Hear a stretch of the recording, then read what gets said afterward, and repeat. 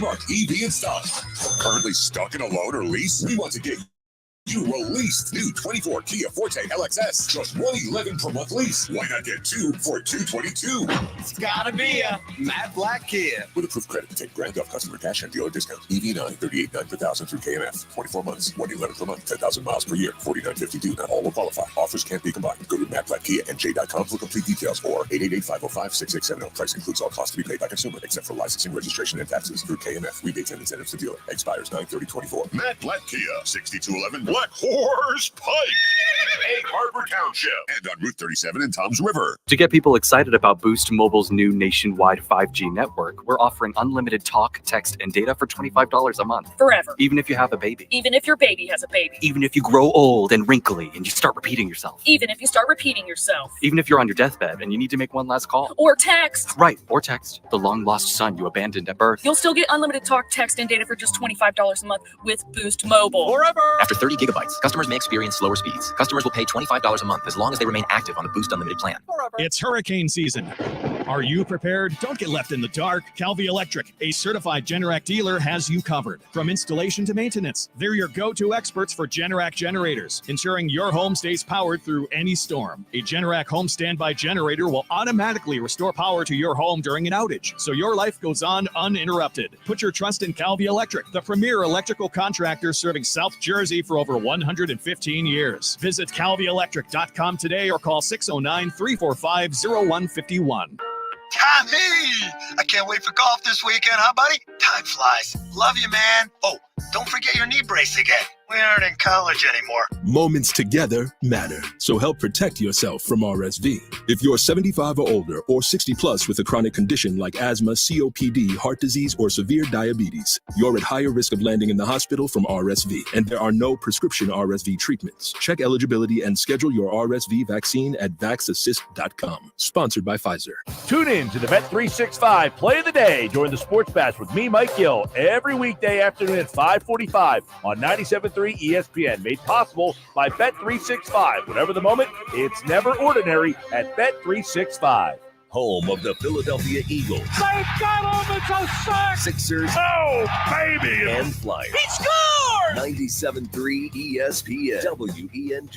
WENJ HD. Millville, Atlantic City. A Town Square media station serving all of South Jersey. Isn't it about time for somebody's favorite radio program? Yeah. 97.3 ESPN presents The Sports Bash with Mike Gill. When I'm driving, I got a guy on the radio who talks to me. I can't see him, but he talks to me. Now, live from inside the Ocean Casino Resort Studio, here's Mike Gill.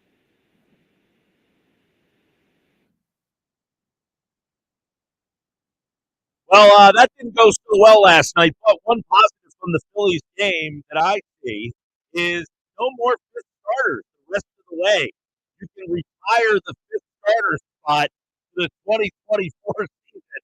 And it was an epic failure, that spot in the rotation. You know, $18 million a year doesn't quite get you what it used to, does it? It's crazy that inflation is carried over to the baseball diamond, where a guy making $18 million isn't good enough to be your fifth starter, your first man out of the bullpen, or quite frankly, be on your roster. What's up, everybody? This is the Sports Bash Live on 97.3 ESPN, the 97.3 ESPN free mobile app, streaming live video on the X platform, at Mike Gill Show on YouTube, at Mike Gill Show. Subscribe there to watch the show. We've got you till 6. I know that, man, it's funny because there are so many things that we can complain about, but I totally understand last night being one of those moments where you're like, all right, enough is enough already. I would ask the questions, and listen, it's my job to ask the questions. I don't have to agree with my question. They start Tyler Banks last night, okay? Banks gets the start. You didn't want to see Walker. Fine, they go Banks.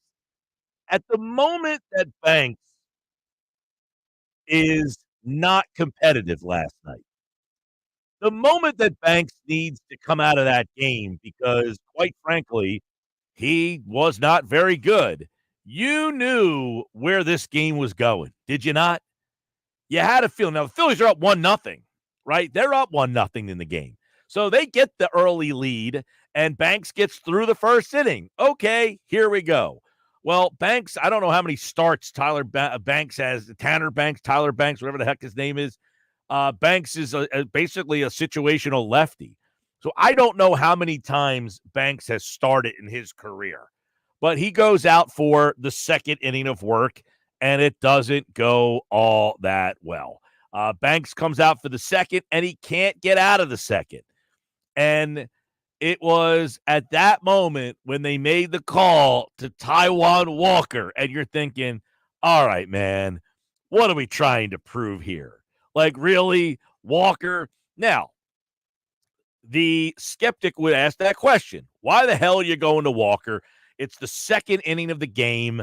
You're in the game. You have a shot. And then you bring in Taijuan Walker, who's obviously been horrendous. And he was maybe at his worst last night, although he didn't give up the tater shot that he normally does. Couldn't throw strikes. He's walking guys. He's all over the place. But you brought him in a position to fail. All right? Rob Thompson last night brings Walker in, and he's like, hey, bases loaded. I told him ahead of time we might bring you in a dirty inning. Well, that's doing the man dirty. All right? That is from top to the bottom all the way through is you put that guy in an awful situation last night to fail. And guess what? He took you up on your offer, and he failed miserably. Now, Kobe Allard came in, and he got hit hard as well. He gave up 4 runs. He did have 5 strikeouts in the game. But, it was one of those nights where Banks started the game. He gave up 3. Walker gave up 3. Allard gave up 4. It was one of those nights where either A, you basically wash your hands and live to fight another day, or why is Walker even pitching in the game? I think most of the people out there are asking the question, why is Walker still pitching? Well, I think you know the answer and you don't like the answer. Until Dave Dombrowski gets rid of him, he's on the roster. And a game like last night, when you're throwing a bullpen game, you don't have a lot of options in the second inning of a bullpen game. Like, who did you want to bring in the second inning of the game? I don't want to bring in Taijuan Walker either. I know. You wanted to bring in Kobe Allard. Fine. Well, I'll play along. Kobe Allard comes in the game. Now, I think the logical thing is Kobe Allard would have came in there. Now, he threw 4 innings last night. He gave up, 5 runs in the game. So now the score is essentially the same. It is if he gives up 5 runs, but the part of it that changes is you can go to your more high leverage bullpen arm. So I cannot condone at any stretch of the imaginations why they would turn to Taijuan Walker last night. Now, I understand a lot of this is probably discussed before the game. Look, Banks is going to go out there, and he's going to try to give us 2 innings. And then we're going to have to go to, this is where the decision comes in. We're going to have to go to somebody who can get us 3 or 4 innings. When you run a bull, and this is why I hate these bullpen games, because when you're pitching a bullpen game, you are essentially saying, we need to use 4 to 5 to 6 pitchers.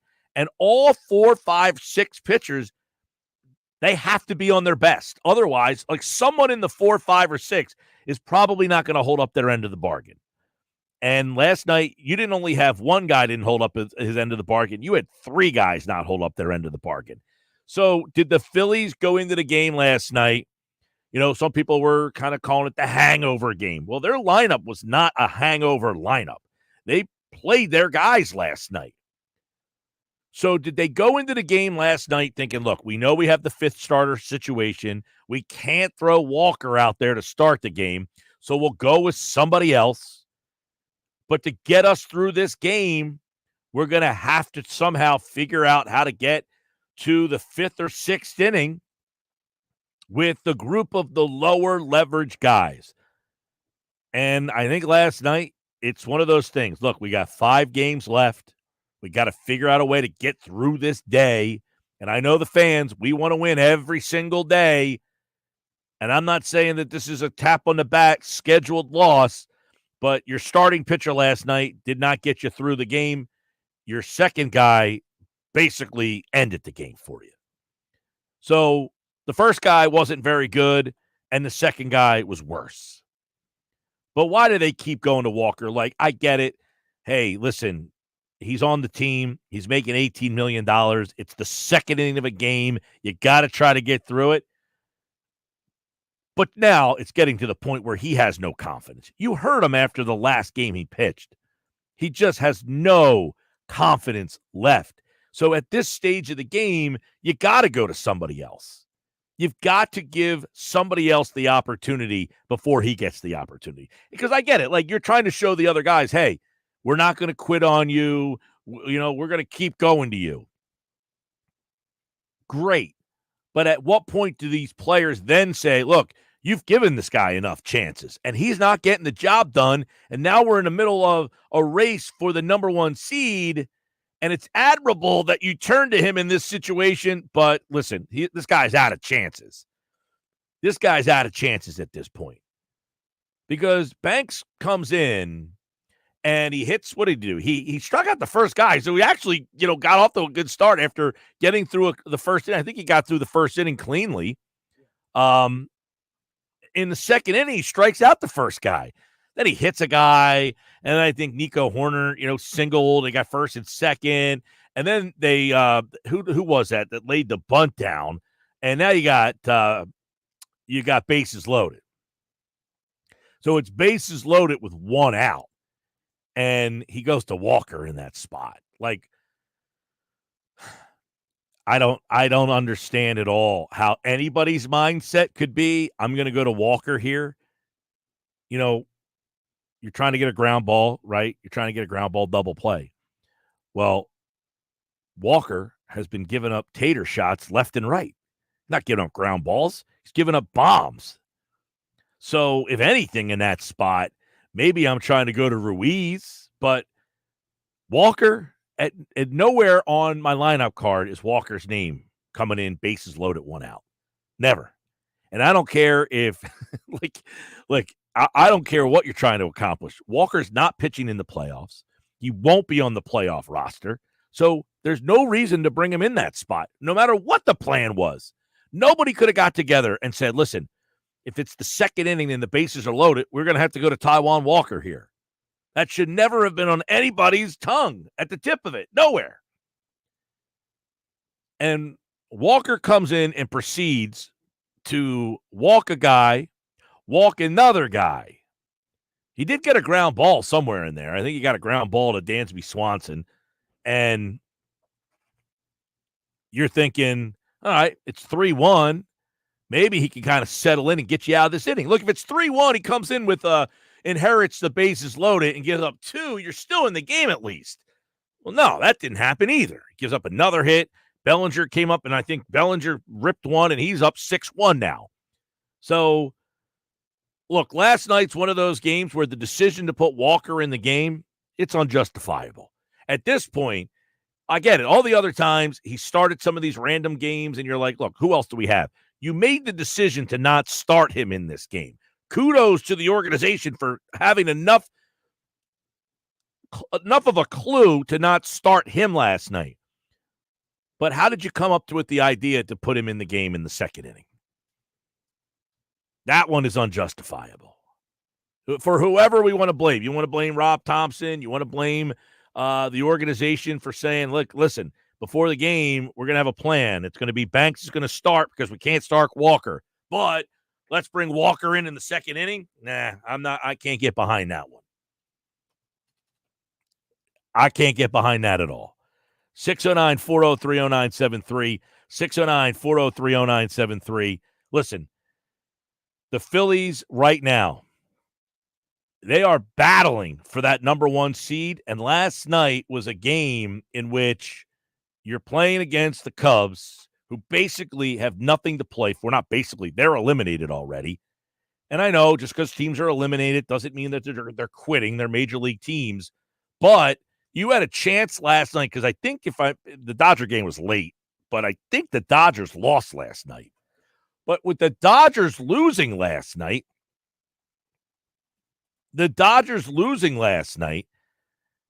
they're playing, I'm pretty sure they played the Padres. So the Padres have now creeped up into a spot where you're getting to a point where they might be able to catch you now. So, yeah, the Padres beat the Dodgers. They did you a favor there. Thank you very much, because you're still just a half game behind the Dodgers. See, if you win that game last night, now the Dodgers are behind you half a game. But because the Padres beat the Dodgers last night, the Padres have creeped up on you. So it was a rough night watching that situation unfold. I don't know how at this stage of the season. Look, the rest of the season, July games, August games, we complain about the fifth starter. It is what it is. You got to get through 162 games. You got to get through 9 innings every single night. Somebody lousy pitches a lot of those innings for every team. One of the problems the Dodgers are having right now is they've got Taijuan Walker, their version, and he's got to pitch for them. Everybody's got a Taijuan Walker decision. And it's maybe not Taijuan Walker, but we just don't have a fifth guy. We just don't have a guy every fifth day that we can count on. Every team is kind of in that spot. But the Phillies did not have to pitch Taijuan Walker last night. To me, it's unjustifiable. You're too late in the season. The games are too important. And you're at a point where what's the message to the guys in the locker room? I get it. You're trying to tell the guys in the locker room, hey, we're going to trust you.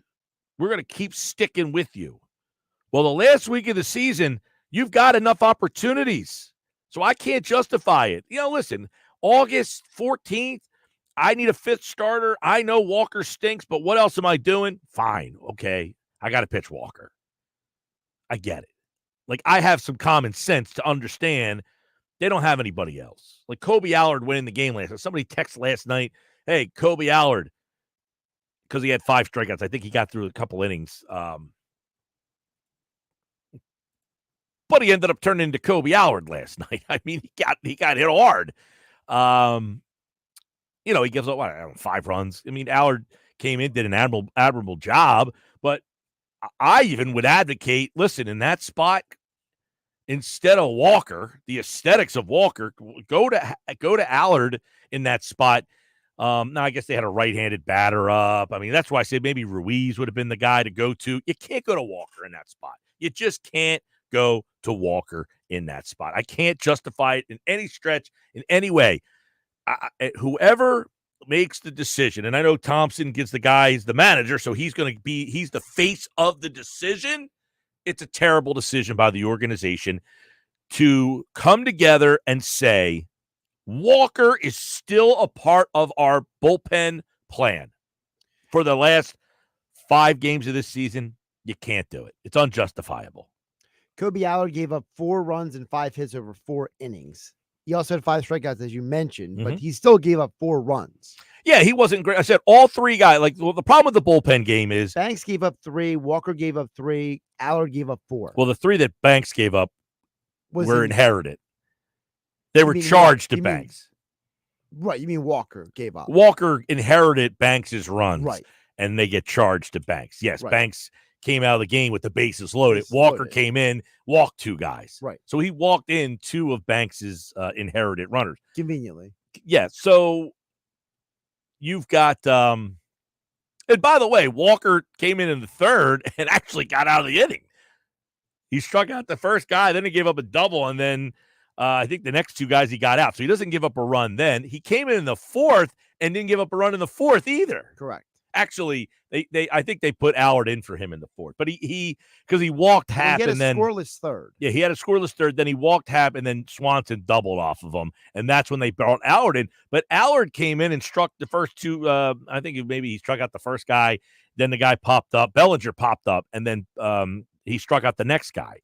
So Walker and Allard combined in the 3rd and 4th to give up nothing. Allard then pitches a clean 5th. And then in the 6th is when they got to him. Bellinger tripled off of him, if you remember that. He gave up the single to Amaya to start the inning. Swanson hit the double. So now you have second and third. Bellinger cleared the bases. He tripled. That made it 9-2. And then the ground ball to short, Bellinger scored there. That made it 10-2. So Allard, he held him in check for an inning in the third, and then he got hit around. They went back to him in the seventh, and he actually got out of the inning. So he had the one bad. They each had the one bad inning. But that's the problem when you go with the bullpen game. You have that one guy in the bullpen chain who has the bad inning. Well, unfortunately, right? Unfortunately, they all had a bad inning last night. 609-403-0973. I know you're always late to the party, but I'm always happy to see you finally come around to your senses. You were the last one to figure out Wentz was bad, last on Ben Simmons, and now last on Walker. You might not listen very closely. I think Walker's awful. I don't think Walker belongs on a big league roster. I think he's horrendous. He should never be pitching. But I am smart enough to understand why he's pitching. I might not like him, but I'm not going to sit here and sound like a fool. He pitches because he makes $18 million. I don't like Walker at all. I think he stinks. I've never liked Walker. Never.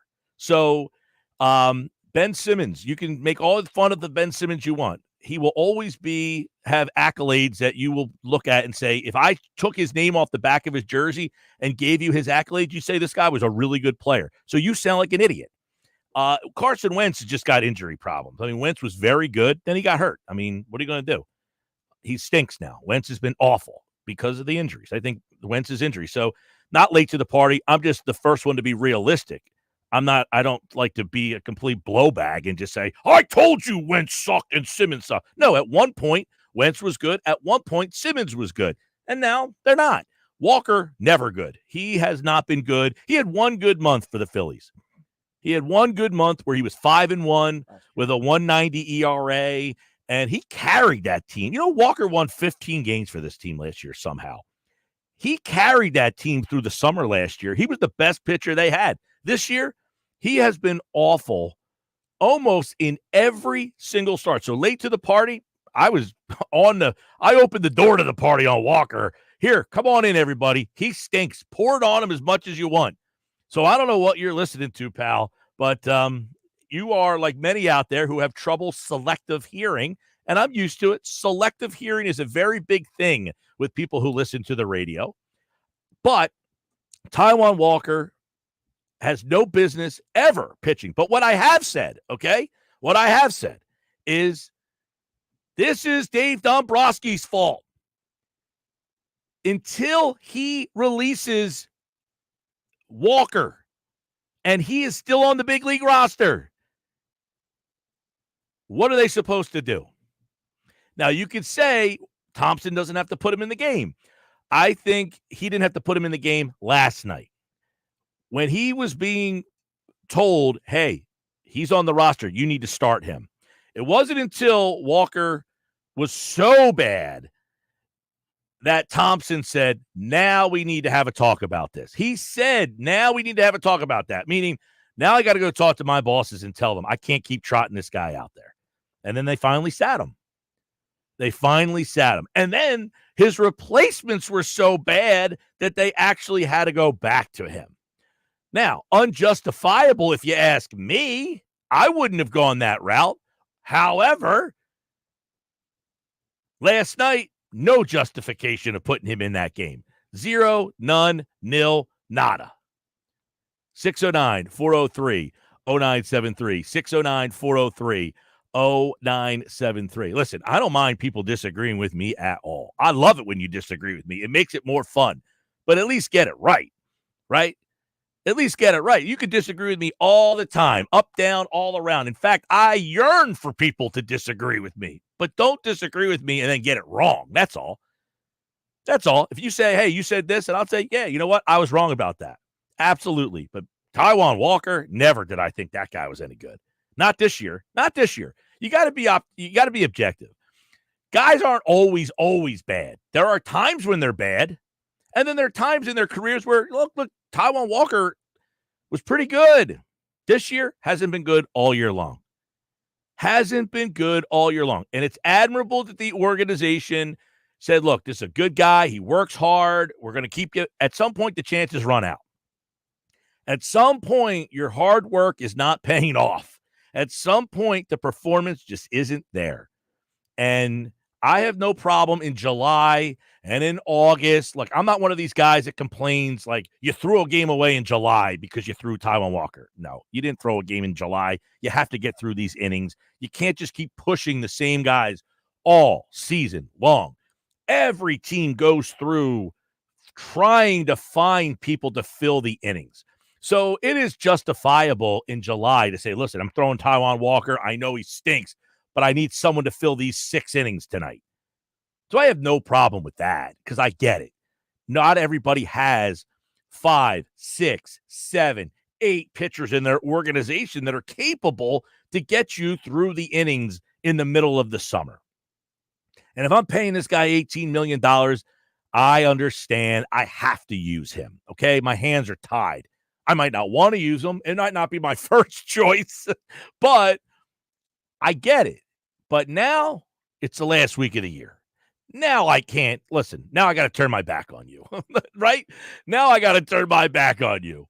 609-403-0973. Terry and Galloway, I hope we can still. Yeah, Terry, listen, we always can be friends, man. Disagreement's part of the job. Disagreement is part of what makes sports so great. I could care less if you disagree with me. It's fun. It's the best. Hearing disagreements is what makes this job the most fun. If we all agreed with each other, it would be pretty boring to come in here every day. I certainly have to agree with you all season long. Taijuan Walker has been awful the whole season. But I have to be objective and say he actually gave them some pretty good innings last year. In the middle of the summer, you got to give it to him. But I think sometimes it's like, hey, the team says, I remember that guy. Can he get back to that guy? And it's hard, man. It's hard to let it go sometimes for professionals because you want to believe in them. And a guy making $25 million or $18 million, such as Walker, you have to try to believe in him even more because your boss is the guy who said, please give him another shot. Sports Bash Live, 97.3 ESPN, the 97.3 ESPN free mobile app, streaming live video on the X platform at Mike Gill Show, and subscribe there on the YouTube channel, and you can watch the show live and be a part of the show each and every day. Mike Greenberg today. Greeny's going to join me at 4:20. Get his thoughts on the Eagles, Nick Sirianni, the NFL through 3 weeks of the season. Jeff Mosher has football at 4. John McMullen at 3 o'clock today. Coming up, Mike McGarry from the Press of Atlantic City. How big was that game last night for the Phils? Was it a game that they could afford to kind of punt? We'll get his thoughts on it coming up next here on the Sports Bet. I want to tell you about some unbeatable lease offers from my friend Rocco at Key Acura of Atlantic City. You know, now through the end of the month, which is coming up in the end of this week.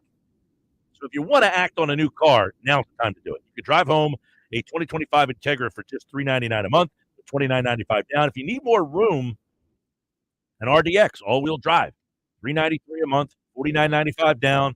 Visit Key Acura, ask for Rocco, Tilton Road, EHT, the small but friendly dealer. Coming up, Mike McGarry from the Press of Atlantic City and pressofac.com here on the Sports Bash. Wake up weekday mornings from 6 to 10 a.m. with Unsportsmanlike on 97.3 ESPN with Evan Cohen, Super Bowl champion Chris Canty, and Michelle Small. Can't wake up without it. Brought to you by the Gallery Bar Book and Games at Ocean Casino Resort in Atlantic City. Jersey Cow, a great place for the family to hang out and eat ice cream. At Jersey Cow, everything is homemade, small batch, right here in South Jersey with only the best ingredients. Enjoy Jersey Cow in Northfield and Brigantine with all the fall flavors, bringing back popular classics while introducing some future favorites as well. For the best ice cream with constantly rotating flavors, come taste the best homemade delicious ice cream made right at Jersey Cow. Visit every day from noon till 10 at both Northfield and Brigantine locations. Ice cream, a year-round thing at Jersey Cow. Pros, now's your chance to save big during Pro Savings Days at Lowe's. Right now, save big on appliances like the GE Stainless Steel Kitchen Suite. Plus, save $40 on 5-gallon pails of Valspar Reserve, Valspar Defense, and Valspar Stain. Shop Pro Savings Days today for big savings on everything you need to get the job done right. Because Lowe's knows pros. Valid through 9/27 while supplies last. Selection varies by location. Hey, it's Mike Gill. I want to tell you about some unbeatable lease offers from my friend Rocco at Key Acura of Atlantic City. Now through September 30th, you can drive home the 2025 Integra for just $399 a month with $29.95 down. Need a little more room? The 2024 RDX all-wheel drive is yours for just $393 a month with $49.95 down. Visit Key Acura of Atlantic City on Tilton Road in Egg Harbor Township, the small but friendly dealer. See dealer for details. Mom, meet Sarah. From first-time Nana moments. Yeah, welcome to Flight 101. To annual girls trip moments. Your can't-miss moments are worth protecting against RSV. If you're 75 or older or 60 plus with a chronic condition like asthma, COPD, heart disease, or severe diabetes, you're at higher risk of landing in the hospital from RSV. And there are no prescription RSV treatments. Check eligibility and schedule your RSV vaccine at vaxassist.com. So where should we go next? Sponsored by Pfizer. Trust Jenkins Plumbing, Heating, and Air Conditioning, where one call does it all. For leaks, stoppages, and renovations. For 75 years, Jenkins trained technicians have been providing reputable service to local homeowners. Renovating your kitchen or bath? Call Jenkins. For new heating and air installation, service and maintenance, ductless air conditioning systems, water heaters, boilers, oil service, plumbing and drain cleaning services, water line or sewer main repairs and replacements. Call 609-641-6262 or visit JenkinsandSons.com. What's that sound? That's the sound of Downy Unstoppable Scent Beads going into your washing machine and giving your clothes freshness that lasts all day long. There it is again. It's like music to your ears, or more like music to your nose. That freshness is irresistible. Let's get a Downy Unstoppables bottle shake. And now a sniff solo. Nice. With Downy Unstoppables, you just toss, wash, wow, for all-day freshness. Xfinity here. How can we help? Hi. My daughter invited her entire class to her birthday party. Can my Wi-Fi handle it? Oh, well, at Xfinity, our latest gateways have tri-band Wi-Fi technology, letting you connect hundreds of devices at once. No way. So if all the kids are watching stuff on their phones, well, their parents are sharing videos online. Yep, go ahead and watch videos. They can all do their thing and party their way. No problem. Oh, we are going to need a bigger cake. Now through October 10th, upgrade and switch to 300 megabit Xfinity Internet with unlimited data and one line of unlimited mobile for just $35 a month for 1 year. Plus, get an eligible free 5G phone with trade-in. Visit Xfinity.com, call 1-800-XFINITY or visit a store today. Xfinity, bring on the good stuff. Restrictions apply. Requires paperless billing and auto-pay stored bank account. Equipment, taxes, and fees extra and subject to change. After promo, regular rates apply. Xfinity Mobile requires Xfinity Internet. Actual speeds vary and not guaranteed. Okay, everyone, what did you think of the chocolate bar? It's too chewy. Feels kind of chalky. Too much nougat. I need to go brush my teeth. Business is booming for Steph's small marketing research firm. After all these focus groups, there's only one conclusion. I need more researchers. And she's way too busy researching Does this have peanuts? to waste time researching resumes. I need Indeed. Indeed, you do. Put our matching platform to work so you can spend less time searching and more time connecting with talented candidates. Visit Indeed.com/credit and get $75 towards your first sponsored job. Terms and conditions apply. Mom, meet Sarah. From first-time Nana moments. Yeah, welcome to Flight 101. To annual girls trip moments. Your can't-miss moments are worth protecting against RSV. If you're 75 or older or 60 plus with a chronic condition like asthma, COPD, heart disease, or severe diabetes, you're at higher risk of landing in the hospital from RSV. And there are no prescription RSV treatments. Check eligibility and schedule your RSV vaccine at vaxassist.com. So where should we go next? Sponsored by Pfizer. 97.3 ESPN has teamed up with Seize the Deal for incredible weekly offers from some fantastic local restaurants. Here's this week's big deal. Get a $50 gift card good for use at La Fontana Coast in Sea Isle City for just $25. Get this great deal starting Friday at 9 a.m. at seizethedeal.com. Hurry, chances are this deal will sell quickly. For more info on this great deal, go to seizethedeal.com. It's the Sports Bash with Mike Gill. Do I have everybody's attention now? On 97.3 ESPN and the 97.3 ESPN free mobile app. 232 Sports Bash, Mike McGarry, the sports columnist from the Press of Atlantic City, pressafac.com, set to join us here on the Sports Bash Live, 97.3 ESPN, the 97.3 ESPN free mobile app, streaming live video on the X platform. at Mike Gill Show, YouTube, at Mike Gill Show, subscribe. And Mike Gary's here. Here we go. Mike, is that a throwaway game last night, and you scratch your head at the way the Phillies kind of handled that game? Just a throwaway game. I mean, after they clinched, they did have a lot of regulars out there, but it's the last time we'll have that number 5 spot in the rotation come by until, March of next season. So, back, I think tonight is a big game. I don't know if they're going to catch the Dodgers. Half a game behind the Dodgers. They're half a game. Yeah, and they're certainly in control to at least get that number 2 seed unless they have a complete collapse. So, I chalked up last night to just having that number 5 slot come around in the rotation again. All right. So were you there last night? No, I was. All right. So the game, Banks starts the game. Fine. They decide, I just can't pitch Walker. Okay. They were cognizant enough of that. Were you surprised it's bases loaded, 1 out, that's who they summons from the bullpen? Not really. Bob Thompson had said going into the week that Walker was going to pitch, that a lot of bulk guys weren't going to pitch. They had used the bullpen the night before with a lot of high leverage guys. They had used the bullpen a lot on Saturday and Sunday in New York with high leverage guys to try to win those games. So I was not surprised that, I hate the phrase scheduled loss, but I was not surprised that it ended up playing out like that for the Phillies last night. So last night, Banks, then Walker, then they go to Kobe Allard, and they basically at that point the game's kind of out of reach here. That 5th starter spot's not going to come up the rest of the way. You would think that that's it for Walker then, right? No more Taijuan Walker the rest of the way. We can imagine, because last night I think to me, Mike, I hear what you're saying, but to me, man, it's a tough spot to tell the team we're going. I get it. Maybe you're saying to the team, we're going to keep having faith in you guys. But he's had enough chances. That's a rough spot. What's the message to the team in that spot last night that you're going back to a guy who just hasn't got the job done? Yeah, I just think they're looking to cover innings, and I think that was the last time you'll see Taijuan Walker on a mound in a Phillies uniform. I can't imagine them bringing him back in spring training just for the distraction sake of the team and Walker. Can you imagine next February, every start that Walker is going to throw is going to be, well, how'd he look? Can he be the number 5 starter?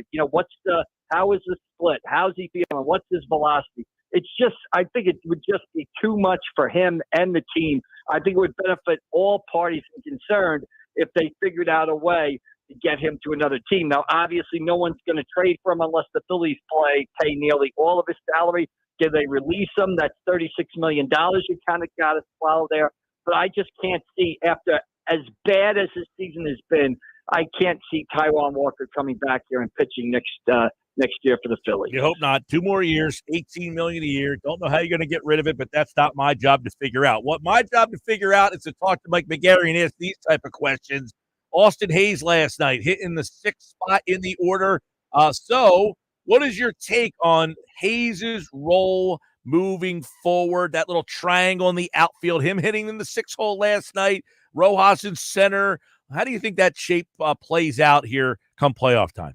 Yeah, I have a must-win column coming up on pressofac.com soon, or if it's not already up there and in the paper tomorrow.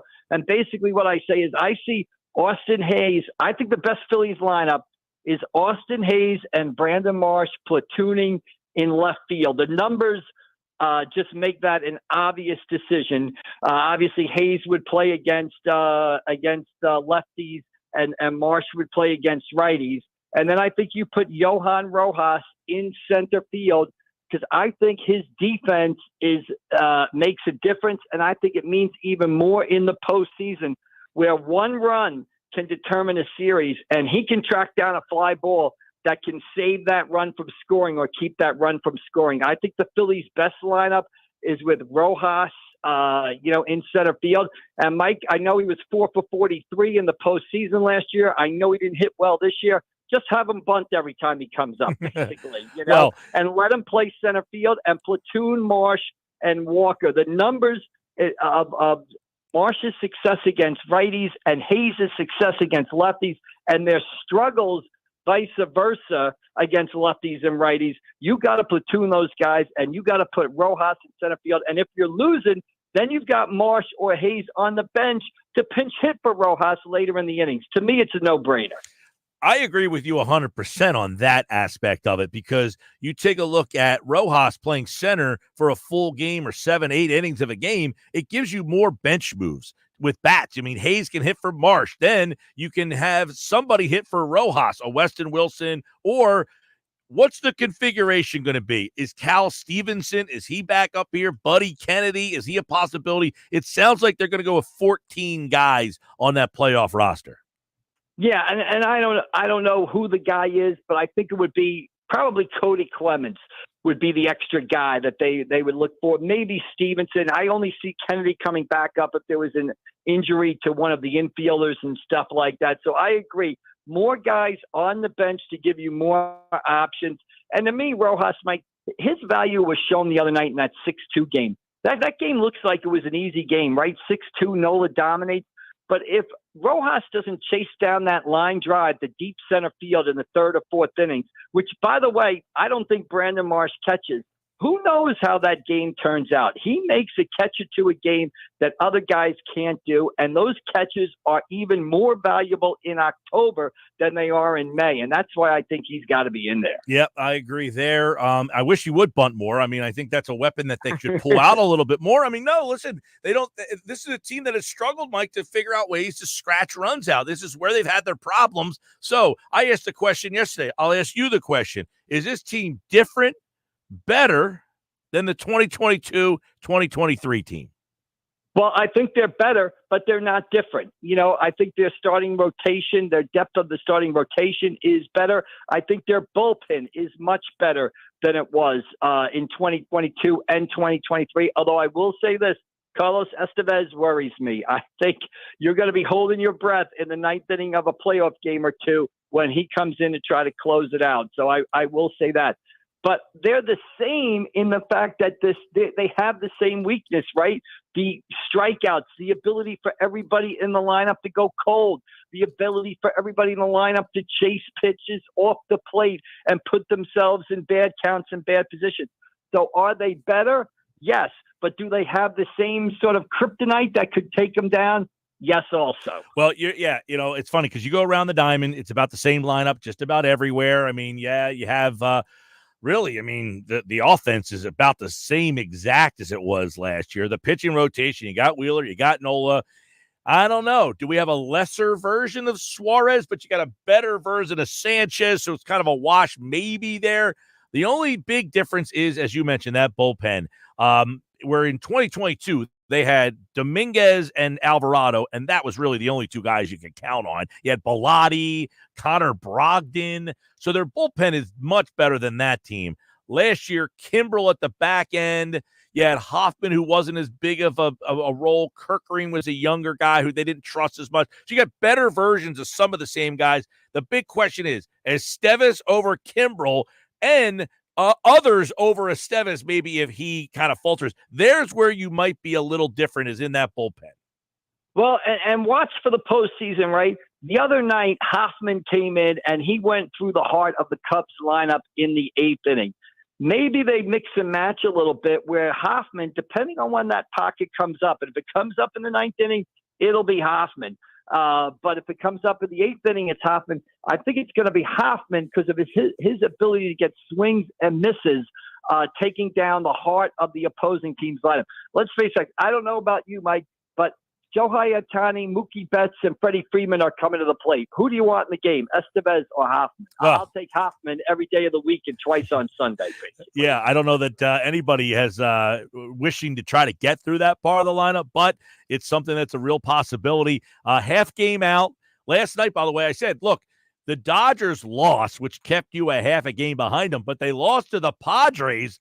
You got any pressure coming from the Padres? They're only 2 back with, 4 to go? Hey, Mike, I mean, if you look at the National League right now, and I think the National League is loaded with these 7 teams that are, basically battling for the 6 playoff spots, right? Of those 7 teams, and maybe this is where it's advantageous to maybe get the 2 seed. The team I would want to stay away from is the San Diego Padres. I think they've got playoff experience. They've got starting pitching. They've got bullpen. They've got big bats in Machado, Bogarts. They've got lineup. They've been here before. They've been in Citizens Bank before for the postseason, although unsuccessfully. I think if there's a team to avoid, in the division series, and maybe what you get the 2 seed, you do avoid them. It would be the San Diego Padres. I think they are right now maybe the best team in the National League. All right, Mike McGarry from the Press of Atlantic City, pressofac.com. Take us inside the locker room. They clinched the division for the first time in 13 years. I watched a lot of it on television. It looked like they were, that was an accomplishment for them. Yeah, I mean, it deserves to be recognized, right? The grind of a season.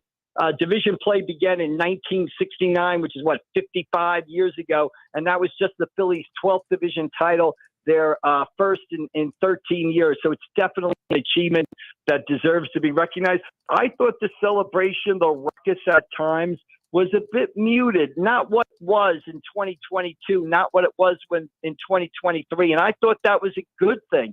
A lot of the time after the players did the spraying of the beer and the champagne and the smoking of the cigars in the clubhouse, a lot of them went out to the field, spent time with their families, quiet with their families. I think that was a good thing. To me, it was saying this team recognizes they've got more to do. They're built to do more than just win the NL East. They've got bigger things ahead of them. And I think they celebrated, sure, it deserved to be recognized. But at the same time, I thought the celebration was a little bit muted compared to past years, and I took that as a good thing, that this team recognizing that there was more to accomplish this season. They're not going to be satisfied with just a division title. Did you get wet? Do you have the goggles on? I do a very good job of standing on the periphery and not getting in the crux of things, the middle of things. Occasionally you do get hit with some stray shrapnel of some flying beer or champagne, but I do a good job of lingering on the edges of the celebration, grabbing guys here and there for interviews and avoiding a full dousing. Mike McGarry from the Press of Atlantic City, pressofac.com. You can read more about it. His coverage of the Phillies run and, of course, the high school football season continuing along here. I know Friday night we'll have some more stuff, but as you get ready to turn the page to this week, what's the big story this week in high school football? Well, big games on Friday night, number 1 and number 2 in South Jersey. Millville hosts Winslow Township out at Millville's Wheaton Field. And then locally, a huge matchup. Mainland travels to St. Augustine. So those are your 2 big games in a rivalry weekend. Throw in Absegami and Oakcrest on Saturday afternoon at noon, and Cedar Creek Holy Spirit on Friday night. You got a big weekend of high school football as we begin the second month of high school football and in the first, official weekend of fall. It gets late early, high school football. I say it all the time. Sure does. And Mike McGarry, of course, will be back on Friday. We'll take a look at the Phillies' final weekend, the NFL, which always moves, the Giants and Cowboys play on Thursday night. We'll talk about that and more with Mike McGarry from the Press of Atlantic City. All right, Mike, take care, buddy. All right, Mike, we'll see you down the road. Thank you. There's Mike McGarry. You make sure you follow him at AC Press McGarry on the X platform. If you're watching the show on the X platform, like the post, you retweet it, get it out there. If you're watching on the YouTube channel, subscribe to the YouTube channel, The Mike Gill Show. Of course, you can watch it right there. We are the Sports Bash live on 97.3 ESPN. Coming up at 3 o'clock today, John McMullen, the injuries piling up. Who is on the practice field today? Who is not on the practice field today? There's some big names that are sitting this one out, including one name that might surprise everybody who is kind of watching along, and that would be a big problem if this guy doesn't play. We'll have details on that coming up. The Sports Bash on 97.3 ESPN. When you need the best Phillies coverage, there's only one place to get it. First one ball, swing and a line drive, base hit out of the left center field. In to score Trey Turner. Alec Bohm, a first pitch RBI single. The Sports Bash with Mike Gill on 97.3 ESPN. Go to get your game on at the Gallery Bar Book and Games at Ocean Casino Resort. Cheers your favorite drinks while cheering on your favorite team. Get in on the parlay while in the middle of a party. Go for the sports scene and go for the endless screens. Go to the Gallery. Go to the Fanatic Sportsbook. Go for the win at Ocean Casino Resort. For more information, visit theoceanac.com. Must be 21 or older to wager or consume alcohol. Gambling problem? Call 1-800-GAMBLER. Mom, meet Sarah. From first-time Nana moments. Yeah, welcome to Flight 101. To annual girls trip moments. Your can't-miss moments are worth protecting against RSV. If you're 75 or older or 60 plus with a chronic condition like asthma, COPD, heart disease, or severe diabetes, you're at higher risk of landing in the hospital from RSV. And there are no prescription RSV treatments. Check eligibility and schedule your RSV vaccine at vaxassist.com. So where should we go next? Sponsored by Pfizer. What's wrong? My travel rewards card didn't earn enough miles for my vacation. Are you crying? Are you crying because of that other credit card? Uh-huh. Well, switch to the Capital One Venture card. Venture lets you redeem miles on any travel purchase. Really? Yep, and you earn unlimited double miles on every purchase every single day. The Capital One Venture card. What's in your wallet? Terms apply. See CapitalOne.com for details. Buying or selling a home is a big deal. Literally. It's one of the largest financial transactions you're likely to make. So work with someone who will work with your best interests in mind. Someone who agrees to operate with transparency, honesty, and fairness every step of the way. Realtors are members of the National Association of Realtors and are bound by a strict code of ethics that requires they put your interests above their own. Because that's who we are. Make sure your agent is a realtor.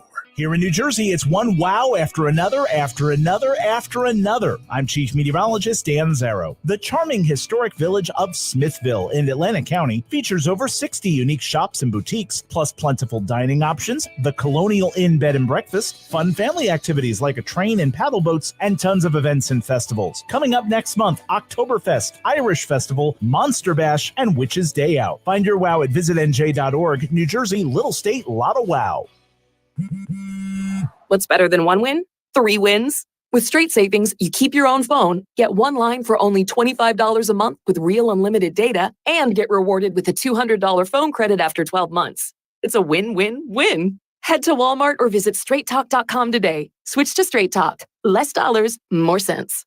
Straight Savings Plan enrollment requires compatible unlocked device and new line of service. Bonus device credit requires 12 months of active service. Offer ends if eligibility requirements are no longer met. Taxes and fees apply. For network management practices, see Straight Talk's terms and conditions. Right now at Wendy's, you can get a small Frosty for $1.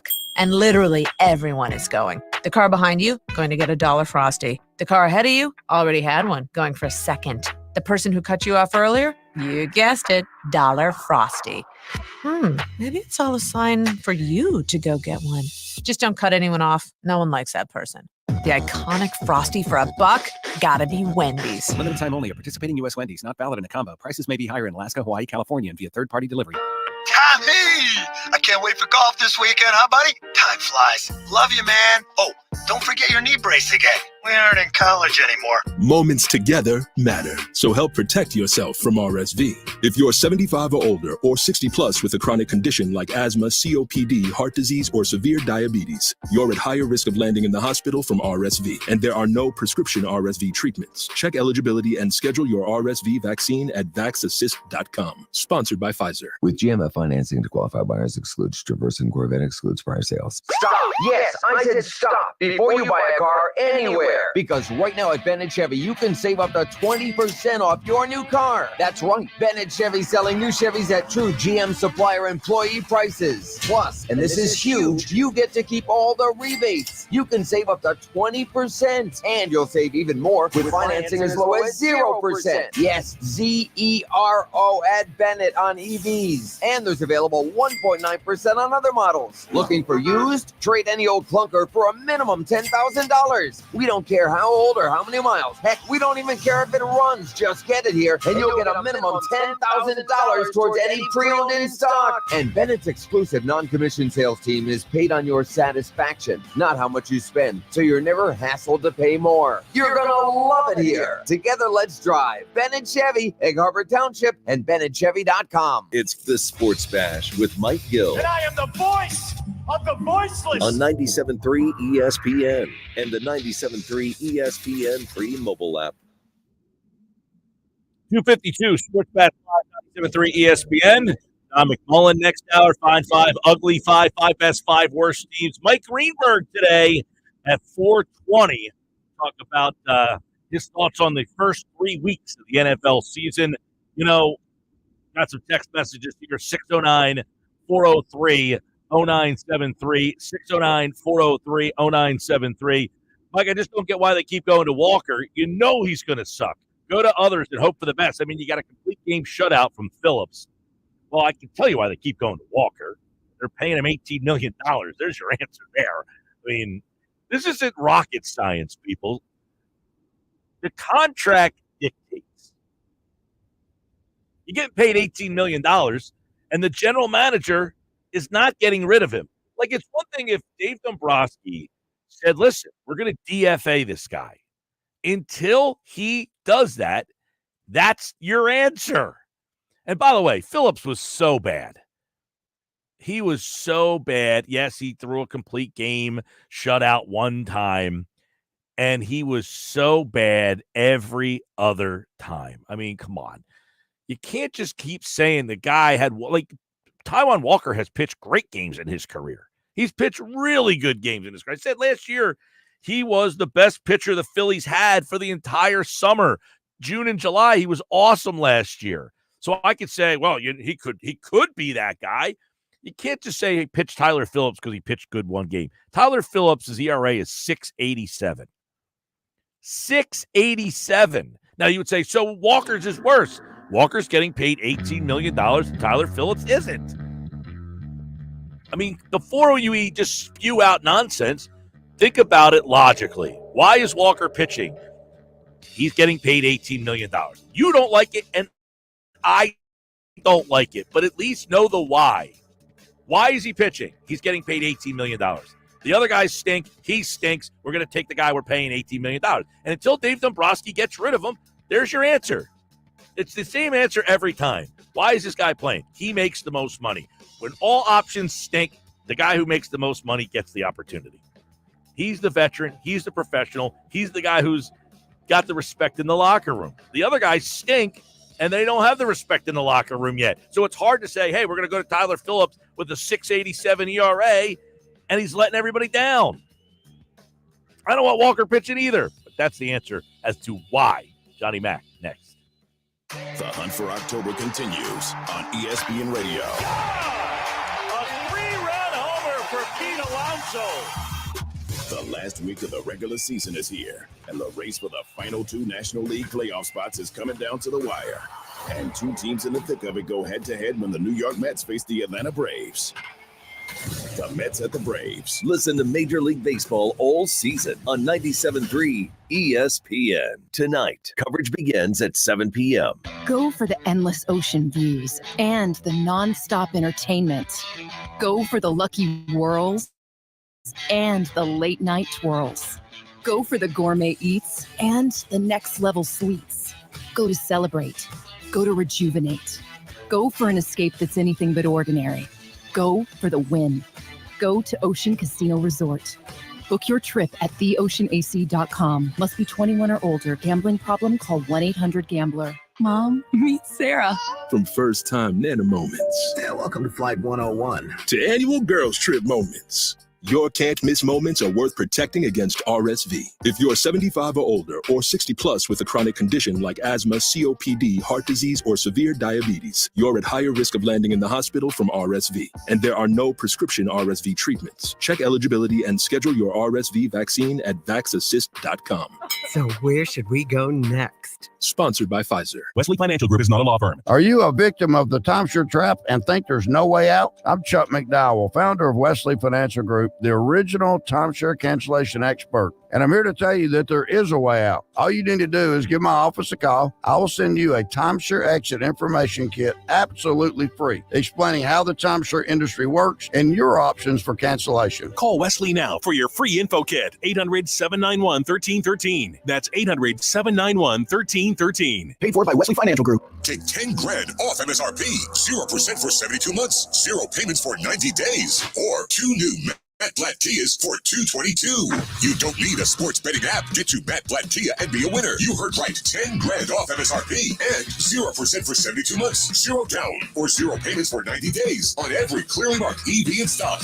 Currently stuck in a loan or lease? We want to get you released. New 24 Kia Forte LXS. Just $111 per month lease. Why not get 2 for $222? It's gotta be a Matt Blatt Kia. With approved credit, 10 grand off customer cash and dealer discount. EV9, $38,900 per thousand through KMF. 24 months, $111 per month, 10,000 miles per year, $49.50 due. Not all will qualify. Offers can't be combined. Go to mattblattkianj.com for complete details or 888-505-6870. Price includes all costs to be paid by consumer, except for licensing, registration, and taxes through KMF. Rebates and incentives to dealer. Expires 9/30/24. Matt Blatt Kia, 6211 Black Horse Pike, Egg Harbor Township, and on Route 37 in Toms River. What's better than one win? 3 wins. With Straight Savings, you keep your own phone, get one line for only $25 a month with real unlimited data, and get rewarded with a $200 phone credit after 12 months. It's a win-win-win. Head to Walmart or visit straighttalk.com today. Switch to Straight Talk. Less dollars, more sense. Straight Savings Plan enrollment requires compatible unlocked device and new line of service. Bonus device credit requires 12 months of active service. Offer ends if eligibility requirements are no longer met. Taxes and fees apply. For network management practices, see Straight Talk's terms and conditions. Mom, meet Sarah. From first-time Nana moments. And welcome to Flight 101. To annual girls trip moments. Your can't-miss moments are worth protecting against RSV. If you're 75 or older or 60 plus with a chronic condition like asthma, COPD, heart disease, or severe diabetes, you're at higher risk of landing in the hospital from RSV. And there are no prescription RSV treatments. Check eligibility and schedule your RSV vaccine at vaxassist.com. So where should we go next? Sponsored by Pfizer. Warning, the following ZipRecruiter radio spot you are about to hear is going to be filled with F words. When you're hiring, we at ZipRecruiter know you can feel frustrated, and you can spend a fortune trying to find fabulous people, only to get flooded with candidates who are just fine. Fortunately, ZipRecruiter figured out how to fix all of that. We find the right people for your roles fast, which is our absolute favorite F word. Just go to ZipRecruiter.com/radio to try ZipRecruiter for free. That's ZipRecruiter.com/radio. Step into the heart of Tuckerton at Doyle's Poorhouse, where great food meets a family-friendly atmosphere. Craving a hearty meal or a place to unwind with friends, Doyle's Poorhouse of Tuckerton has it all. Mouth-watering dishes crafted with care and the best events in town. Live music nights and community gatherings. There's always something happening at Doyle's Poorhouse of Tuckerton. Visit them today and experience the warmth of their hospitality. Doyle's Poorhouse of Tuckerton, where every visit feels like coming home. Visit Doyle's Poorhouse of Tuckerton, your new favorite spot for food, fun, and family. Home of the Sports Bash with Mike Gill, 97.3 ESPN. That sounds great, guys. WENJ HD, Millville, Atlantic City. This is the Sports Bash with Mike Gill on 97.3 ESPN and the 97.3 ESPN free mobile app. Now live from inside the Ocean Casino Resort studio, here's Mike Gill. The reason the fourth down decisions are being criticized because they haven't been working. That's the end of the day. They did work in 2022, and they helped us get to a Super Bowl. And Nick Sirianni, like, he has seen firsthand how much going for it on fourth down can help and improve your chances at winning a game. Obviously, when it's not working, it does the opposite. And these are the unfortunate circumstances you live by as a head coach making these decisions. It's hard. Every time we go for it on fourth down or set ourselves up to go for it on fourth down, I'm doing what I think is best for the football team at that particular time. I'm doing it because I think it gives us the best chance to win the football game. When you don't convert on fourth down, that's going to be 100% on me, regardless. And that's my role as the head football coach, that when that play doesn't go the right way, there's going to be blame to be had, and that's going to be on me. Sirianni, Jason Kelce. Basically, Kelce saying there, listen, you're not judging the play call. You're judging the result. Sounds familiar, John McMullen, host of Birds 365 on the Jacob Media YouTube channel, weekday mornings at 8 o'clock. It's when you like the results, you don't judge the play. Sounds like Jason Kelce's a fan of Nick Sirianni being aggressive, and Sirianni saying there afterwards, hey, you're going to judge it. You're going to judge me for it. But it sounds like Kelce and the players are backing the coach in this who is right or wrong. The analytics, the coach, the play call, it's the result of the play we don't like, right? Yeah, exactly. I've been talking about this for years. One of the reasons I've been talking about it is just talking to people like Jason Kelsey over the years. And one of the things that has been sort of my theme this week on my show, and I had you on my show, and I talked about it on this show, is this, conversation's got to be elevated a little bit to the point of the theme of fourth down aggressiveness has been very successful to this team, to the point that, we always talk about the copycats. You want to be that guy that everybody else copies. And in a lot of ways, Vic Fangio defensively has been that guy. The Eagles have been that team. The entire league has followed the Eagles' lead. And it seems like a large portion of the fan base, not everybody, because some get it, a large portion of the fan base has not picked up on that they should take some pride in the fact that the Eagles are the ones everybody's copying. Yeah, you take a look at around the league, and Kelsey talked about it on the New Heights podcast about why a lot of teams around the league, they're going for it on fourth down now. A lot of teams are being more aggressive for whatever reason. That's what's happening league-wide. We see it a lot on Sundays. Sunday, they're going to be in Tampa, we think anyway, some hurricane possibilities down there, could have some contingency plans. But Eagles back on the practice field, John, for the first time, getting ready for the Buccaneers, and a lot of injury issues. So let's take a look at some of the names that are there and not there today at practice. Lane Johnson, Mekhi Becton. Let's start with the two offensive linemen on that side of the ball. Yeah, Mekhi's back. He's practicing. They moved indoors because of the rain here in South Philadelphia, and he was stretching, so he's participating. He's got his helmet. Lane walked in at the end of practice. Not going to participate. Obviously, he's in the concussion protocol, but the fact that he's here is probably a positive sign. And it's very difficult now to get through the concussion protocol in 1 week. But we didn't see Devontae Smith. We did see Lane Johnson. So that's a bit of a surprise. If I were going to bet on one, I would have bet on Devontae Smith just because Lane, has been around a long time, has more of a history of concussions. And generally, it makes it more difficult if you've had a history of concussions to get through the protocol. But positive sign that he's here, at least stretching. And we'll see how it goes throughout the week. Mailata not out there warming up. Did he participate in practice, or is there something going on there? Again, it's a walkthrough, so we'll get. He was there. He didn't have his helmet. That doesn't necessarily mean much as you're going through a walkthrough. Dallas Goedert the same way. I don't think is going to be a participant, but he was there catching football. So it may be, veteran players early in the week. They're just being cautious, but I don't think there's any danger of those two missing the game. But it's getting to, even though it's only 3 games, getting to where you start to manage, especially star players. And I wouldn't be overly concerned, but yeah, it's probably more of a veteran management type situation, I would say. A.J. Brown, the hamstring, I think most people anticipate that he would not play. You have the bye next week as well. So do you have any feeling that Brown will play this week? Yeah, I mean, logically, I would say because the bye week is early and you're getting the extra week, it would make sense to hold him out. And then you get a full 2 more weeks, and he should be completely 100% coming out of the bye. But the Devontae injury complicates things. He wasn't there at practice, so not a good sign early in the week. And maybe you'll have to persevere with Jahan Dotson, Paris Campbell, Johnny Wilson, and have more of a Saquon Barkley, Dallas Goedert game, and try to go about it that way.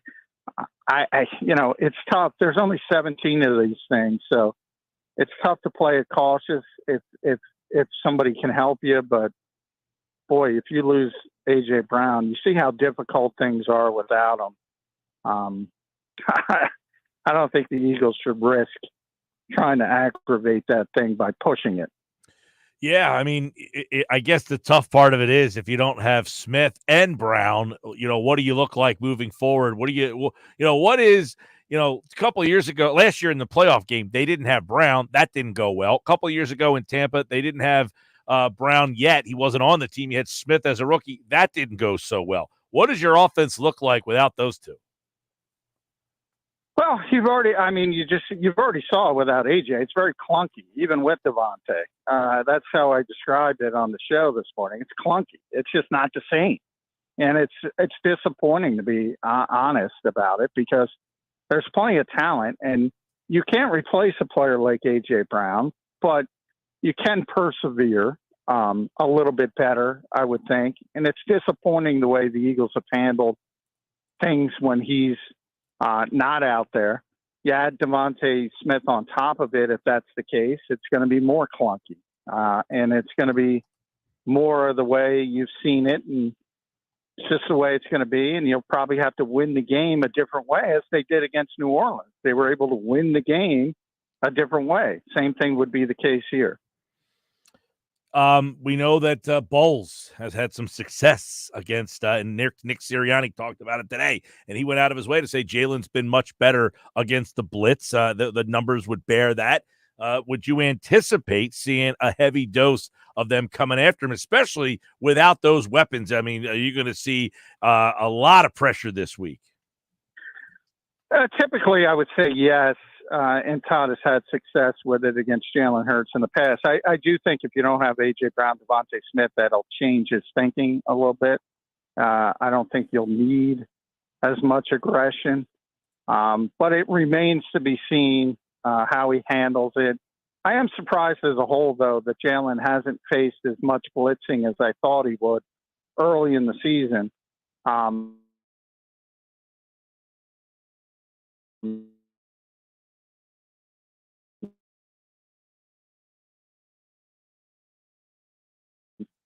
And that might continue on play. Weekday mornings, 8 a.m. on the Jacob Media YouTube channel.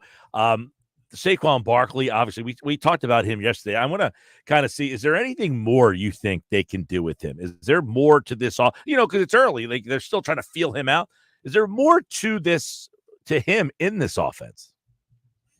Well, the passing game, but I never thought that was going to be a big part of it either way. He hasn't done much as a receiver, which isn't a surprise when you have AJ and Devontae and Dallas in the lineup. Only so much to go around. But when they're not, if in this case, I would think you would want to get them more involved a little bit in the passing game. Really have only one impactful play, the wheel route against Green Bay. And then it's been pretty much nothing in the receiving game. And then from the standpoint of rushing the football, I mean, you got to try to win this game. But at some point, they're going to have to manage these touches. And that if that means getting Kenny Gainwell involved, people are just going to have to understand it. Maybe that takes care of itself in certain games where you have a big lead, or in certain games, even if in the other direction. Nobody wants to think about that. But if you're losing, maybe it would be prudent to manage the touches a little bit more. The number is not sustainable at the current rates.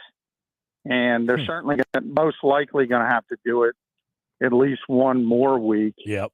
And then coming out of the bye, you're probably going to have to address that in some portion. It's hard to imagine that many touches. You're talking DeMarco Murray level of touches when he was with Dallas the year before he came to Philadelphia. It's just,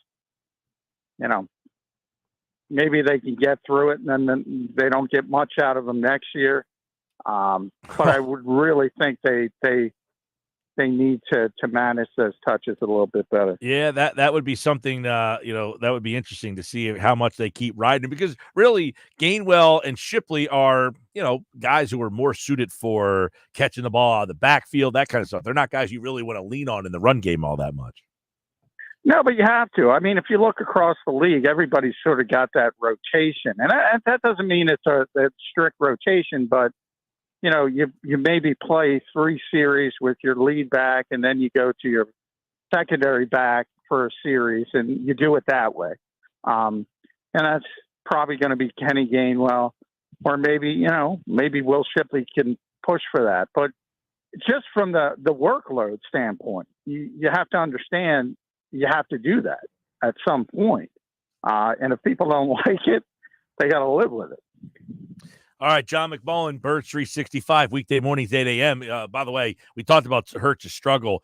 5th time he'll face Todd Bowles' defense, and he is 1-3 in the first 4. 2 of them he's lost in the playoffs. He's thrown more interceptions than touchdowns in those outings. He has 4 touchdowns, 5 interceptions. And you would imagine, the passing game without those 2 guys this week potentially not going to be a great opportunity. So it's going to be very interesting to see what kind of defense they throw at him. But let's look at the Eagles defense real fast as we take a look at what Tampa Bay does offensively, because they really struggled last week offensively. But do you like the way Philly and Vic Fangio's defense matches up with Baker Mayfield and those receivers? Well, I don't like the way anybody matches up with Mike Evans. I mean, he's one of those guys. He's getting older, but obviously he's a mismatch. And nobody's got any 6'4", 6'5" corners that can stick with that guy. So it's always a bit of a mismatch. And Chris Godwin's having a big year, but I don't think terribly explosive. I'm not in love with the running back. And, I don't think this is, last week you're saying, all right, this is an explosive team. I don't get that feeling with the Buccaneers. But anytime you got Mike Evans and, you're liable to throw up a 50-50 ball and he might go get it, and you got to live with it because, like I said, how are you going to match up with a 6'5" receiver? I've yet to see the 6'5" corner. Tariq Woolen would be the closest, I guess. Yeah. He's 6'2", 6'3", but, nobody can match up with that. So I do got to run, Mike. I apologize, but I got some interviews I got to do, but so I got to cut it off, but I appreciate it. Sorry about that. No problem, man. All right, Johnny Mac, tomorrow we'll catch back up. He's getting into the locker room. Yeah, the Eagles this year have kind of changed their times with everything, which has kind of knocked a lot of stuff that we do off a little bit, which is okay. I mean, he's getting in the locker room doing some stuff we'll have for tomorrow's show. But the one other thing I wanted to ask him about was Darius Slay. Apparently, he was at practice today. I don't know if he was out on the field, but as we were talking about Mike Evans, Chris Godwin, Darius Slay and Quinyon Mitchell, how do they match up there? So that's something to kind of keep an eye on as well. 609-403-0973. I want to real quick transition to some Philly stuff real quick because the lineup just came out, and there's something in the lineup that sticks out to me that we have to talk about. So let's get into that real quick. The lineup tonight: Schwarber, Turner, Harper, Castellanos, Stott, Realmuto, Marsh, Clements, Hayes, and then Sanchez on the mound. So why does that stick out a little bit? For 2 reasons. One, Bohm not in the lineup tonight. They're going with Cody Clements. Obviously, you got a right-handed pitcher pitching. So Marsh is in the lineup playing center field. Hayes is in left field batting ninth. Now, this is the situation that McGarry and I brought up in the 2 o'clock hour.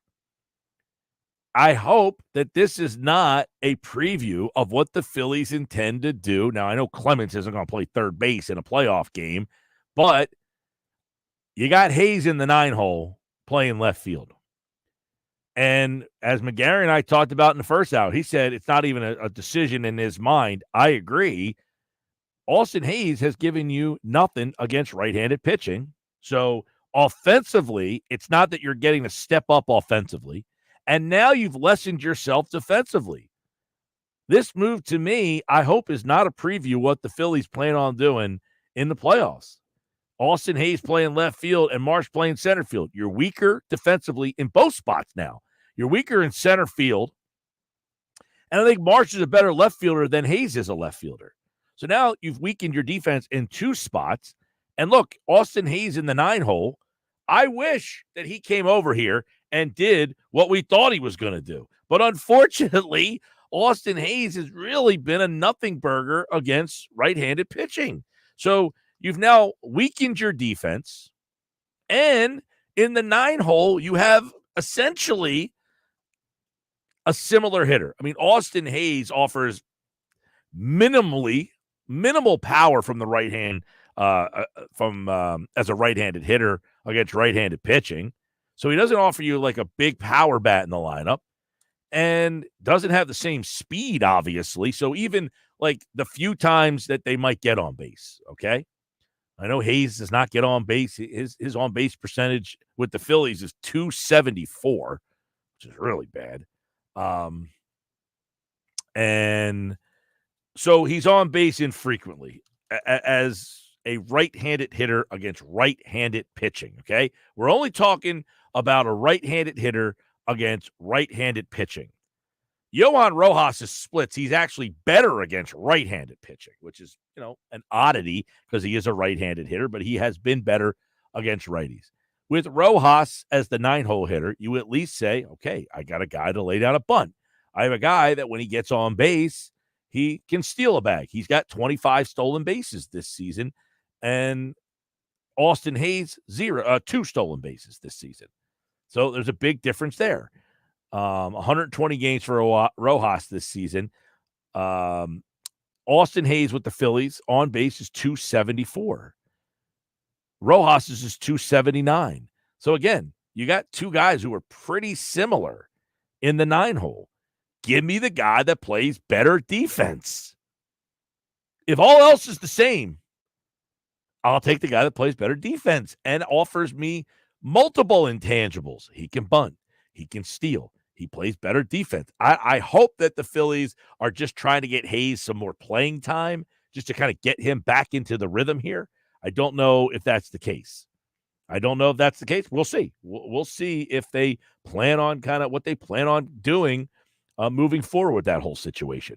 Sports Bash Live, 97.3 ESPN, the 97.3 ESPN free mobile app, streaming live video on the X platform and YouTube at Mike Gill Show. Subscribe, like, rate, review, click it out there. We got the show going on till 6 o'clock tonight. I got so much more to get into. Fine 5, ugly 5. 5 best, 5 worst teams in the NFL. It's getting harder and harder to do this. Find the 5 best teams and even the 5 worst right now. Carolina won last week. Denver won last week, right? New York won last week. Washington won last week. In fact, I think every team that was in the ugly 5 last week won. Every team but one who was an underdog on Sunday NFL Week 3 won. All but one. Yeah, last week my ugly 5 was Carolina 1, Denver 2, New York 3, Washington 4, and New England 5. They all won. New England lost. Yes. Yeah, right. So 4 of my ugly 5 won. But the top 4 won. The top 4. Now, I don't think anybody would question those. Under normal circumstances, no. Like if I said these are the 5 worst teams in the league, Carolina, Denver, Giants, Washington, New England, you'd say, yeah, you're not an idiot. Yeah, but they all won. So all 5 won. All 5 of them won. Fine 5. Kansas City won. Houston lost. San Francisco lost. Buffalo won. New Orleans lost. New Orleans was a little bit of a stretch. Sounds like we got a shakeup coming up here on the Final 5 Ugly 5. Yes, definitely going to have a shakeup here in the Ugly 5. Big time. 40 minutes till football at 4. Jeff Mosher's here today. Sports Bash Live, 97.3 ESPN. This hour of the show is brought to you by Broadleaf Plumbing, Heating, Cooling, and Air Conditioning. Your trusted source for heating, plumbing, service, installation for generations. 609-390-3907. Visit them at broadleaf.net. I'm Mike Gill. Coming up, Mosher, Mike Greenberg in the 4 o'clock hour. Greeny joins me at 4:20. Nick's Nuggets tonight. Special Nick's Nuggets at 5 o'clock on the drive home. Sports Bash, 97.3 ESPN. You're listening to the Sports Bash with Mike Gill. On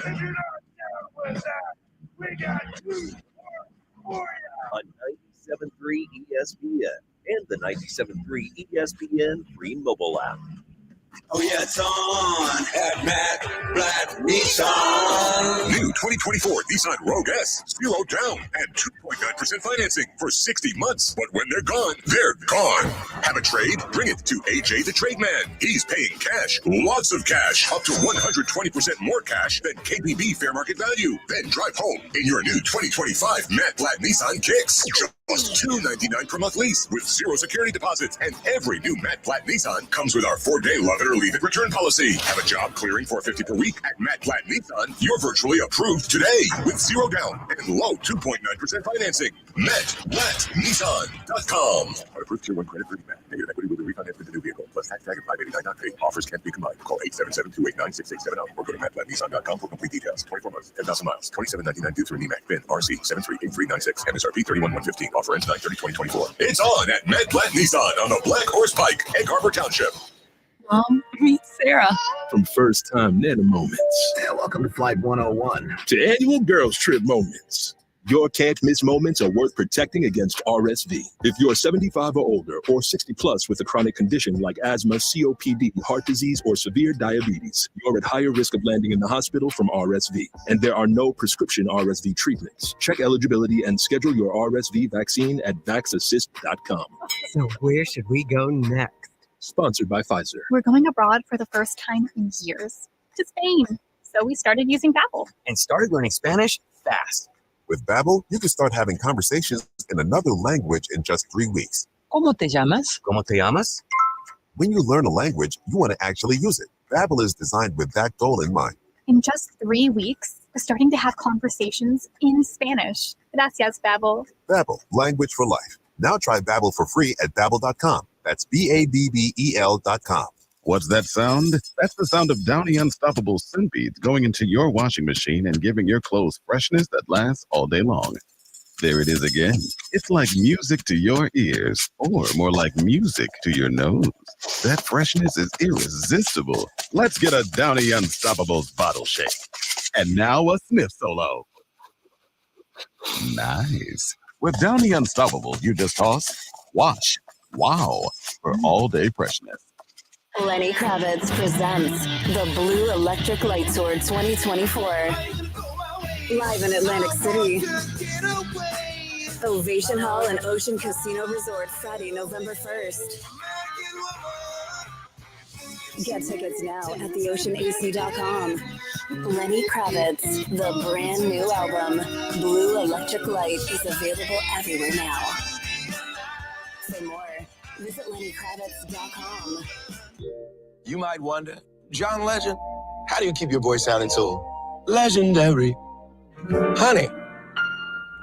And how do I keep my protection against COVID-19 up to date? With a COVID shot this season, designed for recent variants. You can get your COVID-19 shot when getting your flu shot if you're due for both, as recommended by the CDC. The fresher, the better. Ask your healthcare provider about getting this season's COVID-19 shot when getting your flu shot. Sponsored by Pfizer. Okay, everyone, what did you think of the chocolate bar? It's too chewy. It's kind of chalky. Too much nougat. I need to go brush my teeth. Business is booming for Steph's small marketing research firm. After all these focus groups, there's only one conclusion. I need more researchers. And she's way too busy researching. Does this have peanuts? To waste time researching resumes. I need Indeed. Indeed you do. Put our matching platform to work so you can spend less time searching and more time connecting with talented candidates. Visit Indeed.com/credit and get $75 towards your first sponsored job. Terms and conditions apply. This is the Town Square, New Jersey Info and Weather Network. Progressive Insurance presents the Sports Flash on 97.3 ESPN. The Philadelphia Eagles head to Tampa Sunday. They'll take on the Buccaneers. Both teams sitting at 2-1. The Eagles are coming off a road win against the New Orleans Saints, led by Saquon Barkley. He leads the NFL in rushing. He has 4 touchdowns this year. The Buccaneers are led by Baker Mayfield, who has 6 touchdown passes. Philadelphia Phillies will wrap up their series with the Chicago Cubs tonight, a day after they clinched the NL East. Philadelphia lost Tuesday 10-4. Bryce Harper and Kyle Schwarber both had home runs in the loss. Christopher Sanchez will get the start tonight for the Phillies. He's 11-9, an ERA of 3.25. Javier Assad will counter for Chicago. He's 7-5 with an ERA of 3.34. NHL, the Flyers continuing their preseason schedule on Thursday night. They'll host the New York Islanders. Flyers lost Monday to Montreal 5-0. Bundle auto and home, renters or condo, and save with Progressive. I'm Tony Desiri, and that's your Sports Flash on 97.3 ESPN. John Legend here. How do I keep my protection against COVID-19 up to date with a COVID shot this season? You can get your COVID-19 shot when getting your flu shot if you're due for both, as recommended by the CDC. Ask your healthcare provider and book at vaxassist.com. Sponsored by Pfizer. From the Town Square, New Jersey Info and Weather Network, I'm Chief Meteorologist Dan Zarrow. Temperatures will be on the rise tonight into tomorrow. The chance of showers will continue overnight tonight, maybe even a rumble of thunder. Thermometers will briefly dip to around 67 degrees. Tomorrow, mostly cloudy, warm and humid, high of 78. An isolated shower or thunderstorm possible at any time. We'll keep lots of clouds into Friday with a chance of showers, high 73. Still a shower chance on Saturday, too. Get weather 24/7 wherever you are. Download our free mobile app today. If you no longer qualify for New Jersey Family Care, you may be eligible for low or no-cost health insurance through Get Covered New Jersey for yourself and your family. These quality, affordable health plans cover doctor visits, prescriptions, emergency services, and more. 9 out of 10 enrolling qualify for financial help, and many pay $10 a month or less. Learn more and find out if you're eligible today at getcovered.nj.gov. You're listening to the Sports Bash with Mike Gill. Never thought this radio stunt would catch on so big. On 97.3 ESPN. 328, Fine 5, Ugly 5. 5 best 5 words brought to you by Jenkins & Sons Plumbing, Heating, for heating and air conditioning, installation, service, and maintenance, plumbing, drain cleaning service, 609-641-6262. Online, jenkinsandson.com. So, Fine 5, Ugly 5. I don't even know what to do. I don't have 5 best teams. I don't have 5 teams. I can't find 5 teams that deserve to be labeled fine. Maybe instead of calling them fine, call them adequate. That would be the word, but they're not fine. There are not fine 5 teams in the league. There are not 5 teams that deserve to be in the fine 5. Are there 5 adequate teams? I mean, record-wise, you would say, okay, Minnesota's undefeated. Do you think they're one of the 5 best teams in the league? No. Record-wise, Seattle's undefeated. Are they one of the 5 best teams in the league? No. Record-wise, Pittsburgh is 3-0. Are they one of the 5 best teams in the league? Their defense is one of the 5 best. I do have them kind of written. Look at I wrote and scribbled them out, and I said I don't have 5 teams. Right now, I have Kansas City and Buffalo. They're both undefeated. I have them in there. Right. And then everybody else, like the Jets are 2-1, Houston's 2-1, the Chargers are 2-1, the Commanders are 2-1, Philadelphia's 2-1, Detroit's 2-1, Green Bay's 2-1, New Orleans is 2-1, Tampa's 2-1. I mean, any one of those teams can say we're in the fine 5. I think Seattle 3-0. I don't think they're one of the 5 best. Minnesota 3-0. I don't think they're one of the 5 best. I don't think that Houston or Pittsburgh at 3-0 is one of the 5 best. So I don't know what teams to put in the fine 5 this week. It's unprecedented. I don't have a fine 5. I am punting this week on finding 5 teams that belong as worthy teams in my fine 5. So maybe instead of doing a fine 5, how about give me the 5 teams that you have the most faith in moving forward? Well, listen, I like the Jets. You mentioned the Chiefs and the Bills. I like the Jets as long as Rodgers is healthy. I like the Jets, okay? I think that team's going to keep getting better. Baltimore, I don't know what to think about that team. They won on the road last week. You lose at home to the Raiders. I mean, the Raiders are dog bleep. I mean, come on. The Raiders beat the Cowboys, who are not very good either. I don't know what to think of the Cowboys right now. To lose at home the way that they did. Now, they're going to play the Giants tomorrow night. Giants are missing their 2 slots. They got some issues in the secondary. I think it's a get-right game maybe for Dallas. But not that I like them in the 5. Houston, extremely disappointing loss. I mean, that loss was completely unforeseen. I mean, Brian Flores, if they keep playing this way defensively in Minnesota, he's going to win Assistant Coach of the Year. Well, that, and then if Sam Darnold is what I keep talking about, he got rushed into a horrible situation with the Jets. Then he went to a horrible situation in Carolina. And now, after sitting out a year with as a backup in San Francisco, maybe he's finally got it to click a little bit here. This guy was the number 2 pick of the draft. He had a ton of arm talent, was a really good college quarterback, and just was in some bad situations. Maybe he's finally got the right coach to get the best version of him. And if they do, and Darnold's, look, he was the number 2 pick of the draft for a reason. If he turns into what teams thought he was going to be when they drafted him, Minnesota might be for real. I think Minnesota is for real. I just don't think they're the top 5 team. I think that's kind of where I differentiate. Yeah, I don't think they're a top 5 team either, but if their defense is playing real well. Pittsburgh, Justin Fields, another guy, high draft choice. One team, he went there. They did not have a great situation for him. The Steelers are not asking him to do all that much, but their defense is really good. Is that one of the 5 best teams in the league, though? I would put the Steelers in there. I think the Steelers are the best defense in football right now. So I would put them in the 5. Okay. Then you have the Chargers. If Justin Herbert's hurt for a little while here, that eliminates them. Cincinnati 0-3. I mean, you could make an argument they belong in the uglies. They should be in the uglies. They look ugly. I said it last week. I said, there is trouble in paradise in Cincinnati. There is something wrong with that team. And you saw them on Monday night against Washington. I got to tell you this. Hate to do it to him. I'm a big Joe Burrow fan. He looks like an idiot.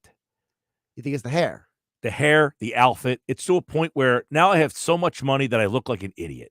He looked like an idiot the other night. His outfit was ridiculous. Now he's at the point where, like, come on, dude. The money got to you that much that you're buying eccentric-looking clothes to that point where you look like, I mean, it was ridiculous. I think part of Burrow's problem is he doesn't have anybody in his life to tell him he looks ridiculous.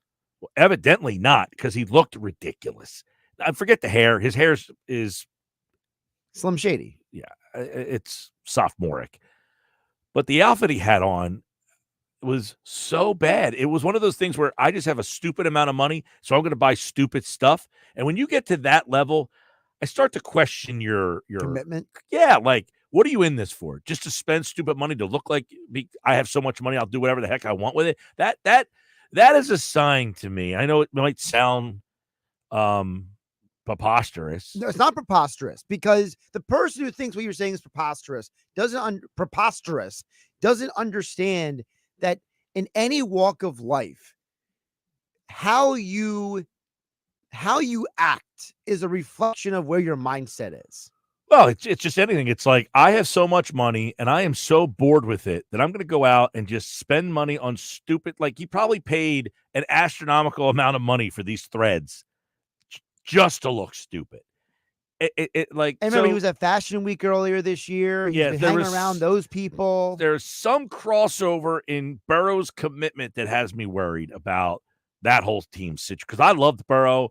I've been a big fan of the Bengals. They sold me, and he sold me, and he's starting to make me flip-flop on him a little bit, because I think his mind is starting to wander on him. I think the money and the status may have gotten to him a little bit, and that's a worry. So Bengals 0-3. I don't know if they're in my ugly 5. Actually, no, I don't have them in my ugly 5. I do have 5 uglies, which was difficult to pick this week too, because, look, Miami with Skylar Thompson's one of the 5 worst teams in the league.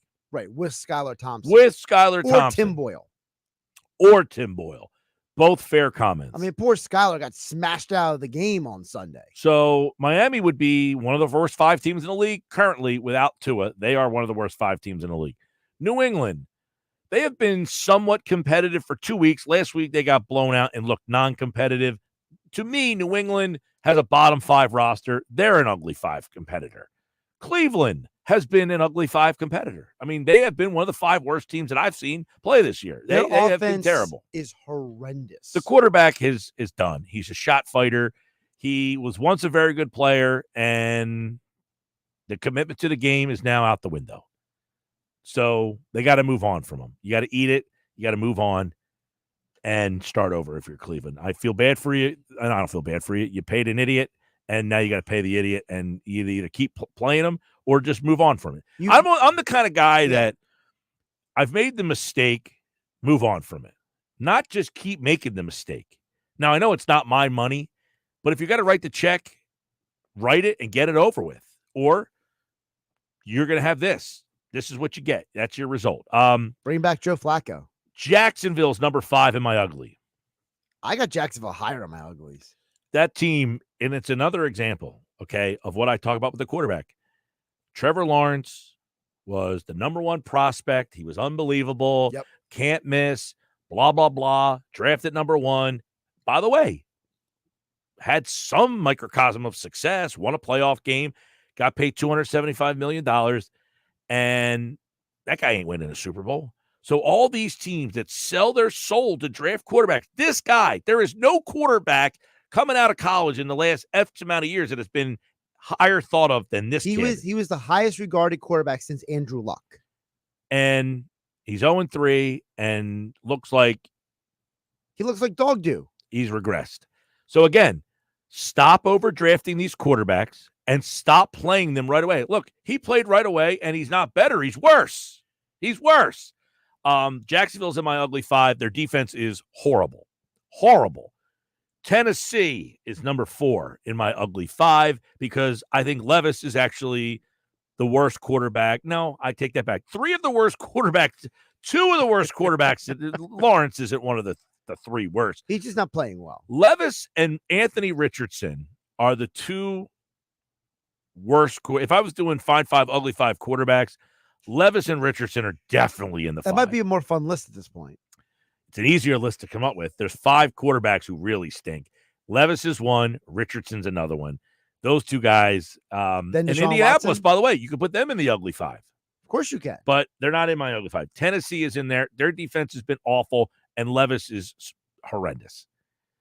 I got New England 3, Carolina and Denver are 2-1. I know they both won this week. And look, they both won the road. Carolina with Andy Dalton on the road, they won a game. Now they're going to go to Cincinnati. They might have a chance to win that game right now. Absolutely. Other options for the ugly 5. You got Vegas. I got the Raiders in my ugly 5.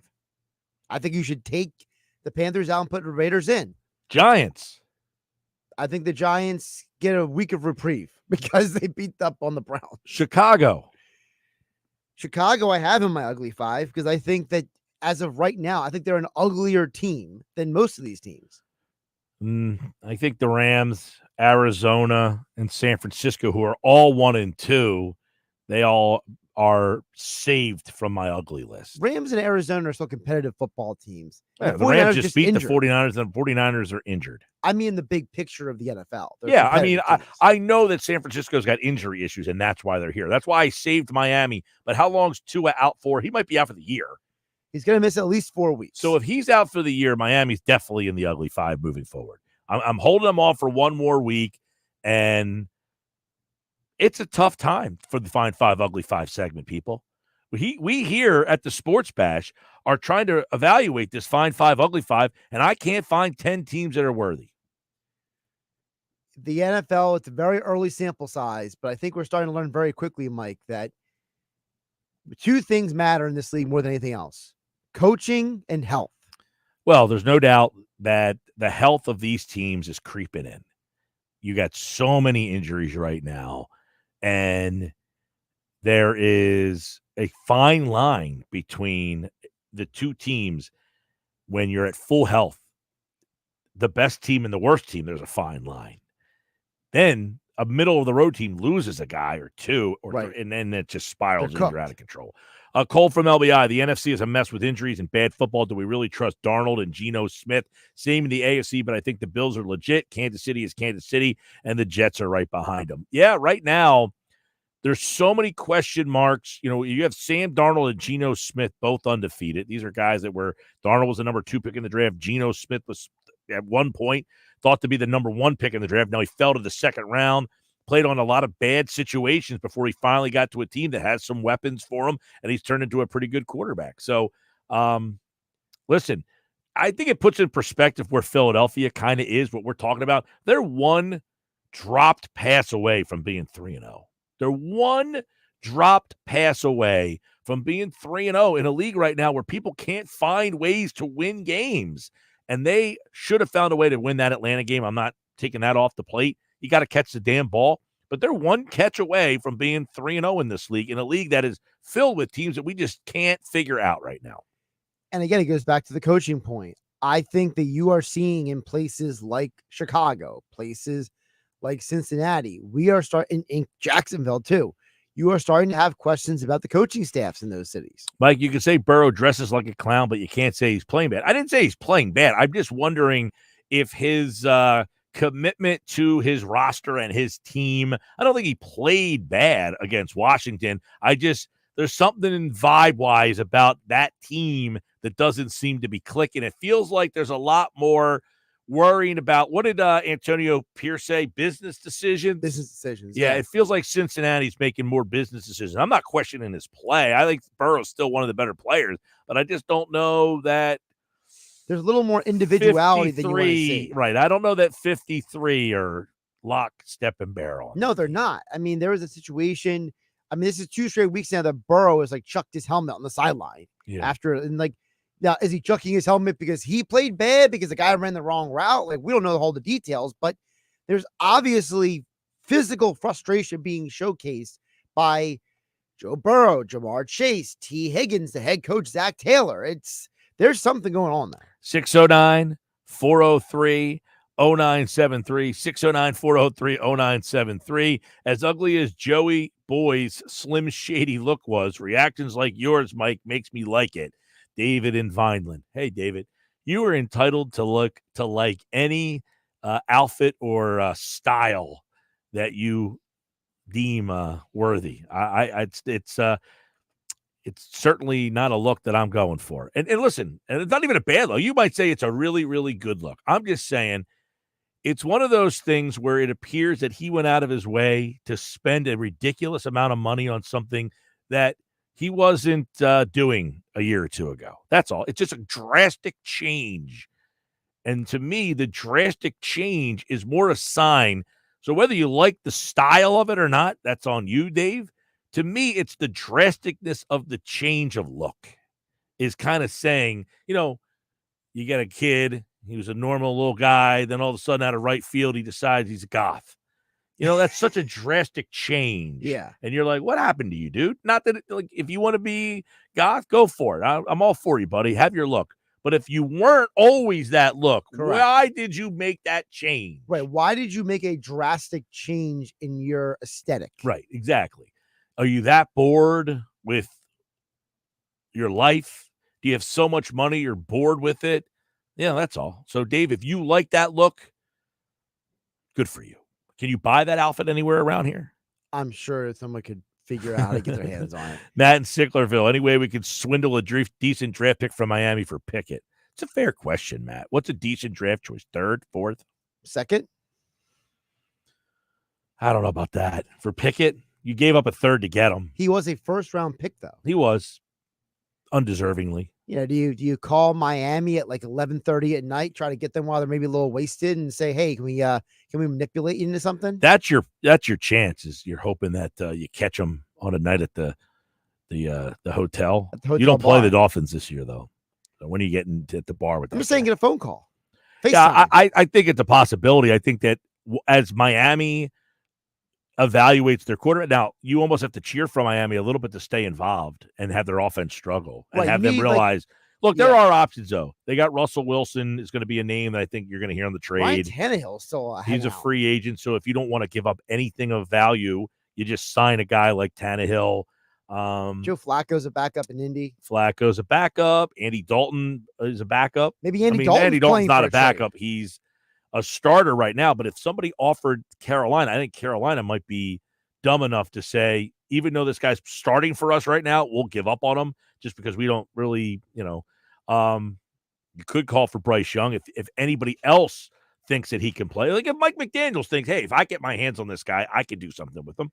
I do think that there are teams that would look at Bryce Young and say, give me a chance at him. Let me see what I can do. Look at like Malik Trey Willis Lance. with Green Bay. Trey Lance, not that he's playing, but somebody said, hey, we'll take him for cheap. Well, I was thinking about a 7th-round pick?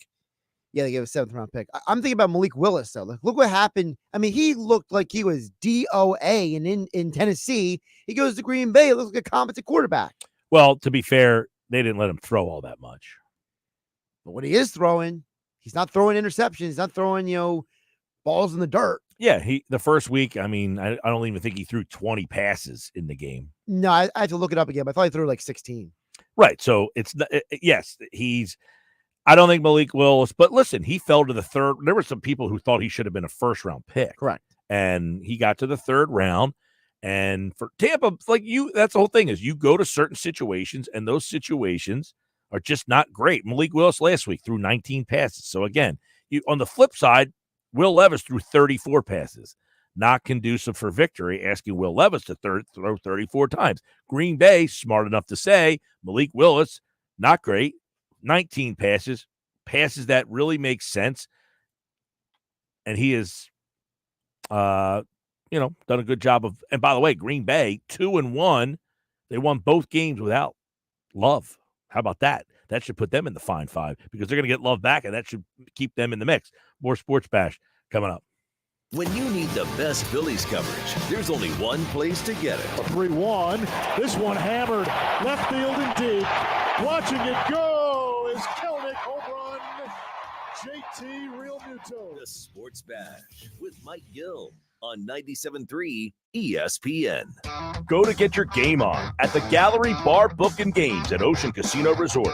Cheers your favorite drinks while cheering on your favorite team. Get in on the parlay while in the middle of a party. Go for the sports scene and go for the endless screens. Go to the Gallery. Go to the Fanatic Sportsbook. Go for the win at Ocean Casino Resort. For more information, visit theoceanac.com. Must be 21 or older to wager or consume alcohol. Gambling problem? Call 1-800-GAMBLER. Tommy!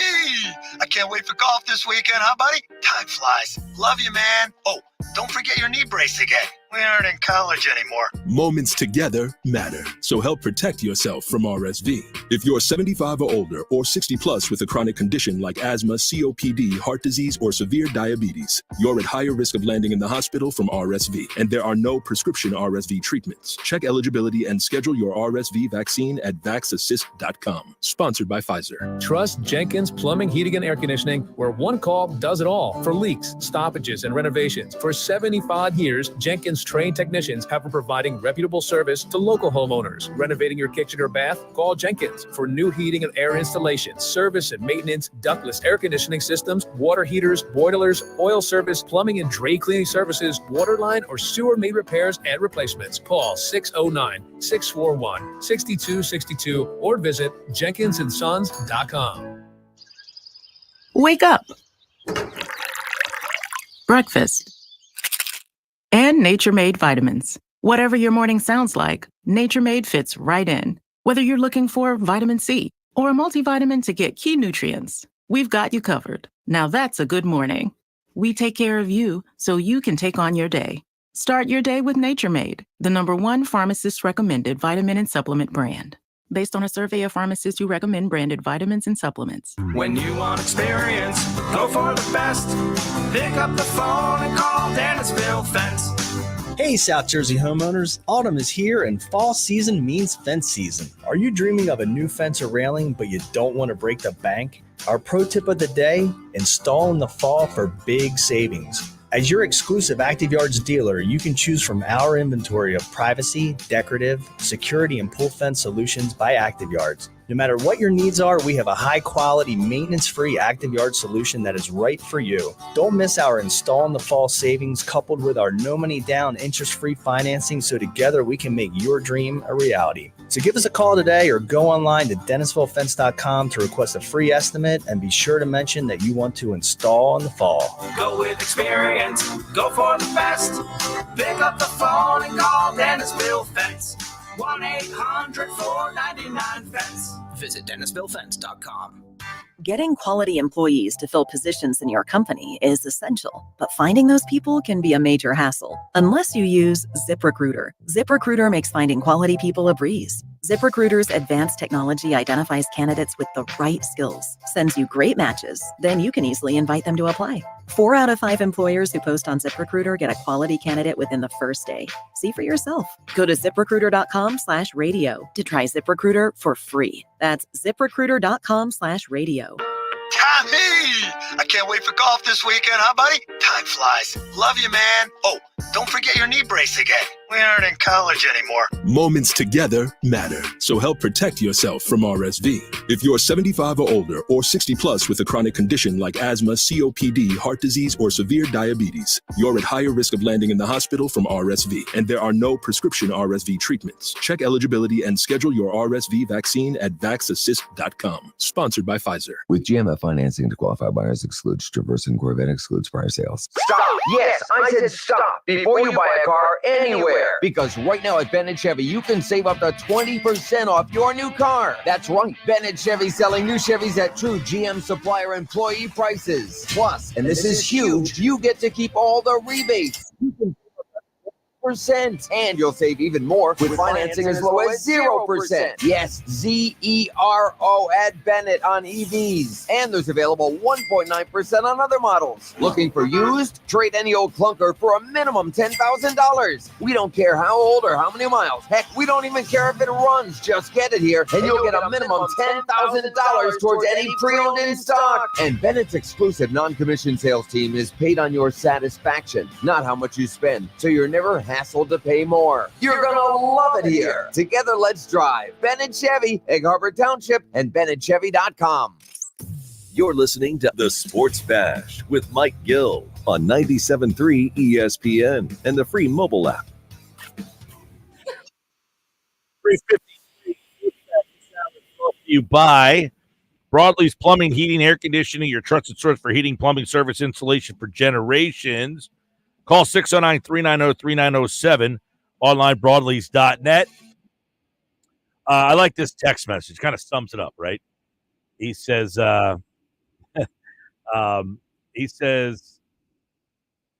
did it go? Where did this text message go? I just had it up there.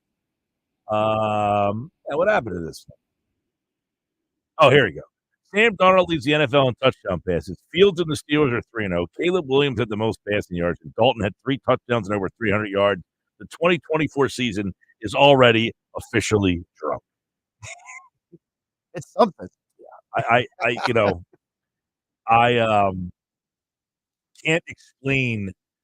What I can't explain is every week we watch the weirdness and the wildness and the craziness and all of it unfold, and yet we question things and can't believe things and don't understand things. No, the only thing we can understand is these teams are so close. The best team to the worst team. There's not that big of a gap in talent. Most of it is quarterback play.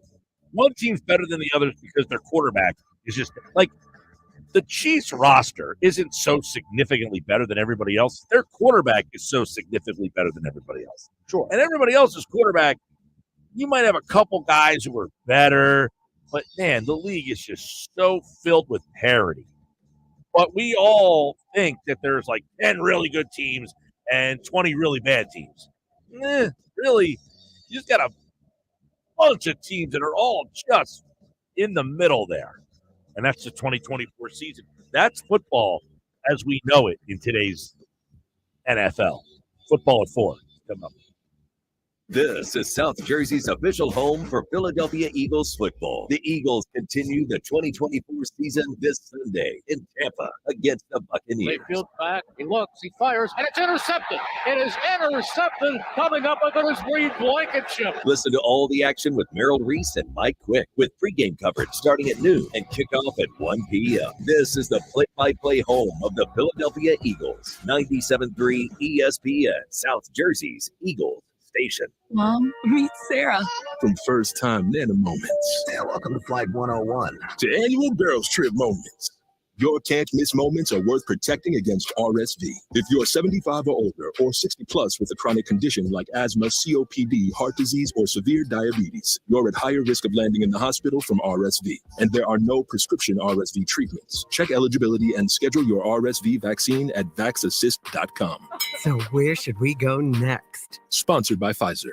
Take 10 grand off MSRP, 0% for 72 months, 0 payments for 90 days, or 2 new Matt Blatt Kias for $222. You don't need a sports betting app. Get to Matt Blatt Kia and be a winner. You heard right. 10 grand off MSRP and 0% for 72 months, 0 down, or 0 payments for 90 days on every clearly marked EV in stock. Currently stuck in a loan or lease? We want to get you released. New 24 Kia Forte LXS. Just $111 per month lease. Why not get 2 for $222? It's gotta be a Matt Blatt Kia. With approved credit, 10 grand off customer cash and dealer discount. EV9, $38.9 per thousand through KMF. 24 months, $111 per month, 10,000 miles per year, $49.52. Not all will qualify. Offers can't be combined. Go to mattblattkianj.com for complete details or 888-505-6670. Price includes all costs to be paid by consumer, except for licensing, registration, and taxes through KMF. Rebates and incentives to dealer. Expires 9/30/24. Matt Blatt Kia, 6211 Black Horse Pike, Egg Harbor Township, and on Route 37 in Toms River. What's that sound? That's the sound of Downy Unstoppable scent beads going into your washing machine and giving your clothes freshness that lasts all day long. There it is again. It's like music to your ears, or more like music to your nose. That freshness is irresistible. Let's get a Downy Unstoppables bottle shake. And now a sniff solo. Nice. With Downy Unstoppables, you just toss, wash, wow, for all-day freshness. Okay, everyone, what did you think of the chocolate bar? It's too chewy. Feels kind of chalky. Too much nougat. I need to go brush my teeth. Business is booming for Steph's small marketing research firm. After all these focus groups, there's only one conclusion. I need more researchers. And she's way too busy researching Does this have peanuts? to waste time researching resumes. I need Indeed. Indeed you do. Put our matching platform to work so you can spend less time searching and more time connecting with talented candidates. Visit Indeed.com/credit and get $75 towards your first sponsored job. Terms and conditions apply. Breaking news coming in from Bet365, where every nail-biting overtime win, breakaway, pick six, three-point shot, underdog win, buzzer beater, shootout, walk-off, and absolutely every play in between is amazing. From football to basketball and hockey to baseball, whatever the moment, it's never ordinary at Bet365. Gambling problem? Call 1-800-GAMBLER. 21 plus only. Must be physically located in New Jersey. Prescriptions require an online consultation with a healthcare provider who will determine if appropriate. Restrictions apply. See website for details and important safety information. Subscription required. Price varies based on product and subscription plan. Hey guys, did you know there's a generic form of Viagra that works just the same, but is 95% cheaper? And you can get it online? Go to hims.com/joy. Through Hims, you'll get a free medical consultation, discreet shipping if prescribed, and the process is 100% online. To start your free online visit, go to hims.com/joy. That's HIMS.com/JOY. Some people just know they could save hundreds on car insurance by checking Allstate first. Like, you know to check you have a full tank of gas first before road tripping through the desert. Empty? Seriously? Maybe I can walk. Yeah, checking first is smart. So check Allstate first for a quote that could save you hundreds. Maybe I can't. You're in good hands with Allstate. Savings vary. Terms apply. Allstate Fire and Casualty Insurance Company and affiliates, Northbrook, Illinois. 97.3 ESPN has teamed up with Seize the Deal for incredible weekly offers from some fantastic local restaurants. Here's this week's big deal. Get a $50 gift card good for use at La Fontana Coast in Sea Isle City for just $25. Get this great deal starting Friday at 9 a.m. at seizethedeal.com. Hurry, chances are this deal will sell quickly. For more info on this great deal, go to seizethedeal.com. Home of the Philadelphia Eagles. They got him again! Sixers. Bang! It's good! Ball game! And Flyers. Tipped in front of the net! 97.3 ESPN. WENJ. WENJ HD. Millville, Atlantic City. A Town Square media station serving all of South Jersey. 97.3 ESPN presents The Sports Bash with Mike Gill. It's time for Football at 4, powered by the Inside the Birds podcast. Just hungry to bring back another Lombardi to Philly. The fans deserve it. Our team deserves it. Culture begs for it. Now live, this is Football at 4. Football at 4 is powered by the Inside the Birds podcast. It is brought to you by Bet365. Whatever the sport, whatever the moment, it's never ordinary at Bet365. Jeff Mosher from the Inside the Birds podcast is here as we take a look at the Eagles, Buccaneers. A lot of injuries, stuff to go over, and the potential of the Eagles missing some really key guys on Sunday down in Tampa, a place that they have not fared very well in recent times. We'll get into that and more right now from the podcast, which you can get on all podcasting platforms and their YouTube channel. Just search Inside the Birds. Jeff Mosher is with us now on the Sports Bash. What's up, Mosh? How you doing, Mike?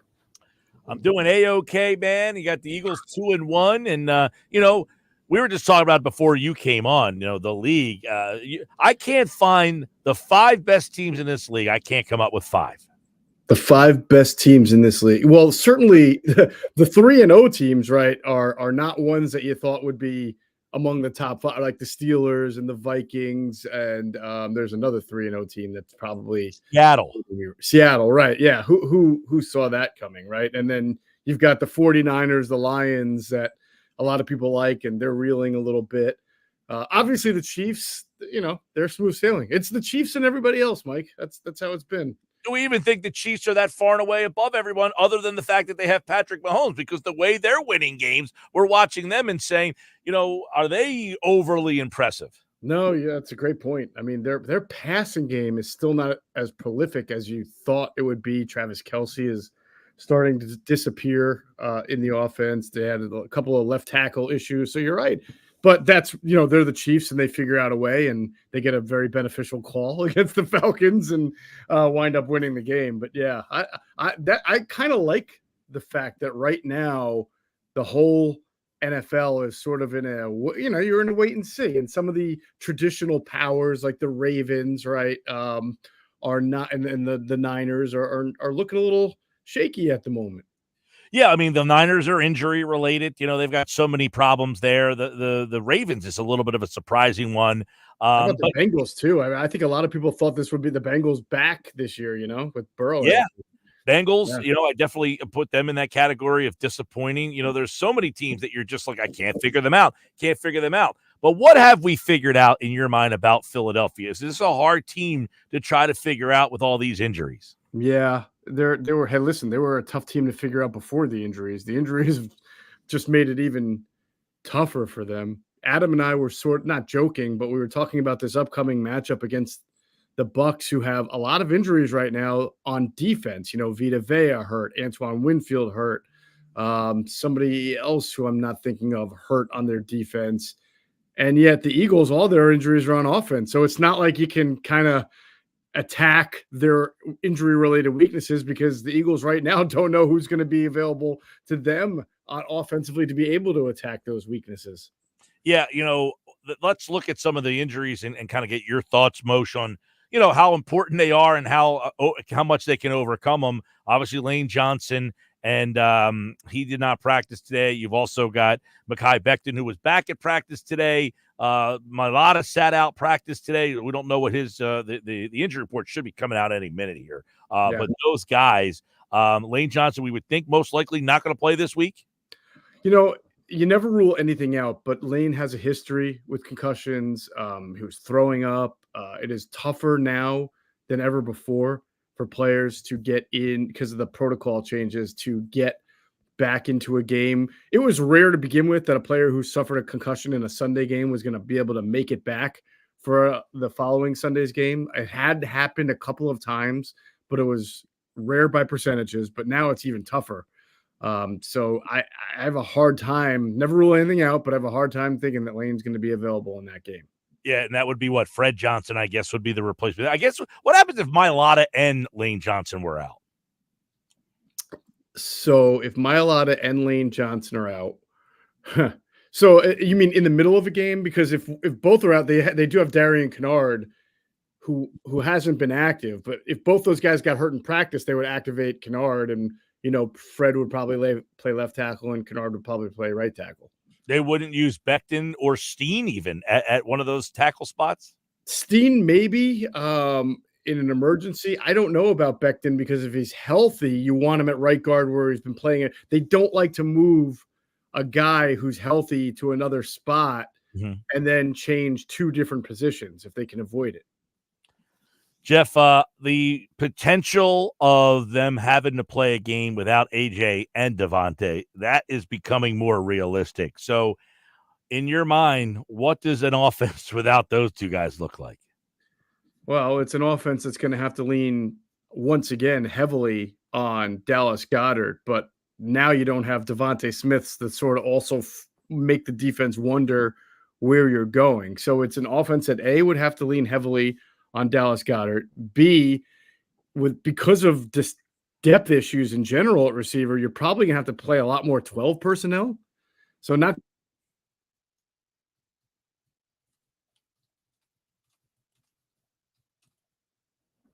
Looks like we lost Moshe for a second here. We'll get him back here on the Sports Bass Live 97.3 ESPN. Yes, we did lose you for a second there, and you're kind of – looks like you're back. All right. So 12 personnel is where we kind of lost you. And then running the ball more, I was getting into. I mean, you're going to have to – you probably should have ran the ball a little bit more against the Saints, to be honest with you.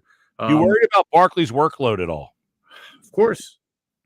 But at this point, you really don't have much of a choice. I'd like to say that this would be the game where you can get Jahan Dotson more involved, but you just haven't seen enough evidence yet of Jahan Dotson being a guy who's going to do something in this offense. So to me, it's 12 personnel, it's 13 personnel is running the ball more and trying to get the ball to Goddard the best you can. Yeah, because those guys, Smith and Brown, I mean, I would imagine Brown is not going to play because you have the bye next week. Don't take the chance. Let him sit out. Yeah, I don't know about that. I mean, if he's healthy, you play him. Yeah, because with Smith being out, I would imagine, because Smith was not at practice today, I would imagine it's going to be tough for Smith to play. Yeah, I think it'll be really tough to play. And I don't, we'll have to see. Was A.J. Brown was not at practice today, correct? Or was he limited? I don't think the injury report is out yet. So they did not make a designation on his status, but I don't think he was there. Well, and that's interesting because they didn't even practice today. They had a walkthrough. So that's really just an estimation of if you were supposed to practice. So obviously, if he was not at the walkthrough and he wouldn't have projected to the practice, it's going to be a rough go to get him back for the game. Oh, no doubt about it. And listen, as you mentioned, Dotson, you brought him in here to be the third guy, kind of a slot guy. And we talked about it all training camp. If you lost Brown and Smith, by the way, they were not there and warming up before the walkthroughs. Brown, Smith, Lane Johnson, they were all out today. They did not practice at all. So, that would be the one spot that if you lost those two guys for a game or extended, you were in some big trouble. They just don't have outside guys to really replace the current players that they have, and having them both hurt at the same time makes it even that more difficult. So, as you said, maybe you lean on Saquon Barkley more. Dotson would be, a guy that you're hoping for. But is this a game plan that they can draw up? Is this a good matchup to get Goddard involved? Yes and no. I mean, it's a good game plan because Todd Bowles typically likes to blitz a lot. Yep. So you will have some one-on-ones, but even it's not like Todd Bowles just blitzes, right? He has very smart blitzes. He has droppers. He has disguised blitzes. So it's not hard to put a guy or two in Dallas Goedert's direction and still send a 5 or a 6-man rush.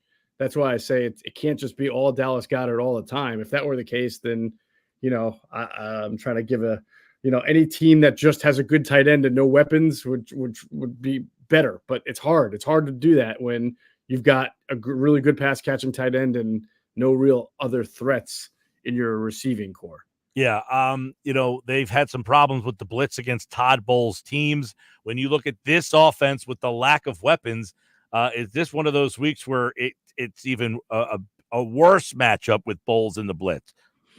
I mean, yes and no. I mean, honestly, Jalen Hurts is really good against the blitz. Now, granted, he's good because he also has some really good weapons. But obviously, when teams blitz in many situations, you have one-on-one matchups. And if you just have some decent receivers who can win one-on-ones, you can move the ball. So, but Todd's really good at also blitzing with zone coverage. So that makes it a little bit tougher. And yes, you're right. The Eagles, like many quarterbacks and many offenses, have struggled against his defenses. He's one of the best in the league. I was joking with Kaplan because they just played the Broncos last week and they lost, but I don't know if there are two coaches who blitz more than Todd Bowles and the Broncos defensive coordinator Vance Joseph. I'm wondering if there were any 4-man rushes in that game. It must have been just a complete blitz fest. Yeah. But yeah, it's not. So yes, it can be easier if you get those one-on-ones, but you need the one-on-ones to win. You sure do. And listen, it's going to be very interesting to see what their pass game looks like without those two guys if they do not play this week. Conversely, you got Evans and Godwin, those two guys, very good. Baker Mayfield. But last week, I mean, they were terrible at home against Denver. So it's so hard to get a read on some of these teams. But the Eagles' secondary matchup is probably going to be the big highlight up against those receivers this week. Can they get rush with the 4-man against this offensive line? Well, they're going to probably need more than just one guy getting to the quarterback. I mean, they were able to survive last week on just Jalen Carter really getting to the quarterback. I'm sure the Bucs have watched the tape and they saw that Vic Fangio figured out some interesting ways to make sure that Jalen Carter was single blocked on a lot of runs and passes. And I'm sure that the Bucs will counter and figure out a way to especially maybe they'll let it go for a couple of series first and see how he's playing and then go to that. Well, so these two teams played in January, and Philadelphia went down there and got lambasted, basically. Game was never really competitive. What is different about these two teams that would say, look, Philadelphia is a favorite on the road in this game? Are you surprised by that? I am. I'm really surprised, especially given the injuries that the Eagles have. I don't know if that's changed. It opened up at, I think Philadelphia was favored by 2.5 when it opened. Yeah, that's what I just looked at it today, and I think that's what it said. So, yeah, I'm a little surprised. It might change. It might change significantly throughout the week as more injury information comes out. But 2 now, yeah, it's 2. 2? Yeah, see, it's already starting to drop a little bit. Yeah, I'm surprised. The over/under is 44, so it still feels like they think the Eagles' offense is, like normal here. Yeah, I guess 44 is one of those weird numbers that like 22 to or 23 to 21. Is that a high scoring game anymore? Who knows? But it does seem like the way the Eagles have played games that's kind of a high total, and also the way Tampa has played games. Now Tampa has their weapons healthy. If you remember last year, Mike Evans dropped like 5 passes in that game. That game was closer than the score looked. It was 25-11. But the Eagles offense did not necessarily perform really well. Jalen threw 2 picks.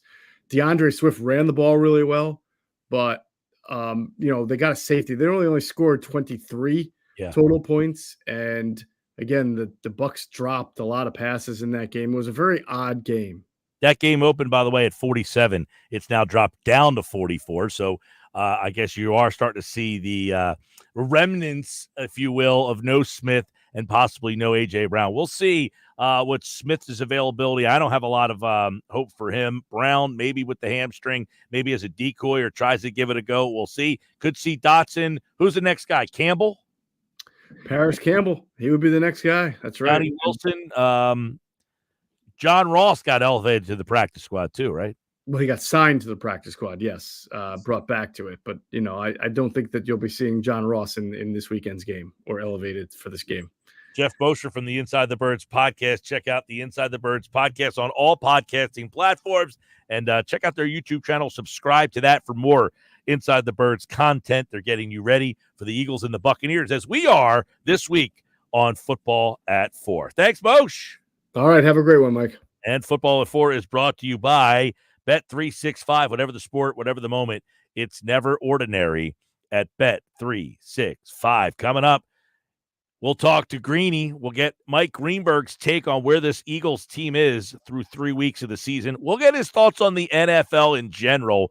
What is he seeing about a league? Is it changing before our very eyes? Of course, you see Greeny every Sunday on NFL Countdown. He's also got a new book out. He's going to tell you more about that coming up next. It's the Sports Bash with Mike Gill. Keeping the fans entertained and happy. On 97.3 ESPN and the 97.3 ESPN free mobile app. With GMF financing to qualified buyers excludes Traverse and Corvette excludes fire sales. Stop!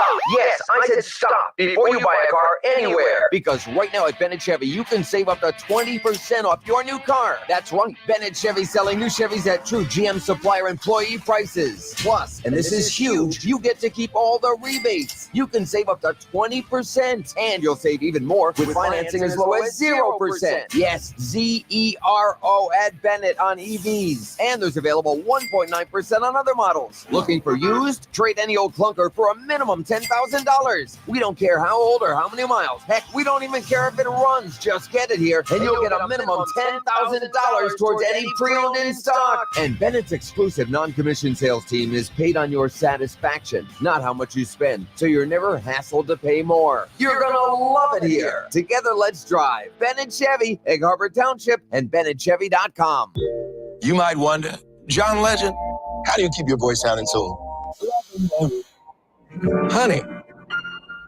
And how do I keep my protection against COVID-19 up to date? With a COVID shot this season, designed for recent variants. You can get your COVID-19 shot when getting your flu shot if you're due for both, as recommended by the CDC. The fresher, the better. Ask your healthcare provider about getting this season's COVID-19 shot when getting your flu shot. Sponsored by Pfizer. It's hurricane season. Are you prepared? Don't get left in the dark. Calvi Electric, a certified Generac dealer, has you covered. From installation to maintenance, they're your go-to experts for Generac generators, ensuring your home stays powered through any storm. A Generac home standby generator will automatically restore power to your home during an outage, so your life goes on uninterrupted. Put your trust in Calvi Electric, the premier electrical contractor serving South Jersey for over 115 years. Visit calvielectric.com today or call 609-345-0151. Getting quality employees to fill positions in your company is essential, but finding those people can be a major hassle unless you use ZipRecruiter. ZipRecruiter makes finding quality people a breeze. ZipRecruiter's advanced technology identifies candidates with the right skills, sends you great matches, then you can easily invite them to apply. 4 out of 5 employers who post on ZipRecruiter get a quality candidate within the first day. See for yourself. Go to ZipRecruiter.com/radio to try ZipRecruiter for free. That's ZipRecruiter.com/radio. This is the Town Square, New Jersey Info and Weather Network. Progressive Insurance presents the Sports Flash on 97.3 ESPN. Phillies wrapping up their series with the Cubs tonight, a day after they clinched the NL East on Monday. Philadelphia lost Tuesday 10-4, despite home runs from both Bryce Harper and Kyle Schwarber. Christopher Sanchez gets the start tonight. He's 11-9, has an ERA of 3.25. Cubs going with Javier Assad. He's 7-5, an ERA of 3.34. Week 4 in the NFL, Philadelphia will be heading to Tampa to take on the Buccaneers. Both teams 2-1. Eagles coming off a road victory against New Orleans, led by running back Saquon Barkley. He has 4 touchdowns this season and leads the NFL in rushing. The New York Giants home at MetLife Stadium on Thursday Night Football. They take on the Dallas Cowboys. Both teams are 1-2.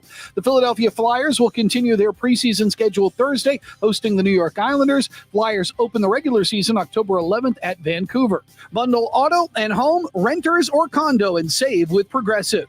I'm Tony Desiri, and that's your Sports Flash on 97.3 ESPN. Wow. New Jersey might be small, but there's a lot of wow packed into this little state. So what are you waiting for? Wow your way through NJ. Through sculpture gardens, garden gardens, and loop-de-loops. New Jersey, it's one wow after another after another. Find your wow at visitnj.org. New Jersey, little state, lot of wow.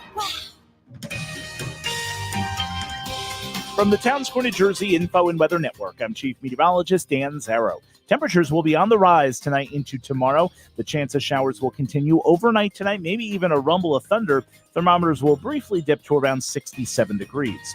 Tomorrow, mostly cloudy, warm and humid, high at 78. An isolated shower or thunderstorm possible at any time. We'll keep lots of clouds into Friday with a chance of showers, high 73. Still a shower chance on Saturday, too. Get weather 24/7 wherever you are. Download our free mobile app today. Wake up weekday mornings from 6 to 10 a.m. with Unsportsmanlike on 97.3 ESPN with Evan Cohen, Super Bowl champion Chris Canty, and Michelle Small. Can't wake up without it. Brought to you by the Gallery Bar Book and Games at Ocean Casino Resort in Atlantic City. You're listening to the Sports Bash with Mike Gill. When I'm driving, I got a guy on the radio who talks to me. I Can't see him, but he talks to me. On 97.3 ESPN. I'm that guy, and he's that guy. Weekday mornings 10 to 12. Greeny, Get Up, NFL Countdown, the NFL Draft, and now, for a second time, got this text message when I got to work today, Josh. It says, looking forward to the Greeny interview. I'm excited for his new book.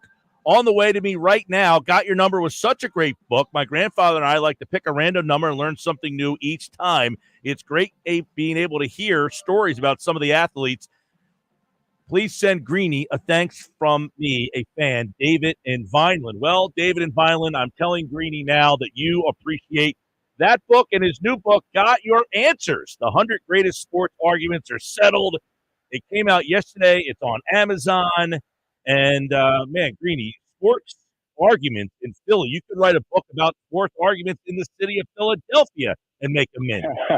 How are you? We probably could. I'm good. David in Vineland, thank you very much for the kind words. I appreciate it, and it is nice to be on with you again. And we are thrilled to be back with this book. I think it's going to be a lot of fun. Yeah, I know the 100 Greatest Sports Arguments Settled. One argument here that has gone on for days is Nick Sirianni going for it on fourth down, not 1 week, but 2 weeks in a row. Where should NFL Eagles fans sit on that argument?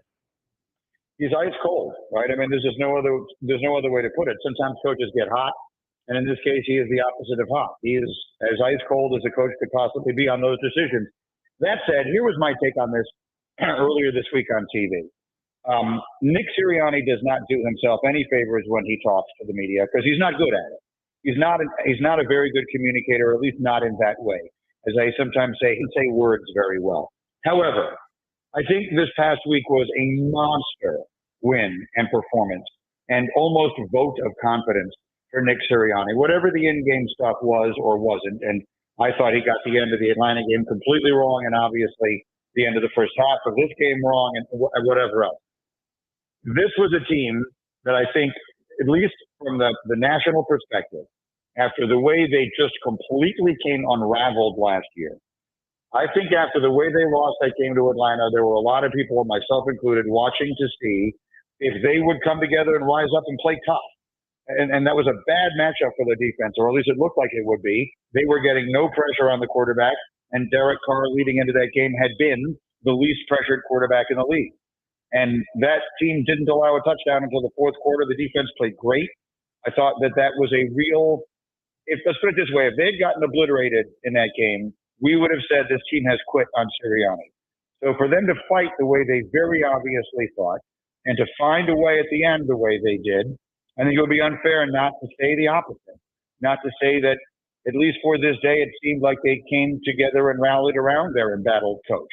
So it doesn't mean that he's not going to remain embattled, but I think generally speaking, I think the division sets up very well for them. I think Dallas stinks. I don't think Washington is that good, and I don't think the Giants are that good.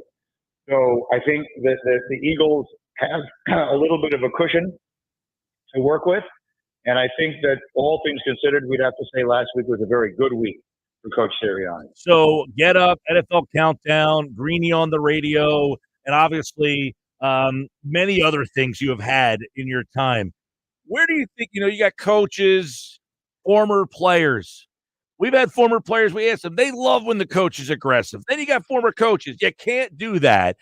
Is this just one of those things that there is no right answer in today's game? Because it's so interesting, Greeny, that Atlanta won the game against Philadelphia in part because Philly couldn't convert on fourth down. What did Atlanta do the very next week? They tried to go for it on fourth down. They left 6 points on the board. They lost by 5. Is the game changing? And do the players like the fact that these coaches allow them and put the trust in them? I think so. Those are two separate questions. I think the offensive players always want to go for it. The answer to your question, is there a right or wrong way, is yes, at least to some degree. There are analytics that tell you, historically speaking, if your chances of success in this case are 58% and your chances of success in this case are 51%, and logic suggests you should take the 58 every time. However, all of those come down to, if you played this scenario out 1,000 times, here's how often it would work one way, here's how often it works the other. and each individual game is sort of like its own individual lifetime.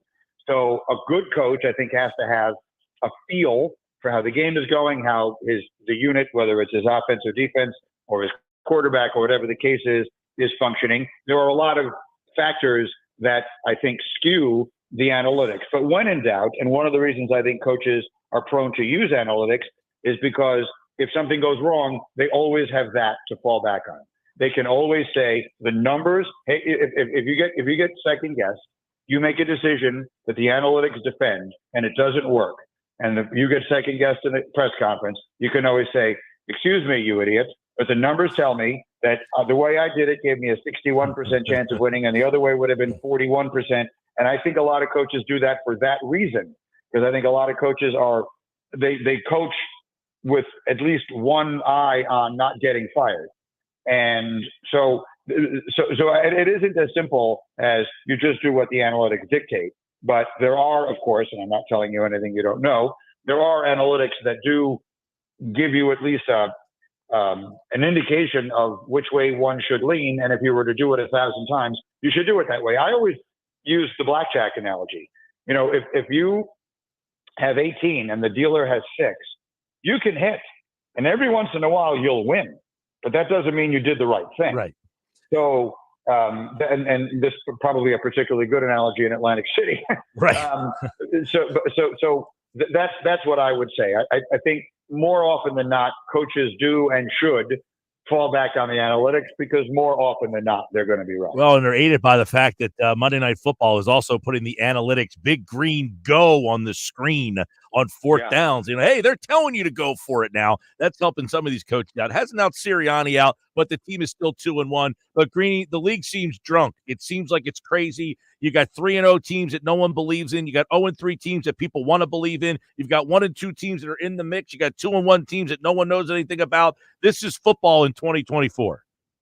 Yeah, and God bless it. I mean, it is just endlessly fascinating. Look, to me, the overriding storyline or the through line of all the things you just said is that with the way the league is structured right now, there has never been a greater premium on elite coaching. Look what Matt LaFleur is doing in Green Bay with Malik Willis. Look at what Kevin O'Connell and Brian Flores are doing in Minnesota with that defense and with Sam Darnold. Look at what Clint Kubiak, this past week notwithstanding, has done to an offense that barely changed personnel in New Orleans. The value of great coaching. Look what the Steelers have done with Justin Fields. I think the thread of commonality amongst all the teams in the NFL is that look at the coach, look at the coaching, and far more often than not, sort of like analytics, then you're going to find out how good the team is. Of course, the players are the most important thing. No coach is going to win with bad players. But I think the difference between the most talented team in the league and the least talented team in the league is so narrow, more so than it's ever been before, that I think that there has never been a time in any sport where coaching was more valuable than it is in the NFL right this minute. Greeny is, of course, 10 to noon right here on 97.3 ESPN. Get up, 8 o'clock in the morning on ESPN. And, of course, NFL Countdown. You can check them out Sunday mornings. The book got your answers.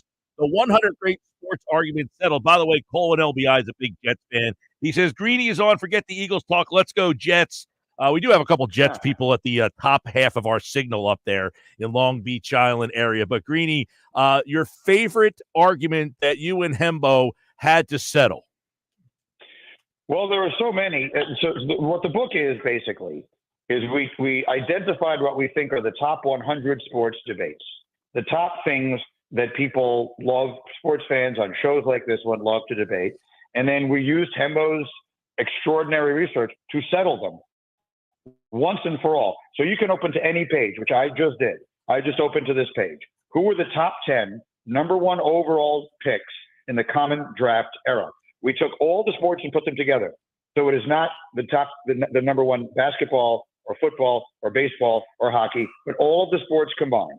Who was the best player ever to be selected number one overall in the draft in all 4 of those sports combined? We ranked them 1 through 10. Who would you put at number 1? Gotta go LeBron, right? LeBron is number 1. As I write in the chapter, ultimately LeBron receives the edge for having surpassed Kareem as the all-time leading scorer. It has always been my contention that Abdul-Jabbar was the most accomplished basketball player that ever lived, but I can no longer defend that position. LeBron has earned his place atop the entire history of the sport. We have Kareem 2. We have Mario Lemieux 3. Ooh. We have Magic Johnson 4. Alex Ovechkin 5. A-Rod 6, and that was a tough one because if it wasn't for the cheating, he would have been higher. Peyton Manning 7, Ken Griffey Jr. 8, John Elway 9, and Guy Lafleur 10. So that's not my favorite. That's literally just the one I opened it to. And there are the arguments debate from everything from what are the top 10 best pitches in baseball history. I'm literally just opening to a page. What are the top 10 signature moves in basketball history? Who are the top 10 shooters in basketball history? And it just goes on. We have 100 of them. There are 100 sneaky Hembo questions to accompany each of them. And the other thing that I would mention about it is the book we did a year and a half ago. One of the things people told us was it was really expensive, which it was. We didn't have control over how much the publisher charged for it, but it was more than we wanted. So this time we insisted that the book be $15. So the book is $14.95. They're actually doing a special price on it right now on Amazon. So if you order it on Amazon right now, it is called Got Your Answers.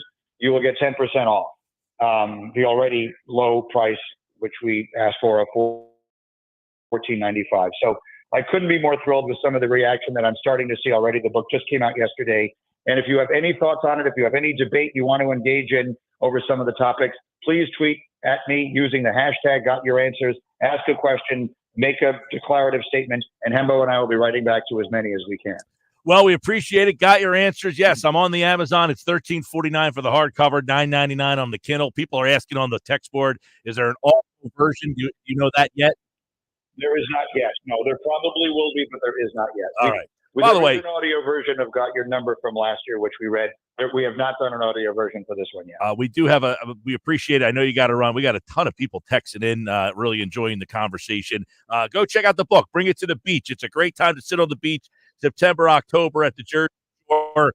Mike Greenberg, weekday mornings at 10 right here on 97.3 ESPN. Wake up with him on Get Up. And Sunday, check him out on NFL Countdown, the NFL Draft, the new podcast with Mel is fantastic. Greeny, always appreciate it, man. Well, it's my pleasure. Thank you for having me. All right, Mike Greenberg, everybody here on the Sports Bash, 97.3 ESPN. Thank you, Jerry and Brigantine. I see your text messages, Colin LBI. I got a lot of texts coming in responding to the Greeny conversation. Big Alan Vineland, appreciate you. 609-403-0973. Real quick, the book excerpt has a couple different things I'm going to ask you guys out there. What is the most coveted trophy in all of sports? What do you think the answer? What would your answer be? My answer for the most coveted trophy in all of sports, yep. I would say the Masters jacket. Really? Because I think golf is one of the hardest sports to play. And to me, the two hardest sports to play are baseball and golf. And if you can win an elusive jacket on that weekend, I mean, you are among such a small group of people. I would probably go the Stanley Cup. Why? I just think the history of the Cup, the passion the players have, the journey to get there, all of it's the most grueling, and just the Cup itself, like just the hoisting of the Cup, the traditions of winning it, of getting a day with it, having everybody's name engraved in it. That's something different than the Super Bowl trophy. Your name's not engraved in that. The Larry O'Brien, nobody really even knows what that thing looks like. The World Series thing. The Stanley Cup is something that is totally unique in sports. Listen, I love hockey, but for me, there's a lot of dudes' names not in that Stanley Cup trophy. And my problem is, if I want to be among an elusive group, that Masters jacket is pretty exclusive. All right. One of the questions in there, who is the most clutch in Game 7? I mean, you could certainly say guys like, you're talking about Game 7. Jordan didn't play a lot of Game 7. He didn't really play Game 7, so you can't really say Jordan. I mean, are we thinking about? I mean, my mind goes to baseball. So, it's like, are we talking about maybe like a Derek Jeter or a Reggie Jackson kind of situation? Yeah, that would be one where you'd have to kind of sit and think. But I like, because he gave us the one, which was the number 1 overall picks. And, I don't think he had 4 NHLers in there. So that kind of tells you, like, they didn't just go off of their opinions. They went off of Hembo's research and figured out why these players. And I went with LeBron as the greatest number 1 pick of all time. They agreed.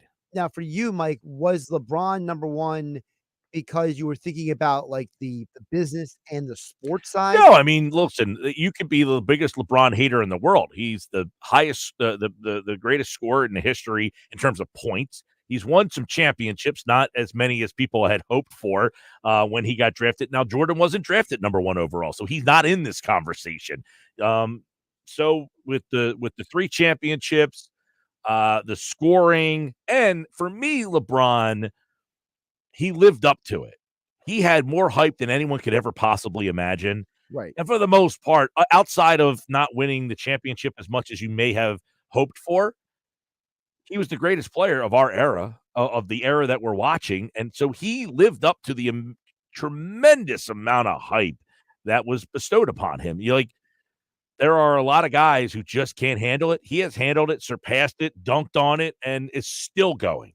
I think the key is, are you a number 1 draft pick? Because as you said, Jordan was not a number 1 pick.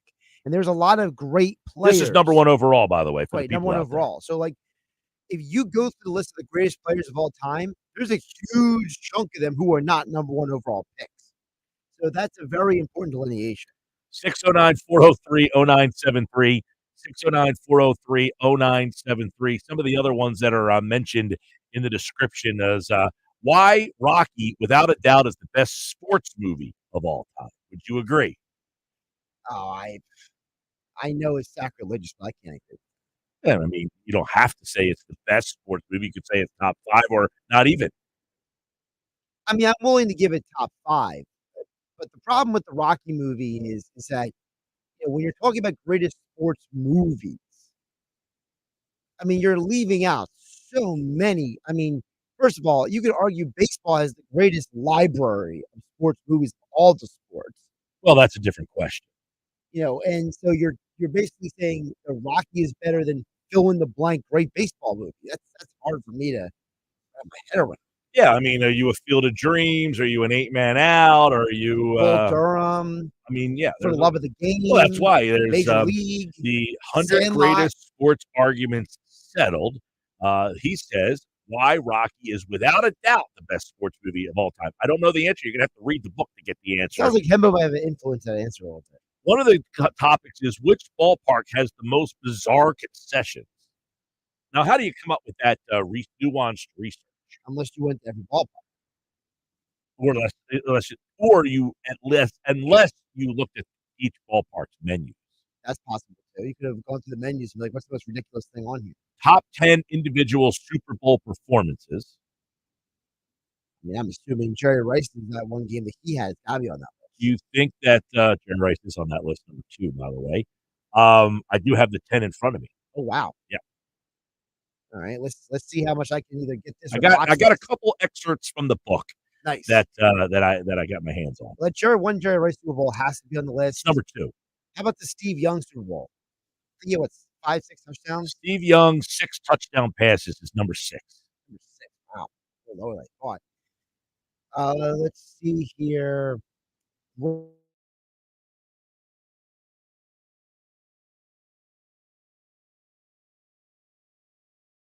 Great individual performance. He was wondering if Foles would be on the list. He's not, though. He's not. Disappointing. Let's see here. Who else might have been? All right, I'll try to Emmitt Smith game. I'll try to drop a couple hints here. Okay. All right. So let's see. Number. Oh man. There we go. Sorry. Number 2, Jerry Rice. Number 6 was Steve Young. Mm-hmm. This guy had, see, this one's, you're not going to get some of these. I mean, all right, one guy, his career got cut a little short. He was a running back. Terrell Davis, 157 yards, 3 touchdowns. There was another running back. I mean, just 166 rush yards. I don't know how that's the fourth best performance in Super Bowl history. I mean, is it because he had a bunch of touchdowns? No touchdowns, just 166 rushing Just yards. randomly 166. That's what it says. Is it Marcus Allen? John Riggins. John Riggins. Yep. Oh, the 82. Okay. But, okay, if you were to He had ask that me, one big famous run. L.C. Greenwood is number 5. I would have never guessed that. He sacked Roger Staubach 4 times. If you told me the guy had impressive. 4 sacks in one game, wouldn't you think that would be higher on the list than John Riggins getting 166 yards? I would have put it higher, and I would have thought it was Lawrence Taylor and not L.C. Greenwood. Number 7, Phil Simms, 22 of 25. Oh, the almost perfect game. Still 22 of 25. It's amazing. It's good. It's really, really, really good. But You're not one impressed. One of the 10 best performances of all time? I think that's impressive. What else did he do? Any touchdowns? I'm sure he had touchdowns. Just 22 of 25. I'm sure I could go through NFL quarterback in the Super Bowl history and find a better game than 22 of 25. You think so? Yes. Yes, I do. Is that your next goal? Mike Vrabel, get a 2 tweet at sacks, a Greeny? forced fumble, and a touchdown. Who was it? Mike Vrabel. What was that Super Bowl? Was that the One of the New England ones. Well, it had to be one of the first 3. So I'm thinking, is that the Panthers one? Maybe. All right. Desmond Howard, 244 return. return yards and a 99-yard touchdown. Packers. Yep. He was Super Bowl MVP. And the last one, 9 catches, 131 yards. That's Terrell Owens. No. And a game-winning touchdown catch. Oh. I jumped the shark there. Santonio Holmes. Really? Yeah. Well, 9 for 131. Okay. And the game-winning touchdown pass. That's a big game. Phil Simms, 22 of 25. I got to check that out. What else did he do in that game? Was he just very accurate, or did he have a couple touchdown passes? I'm assuming he had a couple touchdown passes. I think it would have said that. Or is maybe because of the excerpt, you don't have all the details. No, because all these other ones are giving me information. Well, they're saying, like, for instance, Jerry Rice, 215 yards, touchdown. Terrell Davis, 157, 3 touchdowns. By the way, you didn't get the number 1 of all time. What's number 1? Tom Brady, 28-3 comeback. Oh, against the Falcons. Mm-hmm. That deserved to be on the list. Yep, it's number 1. You said it deserves to be on the list. They're saying it's number 1. 609-403-0973. 609-403-0973. Dan and EHC, Super Bowl's the ultimate trophy. Football is head and shoulders above the rest in popularity. Yeah, it's not about what's more popular. It's the most coveted.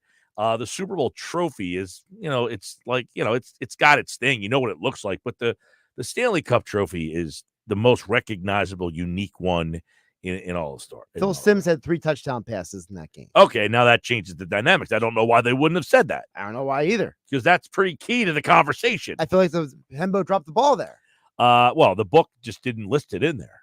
I don't know who who left out those facts. I'm assuming because Hembo is such a stickler for details, he would have perused this book. David says rewatch Rocky, Josh. It must be a while. See, I actually like Rocky 2, 3, and 4 better than Rocky 1. So maybe I'm just weird. Yeah, you are. I think 1 is the better movie. Really? Yeah, no doubt. You enjoy him losing? That's the whole story.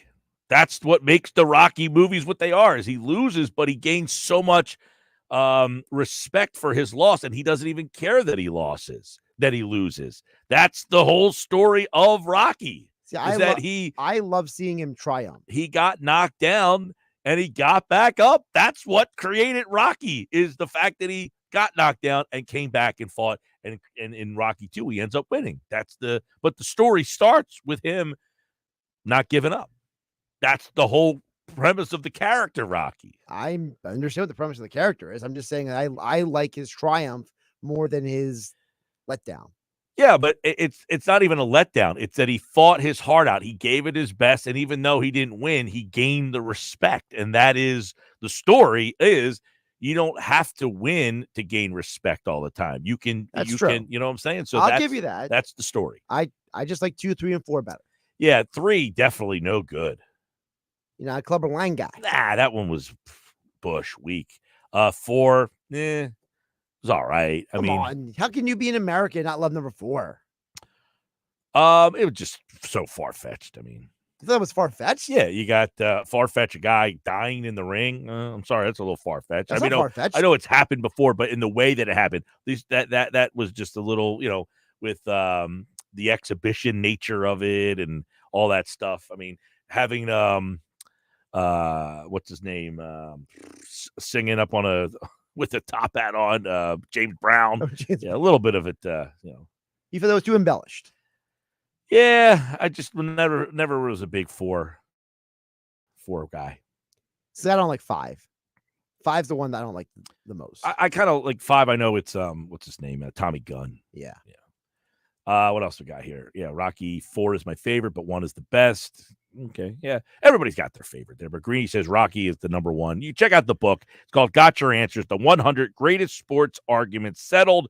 It's out now. It's on Amazon. There's a 10% discount for our listeners if you go there right now. Check it out. All right, coming up, more Sports Bash on the way. Greeny here on the Bash. We appreciate him jumping on board. And coming up next hour at 5 o'clock, since the Nuggets got bumped by Greeny today, the Nuggets are moving to 5 o'clock. Nick Earnshaw's got Nick's Nuggets coming up in 14 minutes.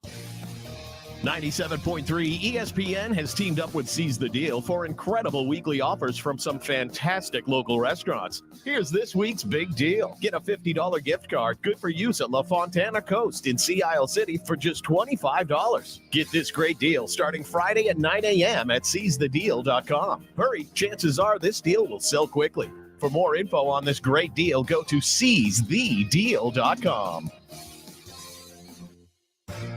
Score a touchdown when you bank with Jersey Shore Federal Credit Union. Catch lower rates on loans and higher rates on savings. You'll cheer when you don't have to pay a penny to get your own money since they offer 85,000 surcharge-free ATMs. Get the details or open an account online with just a $25 minimum deposit at JerseyShoreFCU.org or swing to a branch in Northfield, Galloway, Hamilton, or Rio Grande. Federally insured by NCUA, Equal Housing Lender.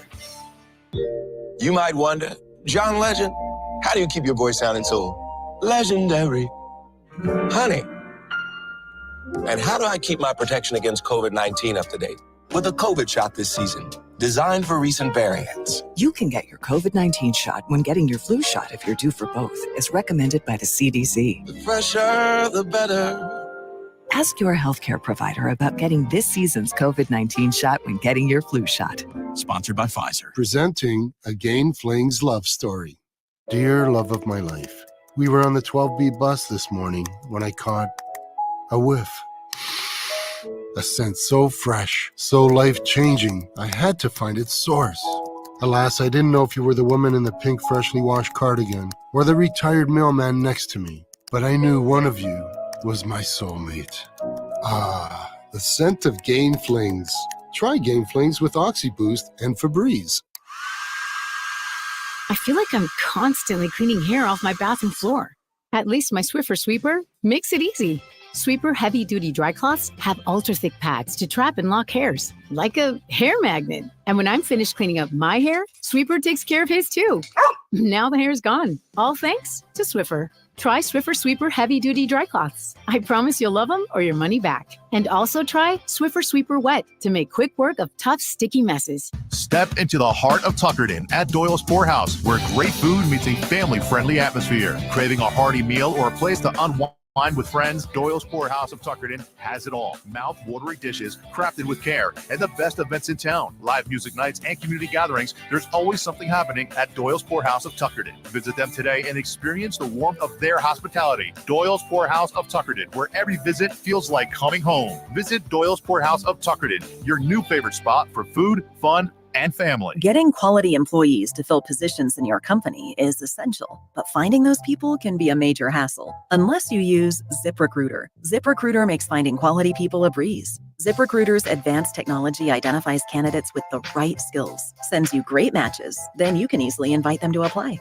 4 out of 5 employers who post on ZipRecruiter get a quality candidate within the first day. See for yourself. Go to ZipRecruiter.com/radio to try ZipRecruiter for free. That's ZipRecruiter.com/radio. Trust Jenkins Plumbing, Heating, and Air Conditioning, where one call does it all for leaks, stoppages, and renovations. For 75 years, Jenkins trained technicians have been providing reputable service to local homeowners. Renovating your kitchen or bath? Call Jenkins. For new heating and air installation, service and maintenance, ductless air conditioning systems, water heaters, boilers, oil service, plumbing and drain cleaning services, water line or sewer main repairs and replacements. Call 609-641-6262 or visit jenkinsandsons.com. Mom, meet Sarah. From first-time Nana moments. Yeah, welcome to Flight 101. To annual girls trip moments. Your can't-miss moments are worth protecting against RSV. Or asthma, COPD, heart disease, or severe diabetes. You're at higher risk of landing in the hospital from RSV. And there are no prescription RSV treatments. Check eligibility and schedule your RSV vaccine at vaxassist.com. So where should we go next? Sponsored by Pfizer. Go for the endless ocean views and the non-stop entertainment. Go for the lucky whirls and the late night twirls. Go for the gourmet eats and the next level sweets. Go to celebrate. Go to rejuvenate. Go for an escape that's anything but ordinary. Go for the win. Go to Ocean Casino Resort. Book your trip at theoceanac.com. Must be 21 or older. Gambling problem? Call 1-800-GAMBLER. You're listening to the Sports Bash with Mike Gill. And it just keeps getting better. On 97.3 ESPN and the 97.3 ESPN free mobile app.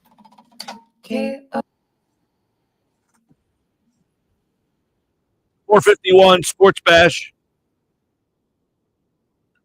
Tonight you got Mets and Braves on 97.3 ESPN. Braves won that game 5-1 last night. From what I gather, the Braves now and the Mets.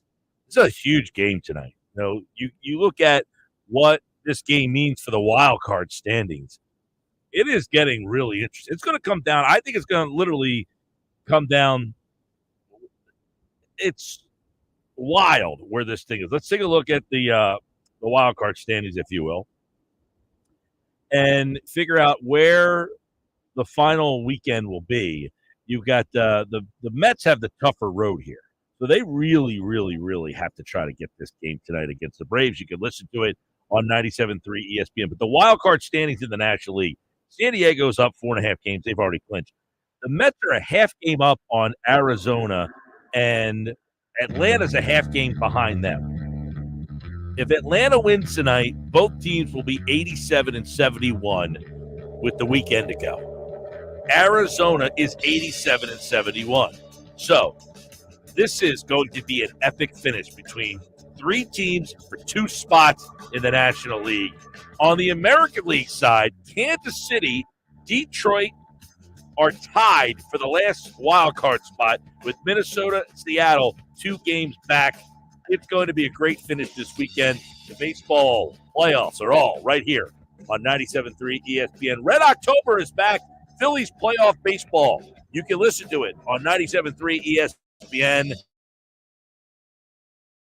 And the wild card round of the playoffs. It all starts tonight with the Braves and the Mets. Listen to it on 97.3 ESPN and the 97.3 ESPN free mobile app. Don't miss a second of the NFL this season. Hi, this is Kurt Warner of Westwood One. Join our crew each week for the best in primetime NFL action.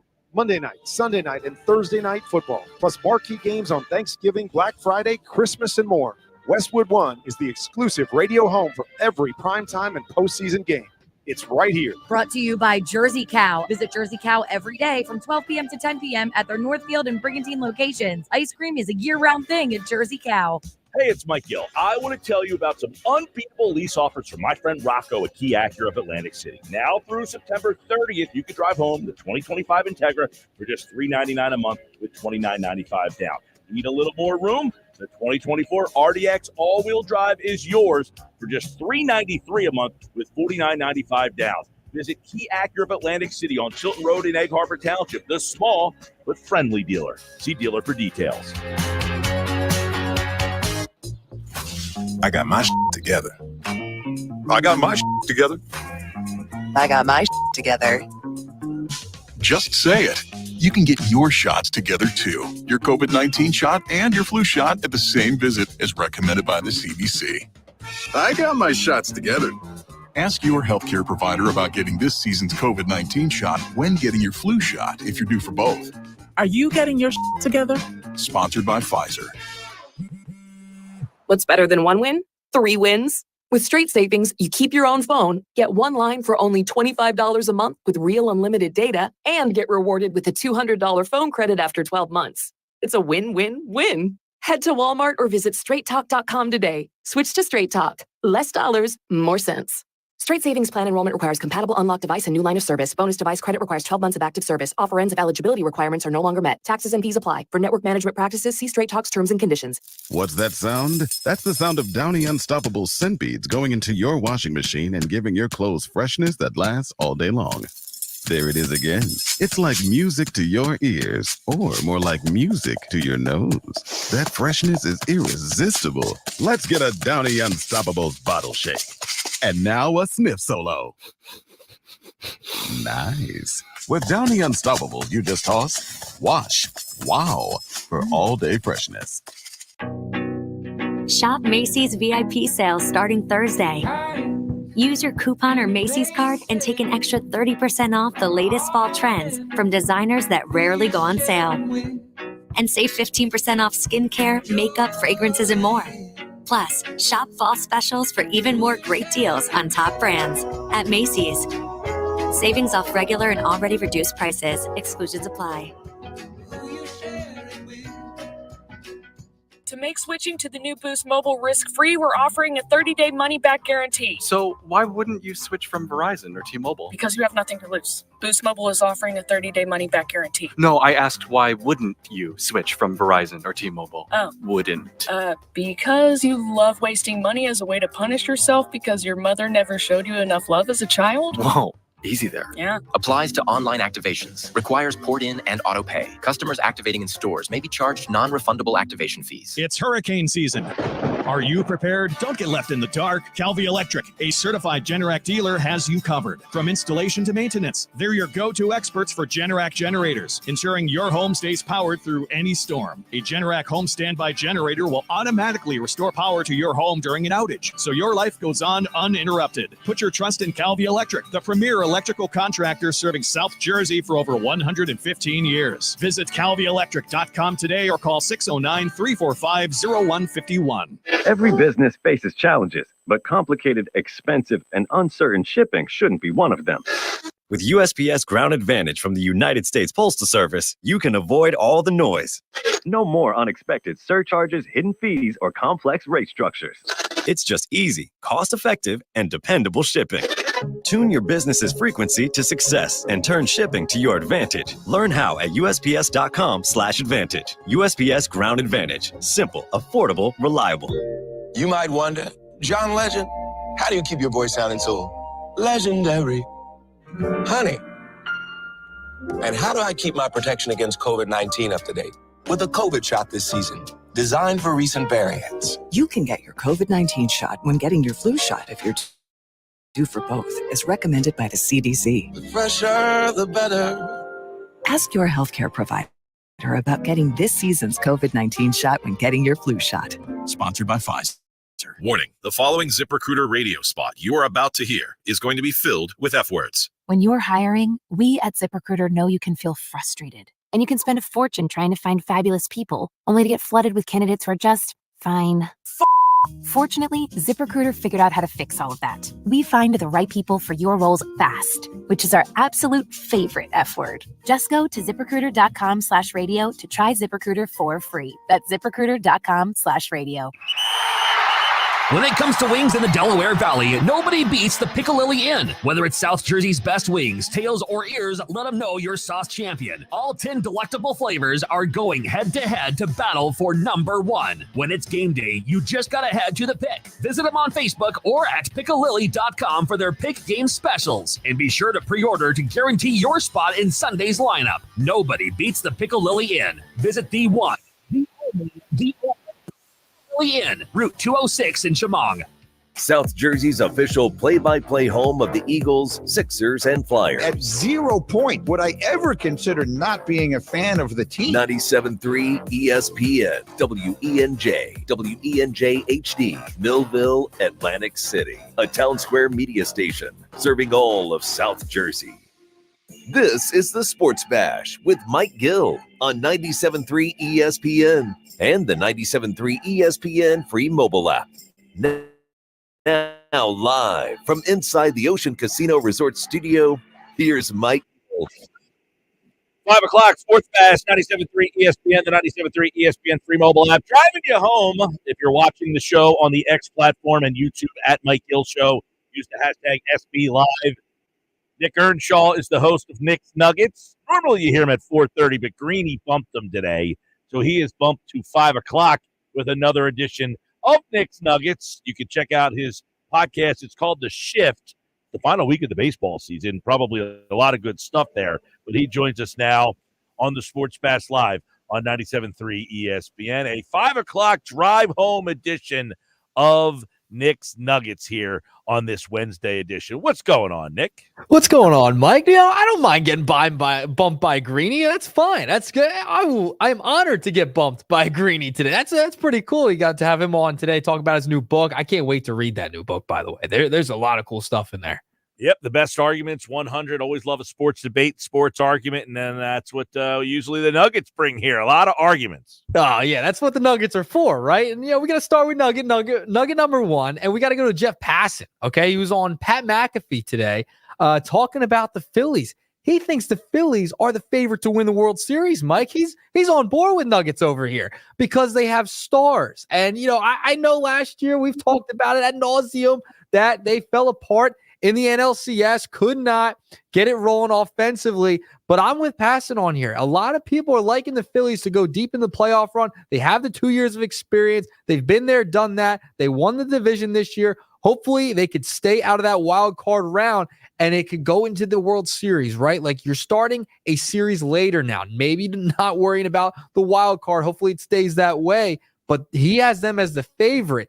I'm with Passan on this. I think they are the team to beat heading into this postseason. I know you want to bring up the Dodgers, but the Phillies, I think, are the most talented. Let's see if they can go the furthest. They've been the most talented team last year. They didn't win. So they got to overcome the fact that sometimes being the most talented is not still the best. Listen, I want them to be the best. I want them to be the team at the end. But right now, you're seeing a lot of reasons why other teams are playing better baseball right now. The Padres have won 9 out of their last 10. In fact, last night I said, the Dodgers did you a favor by losing. The problem was they lost to the Padres, and the Padres are now nipping on your heels. So if you have another night like you did last night where you can't get anybody out because you threw 3 donkeys out there, you're going to be in some trouble this weekend where these games still matter, and the Padres are putting the pressure on you. Hey, look, the last thing you want is 1 year you went to the World Series, you regress to losing in the National League Championship Series. You don't want to regress to the next way back and losing the division series. That would be an ultimate disappointment. But this field of National League contenders, I think it's as deep as it's been in recent memory. Yeah, it's a good crop. I still think the Phillies are the best. So listen, yesterday that flushed that one. That game didn't matter. It was the hangover game. I know a lot of the starters were playing. That was essentially a scheduled loss, Mike. That was a scheduled loss for the Phillies yesterday. I did not expect them to come out and perform after celebrating the East Division Championship the night before. I know they did. The Phillies expected to when they wrote the lineup out with all their starters in the line. It's not like they said, hey, this is a game where we're going to start everybody. But no, they went with pretty much a normal lineup because, listen, they're playing for the number 1 seed. Rob Thompson said it on Monday night. We got bigger things we still have to accomplish. So enjoy this, but we still have things we want to do. So this wasn't them punting a game with the lineup. The problem was it fell on the 5th spot in the rotation, and they just have not been able to figure out an answer to that riddle of what do we do in that spot. Last night, they tried to not start Walker and go with Banks. That backfired. They went with Walker in a horrible situation with the bases loaded. But look, Banks loads the bases up. They got to get him out of the game. Now, I wouldn't have gone to Walker in that spot. I'm not pitching Walker again the rest of the season. But again, we assume that if we would have put Kobe Allard in the game in that spot with the bases loaded, that he gets out of that inning. I don't know that I'm going to make that assumption. So Banks loads the bases up, and Walker comes in and can't get out of the mess. But we're just assuming that Kobe Aller was going to come in and look, all three options were bad options. They were awful options on a night where the Phillies had a chance to pass the Dodgers for the number 1 seed. Last night, they had a chance to do that. The Dodgers lost, and they lost. I understand. But yesterday, I didn't expect them to win. Coming off of a night like that, winning the division, it just felt scheduled loss to me. And especially since, you're going with a bullpen game, essentially. Walker was going to pitch. I just did not see a win. If you saw a win last night, God bless you, because I didn't see one whatsoever. Coming off the victory after, celebrating the locker room, dancing on my own. We talked about it yesterday. Chief Vibes Officer and Garrett Stubbs, they're partying for a while. They go to Xfinity, a bunch of them after the game. I know they were drinking like crazy, most of them, and they played most of their starters. But it's just one of those games where it's like, all right, the fifth starter is out of it right now. I didn't see them winning that game at all. There's no way anyone could have seen them winning that game last night. Listen, did I feel good about them winning the game last night with Tanner Banks pitching? Of course not. But guess what? I can't have a scheduled loss in my mind at this stage. July, fine. August, okay. The last week of September, I got to give it a better go than what I gave last night. Okay. Yeah. I get the whole thing. They won the division. They're having some fun with it. But that lineup, and listen, you want to win the World Series, you have to be more focused than that. You can't lose focus for one night with 4 games left. Sorry, not acceptable. No, I hear you. I don't think it's acceptable either. I want to see them go out there, get this number 1 seed, not have to worry about the wild card, not have to worry about dropping in the standings with San Diego 2 games back from you. I get it, but reality checks in, and it's like this team. There's some partiers on this team. I expect it. And when you have Walker, thank goodness you're done with Walker now for the rest of the season. It's over. You don't have to go through that mess anymore of the fifth starter game, having Tanner Banks start, Kerkering start games, and Walker coming in for a couple innings. It's over. You're not going to have to worry about Walker in the postseason. You've got 4 starters now heading into the postseason. Walker's done. That aspect of the Phillies with the 5th starter over with now. So you don't have to worry about it. Now, heading into these last couple of games of the season, now you got to lock in, and hopefully you can get that 1 or 2 seed. Rather be the 1. You're half game behind the Dodgers right now. Well, he should have never been in that game to begin with. There's no reason they had to bring him in that game in that spot. So I do kind of put some blame on them for that. I get it. It's probably one of those things where, look, what are we going to do? Banks didn't have it. He walks, the bases loaded. Okay, fine. We could have gone to Allard in that spot. Maybe he wiggles his way out. I don't feel great about that, but he pitched okay last night. He still gave up 4 runs himself. Everybody had the Walker had the bad inning in which he inherited the runners. After that, he kind of settled in a little bit. Allard had a bad inning, and Banks was terrible. And he had 1 good inning, and they had a bad inning. So the 3 guys you had, all of them had 1 bad inning. So I'm not going to assume that Allard coming in with the bases loaded was going to get out of that mess. That being said, you have to find a way. Look, you're playing the Cubs. It's not a very good team. The Cubs look like they're out of gas. So there is no scheduled loss against the Cubs. You're going to the playoffs. You have number 1 seed on your mind. There's no longer that mindset. Those scheduled losses, that's the 162. It's a long journey. Fine. There's scheduled losses in the long journey. Not anymore. Now, not on the last week. Not when the number 1 seed's on the line. Yeah, I wish there wasn't a scheduled loss. It's just how it goes sometimes, Mike. These losses happen. You got to put a team of partiers, vibes officers. It's going to happen at times, but they're done with the 5th starter now. It's over with. Done. Don't have to worry about Walker. You're going to head into the postseason. You got Wheeler, you got Nola, Sanchez, and Suarez. Those are your 4. Walker, sayonara, goodbye. Do you think he's left off the roster? Because I think he's going to be left off the roster. I think he is no way he's on the playoff roster, right? 0%. 0% chance Taijuan Walker is on the playoff roster. 0%. Zip. Chance. No chance. No. Yeah. No way. No how. He was on the roster. He was on the roster last year and never threw a pitch. That's what I mean. Like, there would be no point to have him on the roster. I get, he makes however $70+ million, but there's no reason to have Taijuan Walker on the roster. I would be shocked if he ends up somehow being in the bullpen or something. He will not be on the roster. Last year, they put him on the roster. I don't know why. He never threw a pitch. So at least they said last year, look, you're on the roster, but we're not using you. This is why this whole thing, like, Thompson it's his fault. He keeps putting him in the game. In the regular season, if Dombrowski is making you carry him on the roster, then you have to use him. In the playoffs, Thompson's saying, you want to put him on my playoff roster?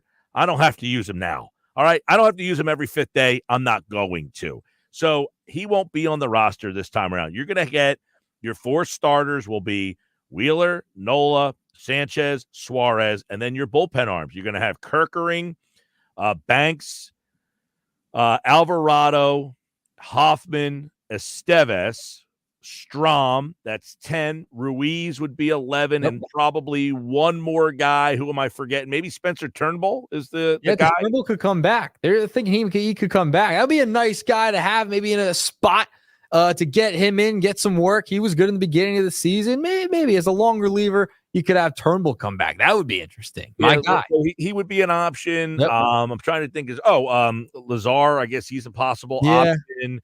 So you have other options. Walker would not be. I think they're going to keep 12 pitchers and 14 position players. Yeah, I think you're right about that. Well, the lineup tonight, I don't know if we got a little bit of a – they're starting Hayes in left field tonight, and he is batting 9th, and Marsh is in center field tonight, so no Rojas. I hope this is not a preview of what they might do. You know, that's a heck of a transition, Mike, because nugget number 2 is Rojas is out of the lineup tonight, Mike. This could be a preview, like you just said, of the playoffs, right? Austin Hayes batting 9th in left field, Marsh in center field tonight. Against a righty. Okay, I get it. Rojas needs to be starting every day. We talked about this before. Rojas's glove is so important to this team in center field. We've seen it. Marsh dropped the ball the other night. I forgot about it. People forget. He dropped the ball. I know they won the division, but he dropped the ball in left field the other night. I know he's a decent left fielder and he's a decent outfielder. Fine. But Rojas, you need his speed and you need his glove out there starting every night. You got to platoon Hayes and Marsh. Those are the 2 that need to be platooning. Not Rojas in center field right now. We've come a long way with Rojas. You need the capabilities of him on the base pass as well as in center field, having defensive runs saved, go galore. So that's what you need out of Rojas. I don't like this Rojas not starting in center field. He needs to be starting throughout the postseason, not matchup based. Hayes and Marsh, they need to be platooning, not Rojas. Talked about it with Bob Wankel yesterday. I mean, surprisingly, Bob, who had been kind of anti-Rojas for most of the season, said, I can't believe he's changed my mind on this, but he agreed. McGarry today said he doesn't even think it should be a conversation, that Rojas is the guy that should play every day. The other 2 should platoon. I 1,000% agree. I don't even see how this is a conversation. Rojas, you got Hayes in the 9-hole tonight. Him in the 9-hole against right-handed pitching is a lesser option. It's a lesser option, and he's a lesser defensive player, lesser speed. All the intangibles go to Rojas here, and it's not close, quite frankly, because for 2 reasons. Marsh is a better left fielder than Hayes is. So if you had Marsh in left field tonight and Rojas in center, that's your best defensive configuration. So now you have a lesser defense, and quite frankly, Rojas is a better offensive option, sadly, right now, than Austin Hayes is. It's sad. It's sad. Yep. But it's the truth. But it's where we're at, right? Like Hayes, I just don't trust him right now. He's not good enough. He is a platoon player that they traded for thinking he's a starter. He's not a starter. He's just not. With where he's at right now, he's not the guy. Listen, Rojas is batting .282 in his last 15 games, 39 at-bats, 11 base hits, 4 RBIs. He's been better at the dish. And if he can get a bunt down, if Johan Rojas can get a bunt down in a playoff series, that'd be magical if he's able to do that. And if he's on base, the havoc he can cause on the base pass is huge compared to what Austin Hayes can bring you with speed. Well, and that comment you just made is interesting because with Rojas in the 9-hole, you are more apt now to ask him to bunt. Yes. I don't know that you're asking Hayes to bunt. You might say, he hasn't bunted a whole heck of a lot. So you might feel, you know what? Rojas is up. Let's use him to bunt. You might feel in your mind that he is a player that I feel more comfortable allowing to bunt. He has bunted a lot more in the second half of the season. He just offers way more intangibles than Hayes. Sadly, I was hoping Hayes would have came over here, gave the offense a little life, but they're hitting him in the 9-hole, which is where Rojas generally hits. And I'll take the defense, speed, and quite frankly, people look at Rojas and say he can't hit, he can't do anything. It's not even that he can't hit. It's that he can get on base by accident sometimes. He can hit a ball so soft in the infield that he can beat it out. Austin Hayes can't do that. He has to actually get a hit. He has to find a way for the ball to find grass. There are ways Rojas almost ass backwards himself on base sometimes. He swings at a pitch and then punches it down the right field line and ends up getting a triple on it because he's so fast. So he just adds so many more things. But defensively, you cannot give up any runs because your defense gives up runs with this team. You cannot have a play that's misjudged in center field by Marsh, who has done it way too many times in center field. He's a much better left fielder than he is a center fielder. You cannot have a ball that is misplayed. Now, listen, having Marsh in left and Rojas in center is clearly your best. But how about the play Rojas made the other night where he almost went to right field and caught that ball with Castellanos standing in front of him? To me, it's a total pitching and defense. That's what wins. I don't know how the Phillies. Now, listen, maybe they'll change it. But tonight, I'm wondering if Hayes is in the lineup tonight just to get him some playing time before the playoffs. Yeah, I think that could be a possibility, that they're trying to get him playing time, see where he's at right now coming off of the injury. That could be the possibility. But there's no way he should be the starter, no doubt, moving Marsh to center field. Do not platoon Marsh and Rojas. Rojas and Bob Wankel, I'm on his side too. I've come around, and you and I have come around on Rojas a little bit more over the course of the season, right? He's gotten better. They sent him down. He's been better since they sent him down and brought him back up. Right after all the injuries, he had to come back up. He's been better, and he's been better at bunting. That was a problem last year. He couldn't bunt at all last year. This guy in the 9-hole, he can move guys over, flip it over to Schwarber. That's huge offensively. But the main reason is the glove. And the glove, he needs to be out there in center field. He can make catches a lot of center fielders in the major leagues can't make. It's Gold Glove territory what he can do in center field, and you need that in the postseason to make big defensive plays. That's why I don't think Rojas should be out of the lineup whatsoever. Don't bring him in towards the end of the game for 2 innings. That can't happen. You need him for the entirety of the game in the 9-hole because Austin Hayes, you're just plugging him in there. Austin Hayes really isn't giving you too much. Rojas offers more to this lineup, has more intangibles than Hayes does right now. And Hayes coming off the injury, I don't know what you're going to get. You haven't gotten much when he has played. So Rojas needs to be starting in center field. There's no doubt about that. All right, we'll see. Saturday, October 5th. They got a long way to go. I think that's when they're going to start. It looks like that's when the division series will start. I will be there, of course. Probably in the nosebleeds again. I'll be back in that for that game. All right, nugget number 3. Let's go to the Eagles injuries. Smith, Lane Johnson, AJ Brown, all out at practice today. Not out there. They were out, not seen on the field. So there has not been a game where both A.J. Brown and Devontae Smith have played and have not played since Brown was acquired in 2022. And you also have to remember, Britton Covey is now out. He's headed to the IR. So the Eagles are extremely thin at receiver, Mike, right now, heading into this game against Tampa Bay. This is concerning. Is this a scheduled loss coming up against Tampa Bay because of all the injuries with where they're at? Brown's out. It looks like Smith is going to be out. Lane Johnson has the concussion issues as well. Covey, they're short at wide receiver. I don't know. I'm not feeling too confident heading into a Tampa Bay game this weekend. Well, Tampa's owned you. They beat you 32. Yep. No, I don't want to say they owned you. You beat them last year in the regular season, but they got you in the playoffs. Early on, yeah. In the playoffs the year before that as well. Todd Bowles has really done a good job against this team. You're very shorthanded. And keep this in mind. We talk about all the time, this team looked terrible. The Saints had looked great for 2 weeks, and last week they looked pedestrian. The Bucs had looked great for 2 weeks, and last week they lost at home to Denver. Yep. Does it feel like Tampa has the bounce back game, and you are kind of scheduled for, hey, we're so shorthanded. How are we going to find a way to win on the road against a team that made the playoffs last year? I think they're in a tough spot, obviously, when you're basically replacing your entire receiving core. I couldn't even tell you the 3 guys who are going to play receivers. What are you going to go? Dotson, Johnny Wilson, and Paris Campbell, I guess?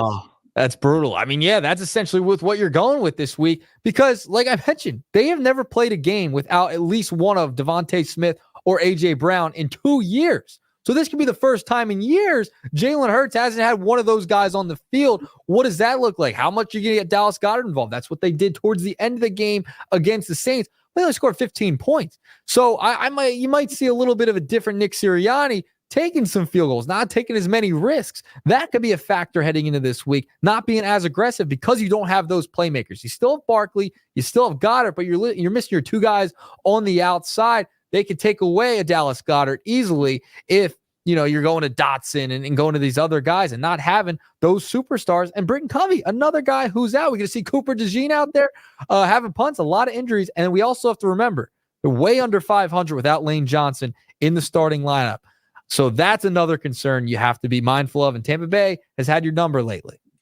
The Dwight Howard. I'm looking at a story about Dwight Howard's on Dancing with the Stars, apparently. Oh, he's one of the favorites. He's one of the favorites to win this year's show. But former 76er. Without Lane Johnson, yes, that's been probably the one guy over the years. Their record is so significantly worse when he's not in the lineup. So, yeah. It's all stacked up right now that you shouldn't be feeling so good. Yeah, it's going to be a fascinating weekend in Tampa. I should have stayed, Mike. I still should have stayed when I had my flight, diverted to Tampa Bay, had the layover there. Should have stayed in Tampa Bay to, see 2 road games. I'm pretty good on the road this year. 3-0 with all these Philly sports teams. Not a great number with the Nicky nosebleeds at Citizens Bank Park and all the home games. So we'll see what happens when I go to this first playoff game. But nugget number 3, final pack, 3-pack of nuggets today for you, Mike. All right, Nick's Nuggets here on the Sports Bash Live on 97.3 ESPN. Of course, they're brought to you by the Fanatic Sportsbook at Ocean Casino Resort in Atlantic City, the Gallery Bar, Book, and Games. For more, visit oceanac.com. All right, Nick, we'll talk to you tomorrow, man. All right, Mike, see you tomorrow. All right, Nick Earnshaw, the Nuggets are back tomorrow in its normal time slot. Also changing time slots is the mailbag. Frank Close has his Phillies mailbag coming up on the other side. We'll get his thoughts on the Phillies lineup, everything that is happening over the last 4 games of the season. Frank Close's Phillies mailbag joins us coming up next here on the Sports Bash. You're listening to the Sports Bash with Mike Gill. And if you're not down with that, we got 2 words for you. On 97.3 ESPN and the 97.3 ESPN free mobile app. Hey, it's Mike Gill. I want to tell you about some unbeatable lease offers from my friend Rocco at Key Acura of Atlantic City. Now through September 30th, you can drive home the 2025 Integra for just $399 a month with $29.95 down. Need a little more room? The 2024 RDX all-wheel drive is yours for just $393 a month with $49.95 down. Visit Key Acura of Atlantic City on Tilton Road in Egg Harbor Township, the small but friendly dealer. See dealer for details. You might wonder, John Legend, how do you keep your voice sounding so legendary? Honey. And how do I keep my protection against COVID-19 up to date? With a COVID shot this season, designed for recent variants. You can get your COVID-19 shot when getting your flu shot if you're due for both, as recommended by the CDC. The fresher, the better. Ask your healthcare provider about getting this season's COVID-19 shot when getting your flu shot. Sponsored by Pfizer. Shop Macy's VIP sales starting Thursday. Use your coupon or Macy's card and take an extra 30% off the latest fall trends from designers that rarely go on sale. And save 15% off skincare, makeup, fragrances, and more. Plus, shop fall specials for even more great deals on top brands at Macy's. Savings off regular and already reduced prices. Exclusions apply. Presenting Again Fling's love story. Dear love of my life, we were on the 12B bus this morning when I caught a whiff. A scent so fresh, so life-changing, I had to find its source. Alas, I didn't know if you were the woman in the pink freshly washed cardigan or the retired mailman next to me, but I knew one of you was my soulmate. Ah, the scent of Gain Flings. Try Gain Flings with OxyBoost and Febreze. Getting quality employees to fill positions in your company is essential, but finding those people can be a major hassle unless you use ZipRecruiter. ZipRecruiter makes finding quality people a breeze. ZipRecruiter's advanced technology identifies candidates with the right skills, sends you great matches, then you can easily invite them to apply. 4 out of 5 employers who post on ZipRecruiter get a quality candidate within the first day. See for yourself. Go to ZipRecruiter.com/radio to try ZipRecruiter for free. That's ZipRecruiter.com/radio. Right now at Wendy's, you can get a small Frosty for $1. And literally everyone is going. The car behind you, going to get a $1 Frosty. The car ahead of you, already had one, going for a second. The person who cut you off earlier, you guessed it, $1 Frosty. Maybe it's all a sign for you to go get one. Just don't cut anyone off. No one likes that person. The iconic Frosty for $1, gotta be Wendy's. Limited time only at participating U.S. Wendy's. Not valid in a combo. Prices may be higher in Alaska, Hawaii, California, and via third-party delivery. What's better than 1 win? 3 wins. With Straight Savings, you keep your own phone, get 1 line for only $25 a month with real unlimited data, and get rewarded with a $200 phone credit after 12 months. It's a win-win-win. Head to Walmart or visit straighttalk.com today. Switch to Straight Talk. Less dollars, more sense. Straight Savings Plan enrollment requires compatible unlocked device and new line of service. Bonus device credit requires 12 months of active service. Offer ends if eligibility requirements are no longer met. Taxes and fees apply. For network management practices, see Straight Talk's terms and conditions. Mom, meet Sarah. From first-time Nana moments. And welcome to Flight 101. To annual girls trip moments. Your can't-miss moments are worth protecting against RSV. If you're 75 or older or 60 plus with a chronic condition like asthma, COPD, heart disease, or severe diabetes, you're at higher risk of landing in the hospital from RSV. And there are no prescription RSV treatments. Check eligibility and schedule your RSV vaccine at vaxassist.com. So where should we go next? Sponsored by Pfizer. This is the Town Square, New Jersey Info and Weather Network. Progressive Insurance presents the Sports Flash on 97.3 ESPN. Christopher Sanchez getting the start tonight for the Phillies as they wrap up their series with the Chicago Cubs tonight. The Phillies fell on Tuesday night 10-4, a day after they clinched the NL East. Bryce Harper and Kyle Schwarber each with a home run. Sanchez is 11-9, an ERA of 3.25. Javier Assad will counter for the Cubs. He's 7-5, has an ERA of 3.34. NFL week number 4, the Philadelphia Eagles will be in Tampa to take on the Buccaneers. Both teams sitting at 2-1. Philadelphia running back Saquon Barkley leads the NFL in rushing. He has 4 touchdowns this season. Eagles are coming off a road win against New Orleans. Thursday night, the New York Giants will be home at MetLife Stadium as they take on the Dallas Cowboys. And in the NHL, the Flyers continuing their preseason schedule on Thursday, hosting the New York Islanders. Bundle auto and home, renters or condo, and save with Progressive. I'm Tony Desiri, and that's your Sports Flash on 97.3 ESPN. Unwrap elegance at Borgata Hotel, Casino, and Spa. Gucci Bundle Giveaway. Earn entries for your chance to be one of the lucky winners of a complete his or hers Gucci collection. Only at Borgata. Must be 21 or older. Gambling problem? Call 1-800-GAMBLER. From the Town Square, New Jersey Info and Weather Network, I'm Chief Meteorologist Dan Zarrow. Temperatures will be on the rise tonight into tomorrow. The chance of showers will continue overnight tonight, maybe even a rumble of thunder. Thermometers will briefly dip to around 67 degrees. Tomorrow, mostly cloudy, warm and humid, high of 78.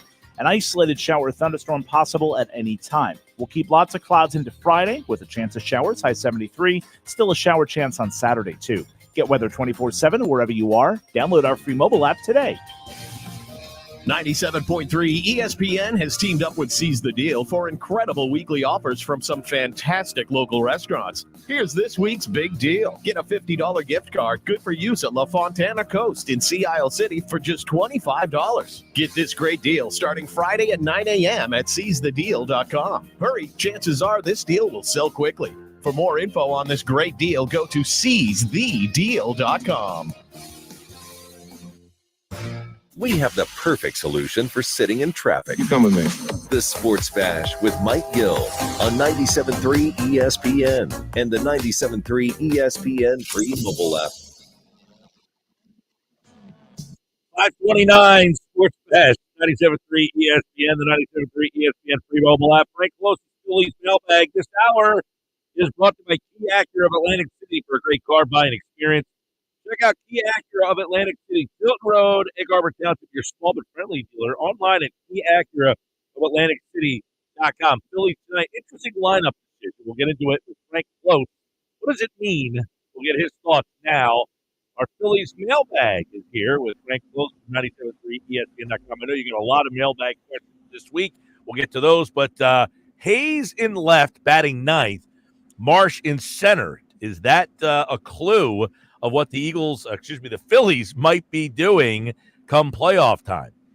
I think it's possible. The Phillies traded for Hayes to be a starting left fielder. Unfortunately, the sample size you saw was kind of small.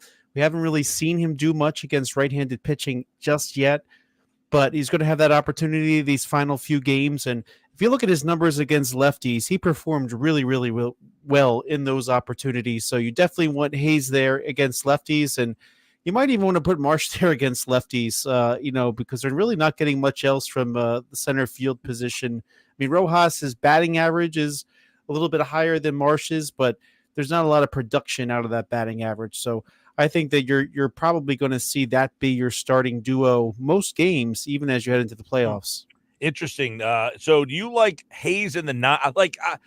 Like Hayes in the 9-hole for me is basically I would take the speed and the defense of Rojas and the potential. Look, their batting averages are about the same. He actually hits better against right-handers than Hayes does. I would take his speed and defense over Hayes. No, I'm not sold, to be honest. I don't think his defense has been as good lately. I don't think he's figured out how to use his speed yet.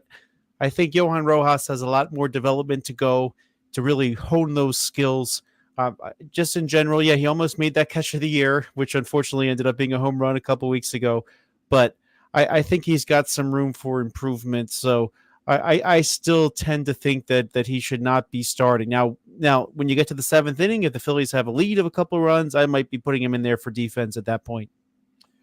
All right. Well, I totally disagree with you there. We've had battles with this, me and some friends. I mean, to me, I want him out there as much innings defensively as possible. I think Marsh stinks in center field. He's much better in left field. And you cannot give up a run because he misplays a ball in center field. I'll tell you this, though, Frank.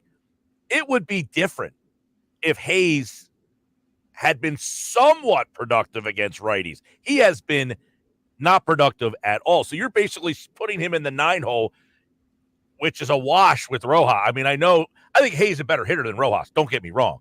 But I think Hayes, as an outfielder, way less. Speed, way less.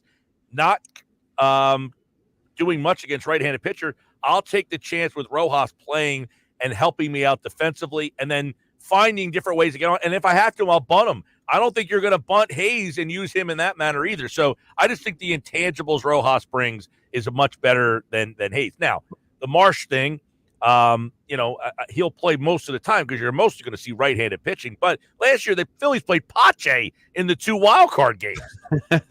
They did. I think in an ideal world, you have Brandon Marsh and Austin Hayes platooning in left field. But to do that, I think you need to have a stronger center fielder who gives you a little bit more. Look, I think they've tried to get Rojas to bunt. He has not excelled at it. I feel like if he could get the bunting down, you can live with him more. I mean, I think there's still a lot more to be written on Johan Rojas and a lot more improvement forthcoming. But I think right now I'm personally using him as a speedster on the base path after somebody else got on and as a defensive sub late in the game. I'll tell you, we've had this conversation with a lot of people. You're the only one that has gone this direction. So I give you credit for it, man. Everybody else has said it's not even a question in their mind. You got to go the other way. But, Frank, that's why you get paid the big bucks, man. I go against the grain. I hope that Hayes starts to turn it around. He's been so bad against right-handed pitching that, to me, he's just a wasted spot in the order, and it weakens you everywhere else. To me, and look, this is what I like about the other configuration. If Rojas is playing center and Marsh is playing left, I now have Hayes at least as a bat if a lefty comes in the game to face Marsh. It gives me a move there, and it gives me a move if I have to hit for Rojas. The other way around, I am not using Rojas to hit for anybody. So it really takes a bat off my bench, and it weakens me defensively. So there's so many more pluses with Hayes on the bench than there is with Rojas on the bench. No, I think the bigger solution is in the offseason, you find a way to get one person who can play left field every day and do it Yeah. well, and Well, then you move on. Their offseason, they're going to have to figure out big changes if they can't find a way to win a World Series. If they disappoint again, you're going to be looking at major changes to this roster, possibly. Now, there's not a lot of changes you can make, but you're going to have to find something to kind of shake the tree a little bit. Let's get into some of the mailbag questions. Mike wants to know, should Bryce Harper get some rest with that injuries? He's been banged up heading into October. I don't. There's no time to rest. He's going to get a whole week off. All these guys are. Yeah, I think that was really what kind of drove my answer. Well, yes, you want to give them each a break. I think each of them, you're going to see each day somebody is going to get a day off in the last several games. But yeah, as you said, they need to get their timing consistent. They're going to have that long layoff. Chances are, yeah, I know they have not clinched a bye yet, but either a Brewers loss or a Phillies win, one or the other is going to probably happen. The Phillies will get a bye, and then they're going to have a little bit of a layoff until the division series starts. So I would like to see them keep their timing. I think you're less worried about what happens in the pitching world. Like last night, they sort of, I don't say threw the game away, but starting with Banks and then going to Walker, and you knew they were going to parade a lot of the back end of that, not the back end in the good sense, the last ranked relievers in their bullpen to get through yesterday.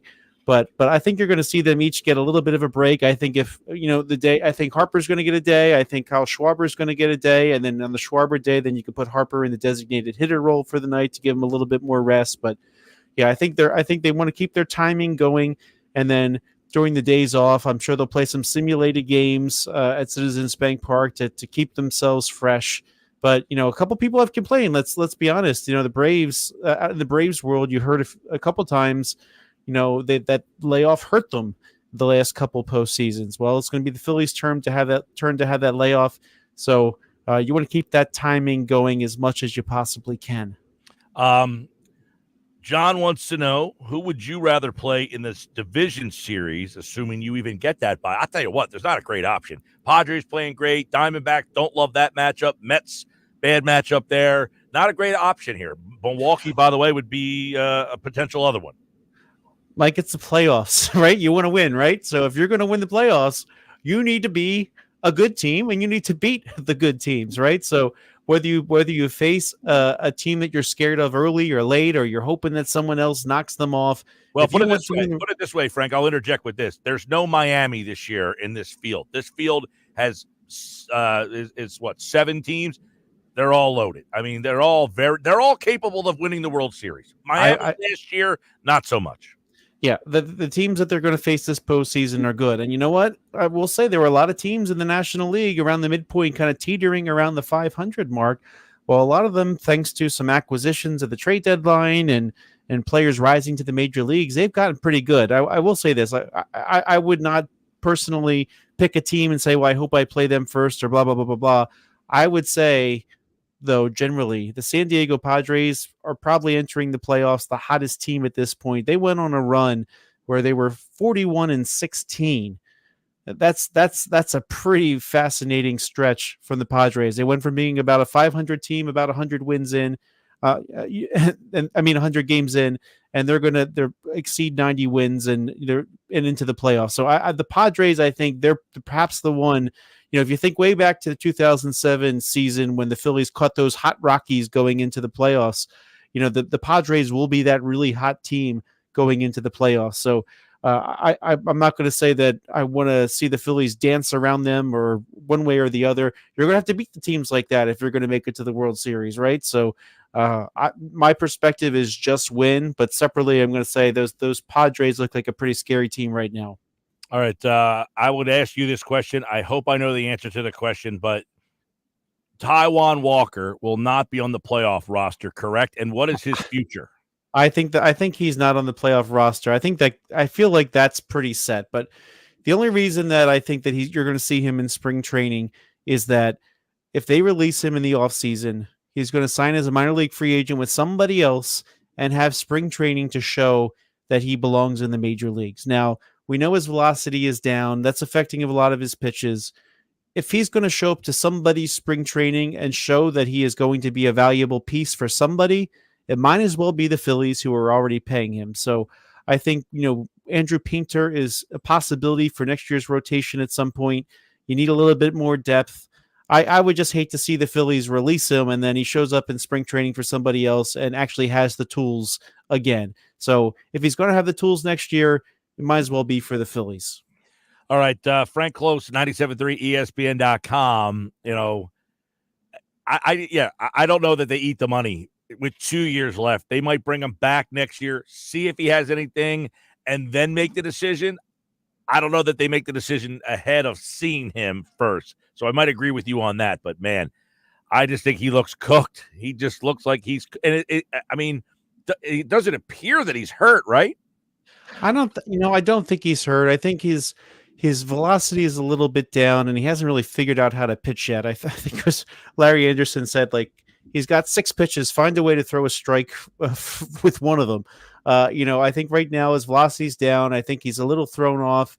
He hasn't figured out how to overcome that and throw a strike. And so, maybe in the offseason, maybe he's got some more strength and conditioning going on that can get him back to maybe where he was. You remember the beginning of last year, Mike, he was the one that carried the team his first year when Aaron Nola and Zach Wheeler were scuffling a little bit, for the pitch timer or whatever reasons we've heard blamed for that. But he kind of carried the Phillies for a while. I mean, if he came back in that form, at least gave them something to bridge the gap to an Andrew Painter or somebody, that would be helpful. But we don't know. We don't know if he's just he's not going to recover that velocity again. Some pitchers do lose some velocity and work their way around it and learn how to pitch. Others might not be able to do that. So I think we'll find out in spring training if he's got anything left in the tank. Well, I hope I don't see him again this year in any way. You probably will on Sunday, Mike. Unless the Phillies clinch. I mean, if he pitches on Sunday, what if that game is for number 1 seed? Do they not care? I think they care about the bye more than the number 1 seed. I mean, I think if they get the bye, they're okay. If not that, I think they're certainly not going to try to pitch one of their aces and then risk getting them hurt before the playoffs or something like that. I think what you'll do see. You don't think that Nola, who's scheduled to pitch Sunday? I think Nola, Wheeler, and one of those guys, right? You don't think they're going to take their turn? I don't think that the starting pitcher will take their turn on Sunday. They jumped around a little bit, thanks to the thanks to the clincher. So they didn't announce starters yet. So they could do a couple of things. I think one possibility is, since last night would be the 5th day for the group that pitched last night.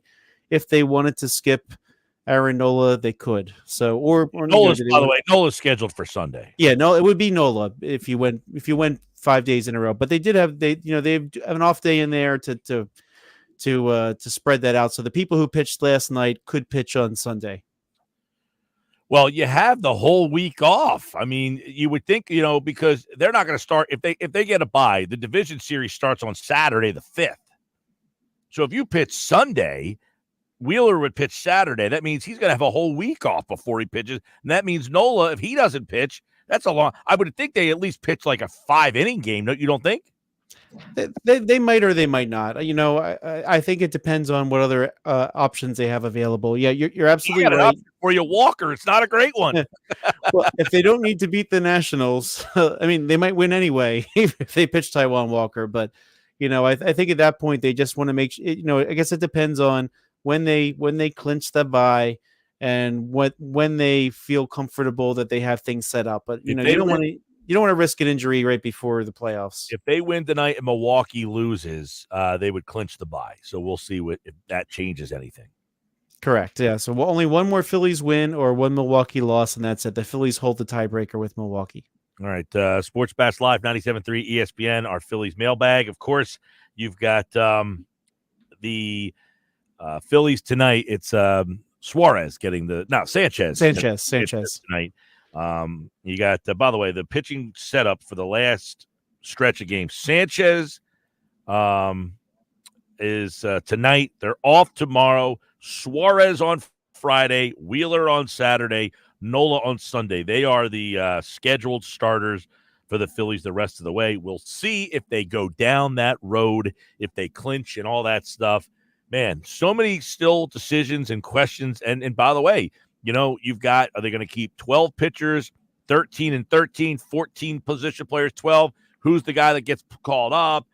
There's all that still that needs to be decided. Bohm, by the way, not in the lineup tonight. They're going with Cody Clements at third base tonight, so no Bohm in the lineup tonight. So very interesting play by the Phillies tonight as they get ready. By the way, Mike, if I could bring up one really interesting thing, the Braves are currently one game behind the Mets. They're supposed to play in Atlanta tonight and tomorrow, and they can't because of the hurricane.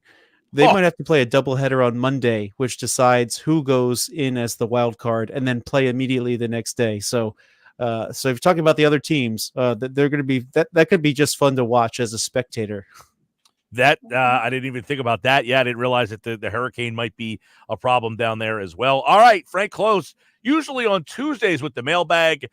We had to have him on Wednesday this week, but great job as always. Although we did have some disagreements today in that mailbag, but that's just okay, Frank. I appreciate the time as always. Thank you, Mike. All right, Frank Close, 97.3 ESPN.com. Does a great job covering the Phillies. Yeah, I mean, the one thing I would say, too, about the Rojas thing, he bunted the other night. He seems a little bit more comfortable bunting. You know, I think they've used him in that role a little bit more. This is more of an indictment on Hayes than it is that Rojas is some outstanding hitter. I agree with Frank. I mean, he's not a great option. He has a lot more development that he needs. Sadly, okay, this is sadly, think about this comment. He's a better option in the 9-hole than Hayes is against right-handed pitching. That's the sad part about it. But he's a far superior player. By the way, the text board is all over Frank and agreeing the fact that they can't play Hayes. And I don't even think this is a decision. I could be wrong about this. I don't think this is hey, we traded for Hayes, so he has to play every day. It's okay if he platoons. If he platoons and contributes, you still made a trade for a guy that contributes. I don't have a problem with that. If you make a trade for a guy and he hits 350 against left-handed pitching and he helps you win against lefties, I got no problem with that trade. Sports Bash Live, 97.3 ESPN, the 97.3 ESPN free mobile app. Streaming live video on the X platform at Mike Gill Show, on YouTube at Mike Gill Show. Use the hashtag SB Live. Subscribe all over the place and take us with you wherever you go. Coming up tomorrow, we're live at Chickies and Pete's in Egg Harbor Township. So stop out tomorrow. EHT, Chickies and Pete's. We'll see you there. McMullen, DeCecco, Casey Joyner, one thought every game. That's all tomorrow. We finish up the show with the Bet365 Play of the Day. I hit both of my plays of the day last night. I won you more money. That's next. You're listening to the Sports Bash with Mike Gill. Never thought this radio stunt would catch on so big. On 97.3 ESPN. It's hurricane season. Are you prepared? Don't get left in the dark. Calvi Electric, a certified Generac dealer, has you covered. From installation to maintenance, they're your go-to experts for Generac generators, ensuring your home stays powered through any storm. A Generac home standby generator will automatically restore power to your home during an outage, so your life goes on uninterrupted. Put your trust in Calvi Electric, the premier electrical contractor serving South Jersey for over 115 years. Visit calvielectric.com today or call 609-345-0151. Mom, meet Sarah. From first-time Nana moments. Yeah, welcome to Flight 101. To annual girls trip moments. Your can't-miss moments are worth protecting against RSV. If you're 75 or older or 60 plus with a chronic condition like asthma, COPD, heart disease, or severe diabetes, you're at higher risk of landing in the hospital from RSV. And there are no prescription RSV treatments. Check eligibility and schedule your RSV vaccine at vaxassist.com. So where should we go next? Sponsored by Pfizer. Pros, now's your chance to save big during Pro Savings Days at Lowe's. Right now, save big on appliances like the GE Stainless Steel Kitchen Suite. Plus, save $40 on 5-gallon pails of Valspar Reserve, Valspar Defense, and Valspar Stain. Shop Pro Savings Days today for big savings on everything you need to get the job done right. Because Lowe's knows pros. Valid to 9/27 while supplies last. Selection varies by location. Presenting Again Fling's love story. Dear love of my life. We were on the 12B bus this morning when I caught whiff. A scent so fresh, so life-changing, I had to find its source. Alas, I didn't know if you were the woman in the pink freshly washed cardigan or the retired mailman next to me, but I knew one of you was my soulmate. Ah, The scent of Game Flings. Try Game Flings with OxyBoost and Febreze. Hi, I'm Dan Tracy. I'm a workers' compensation attorney. At Goldenberg Mackler, we've handled thousands of workers' compensation claims over the years. Our experienced attorneys understand the law and will fight to get you the benefits that you deserve. When injured at work, make the right call to Goldenberg Mackler. Call us at 609-344-7131. That's 609-344-7131. Or visit us online at gmslaw.com. Wake up. Breakfast. And Nature Made vitamins. Whatever your morning sounds like, Nature Made fits right in. Whether you're looking for vitamin C or a multivitamin to get key nutrients, we've got you covered. Now that's a good morning. We take care of you so you can take on your day. Start your day with Nature Made, the #1 pharmacist recommended vitamin and supplement brand. Based on a survey of pharmacists who recommend branded vitamins and supplements. Getting quality employees to fill positions in your company is essential, but finding those people can be a major hassle, unless you use ZipRecruiter. ZipRecruiter makes finding quality people a breeze. And right now you can try it for free at ziprecruiter.com/radio. With ZipRecruiter, one click sends your job to hundreds of top job sites.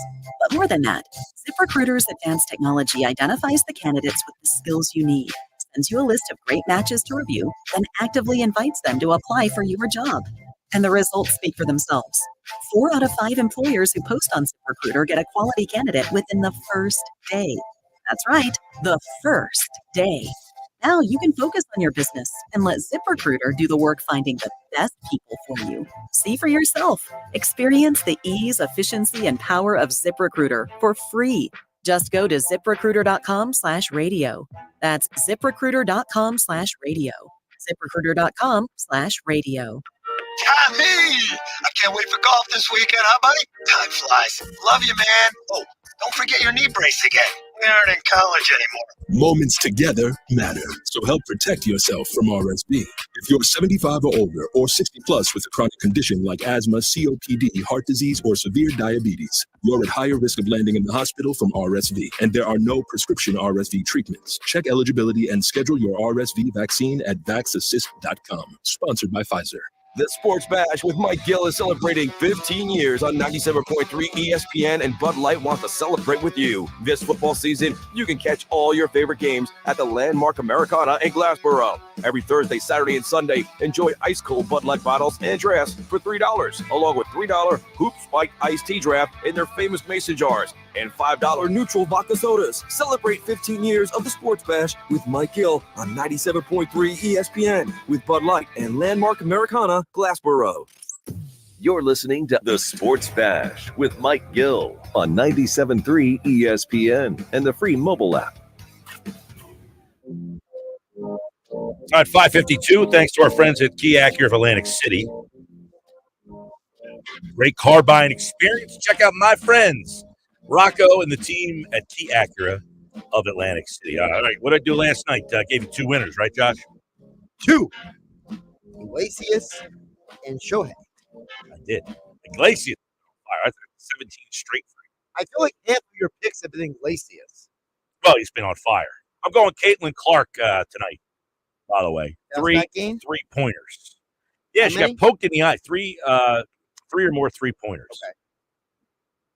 Okay. They play tonight in the WNBA playoffs. You got to win this game or they're eliminated. Yeah, and if she gets eliminated, maybe she'll be in the Philly broadcast booth.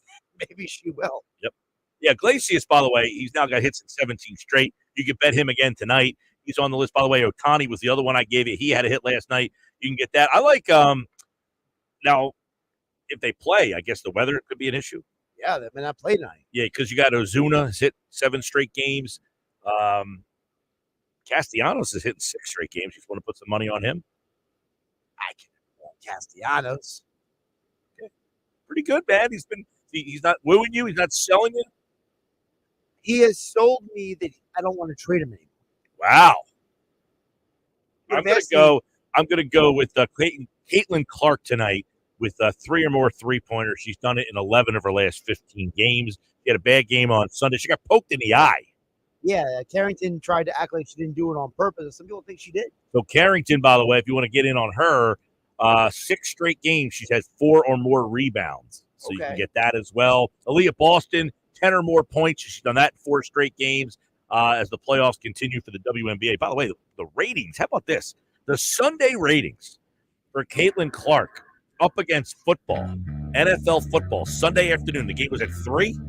1.8 million watched Caitlin Clark and the Fever up against football. Can you imagine what the number would have been if there was no football? Well, some people are wondering what the ratings will be tonight with no football because it's a Tuesday. And I said, I don't know why they wouldn't have played the WNBA. Why not play Tuesday, Wednesday, Friday for these first round of the playoffs? Makes sense to me. Jeez. But what do we know?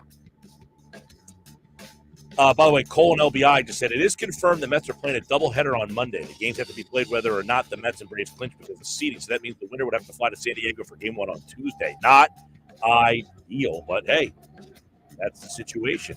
Good information there, Cole. Better them and not the Phillies. Better them. All right, that's it for me. I'll be back tomorrow live at Chickies and Pete's. Stop out. Egg Harbor Township. We'll talk to you then. More Sports Bash tomorrow. The hunt for October continues on ESPN Radio. A 3-run homer for Pete Alonso. The last week of the regular season is here, and the race for the final 2 National League playoff spots is coming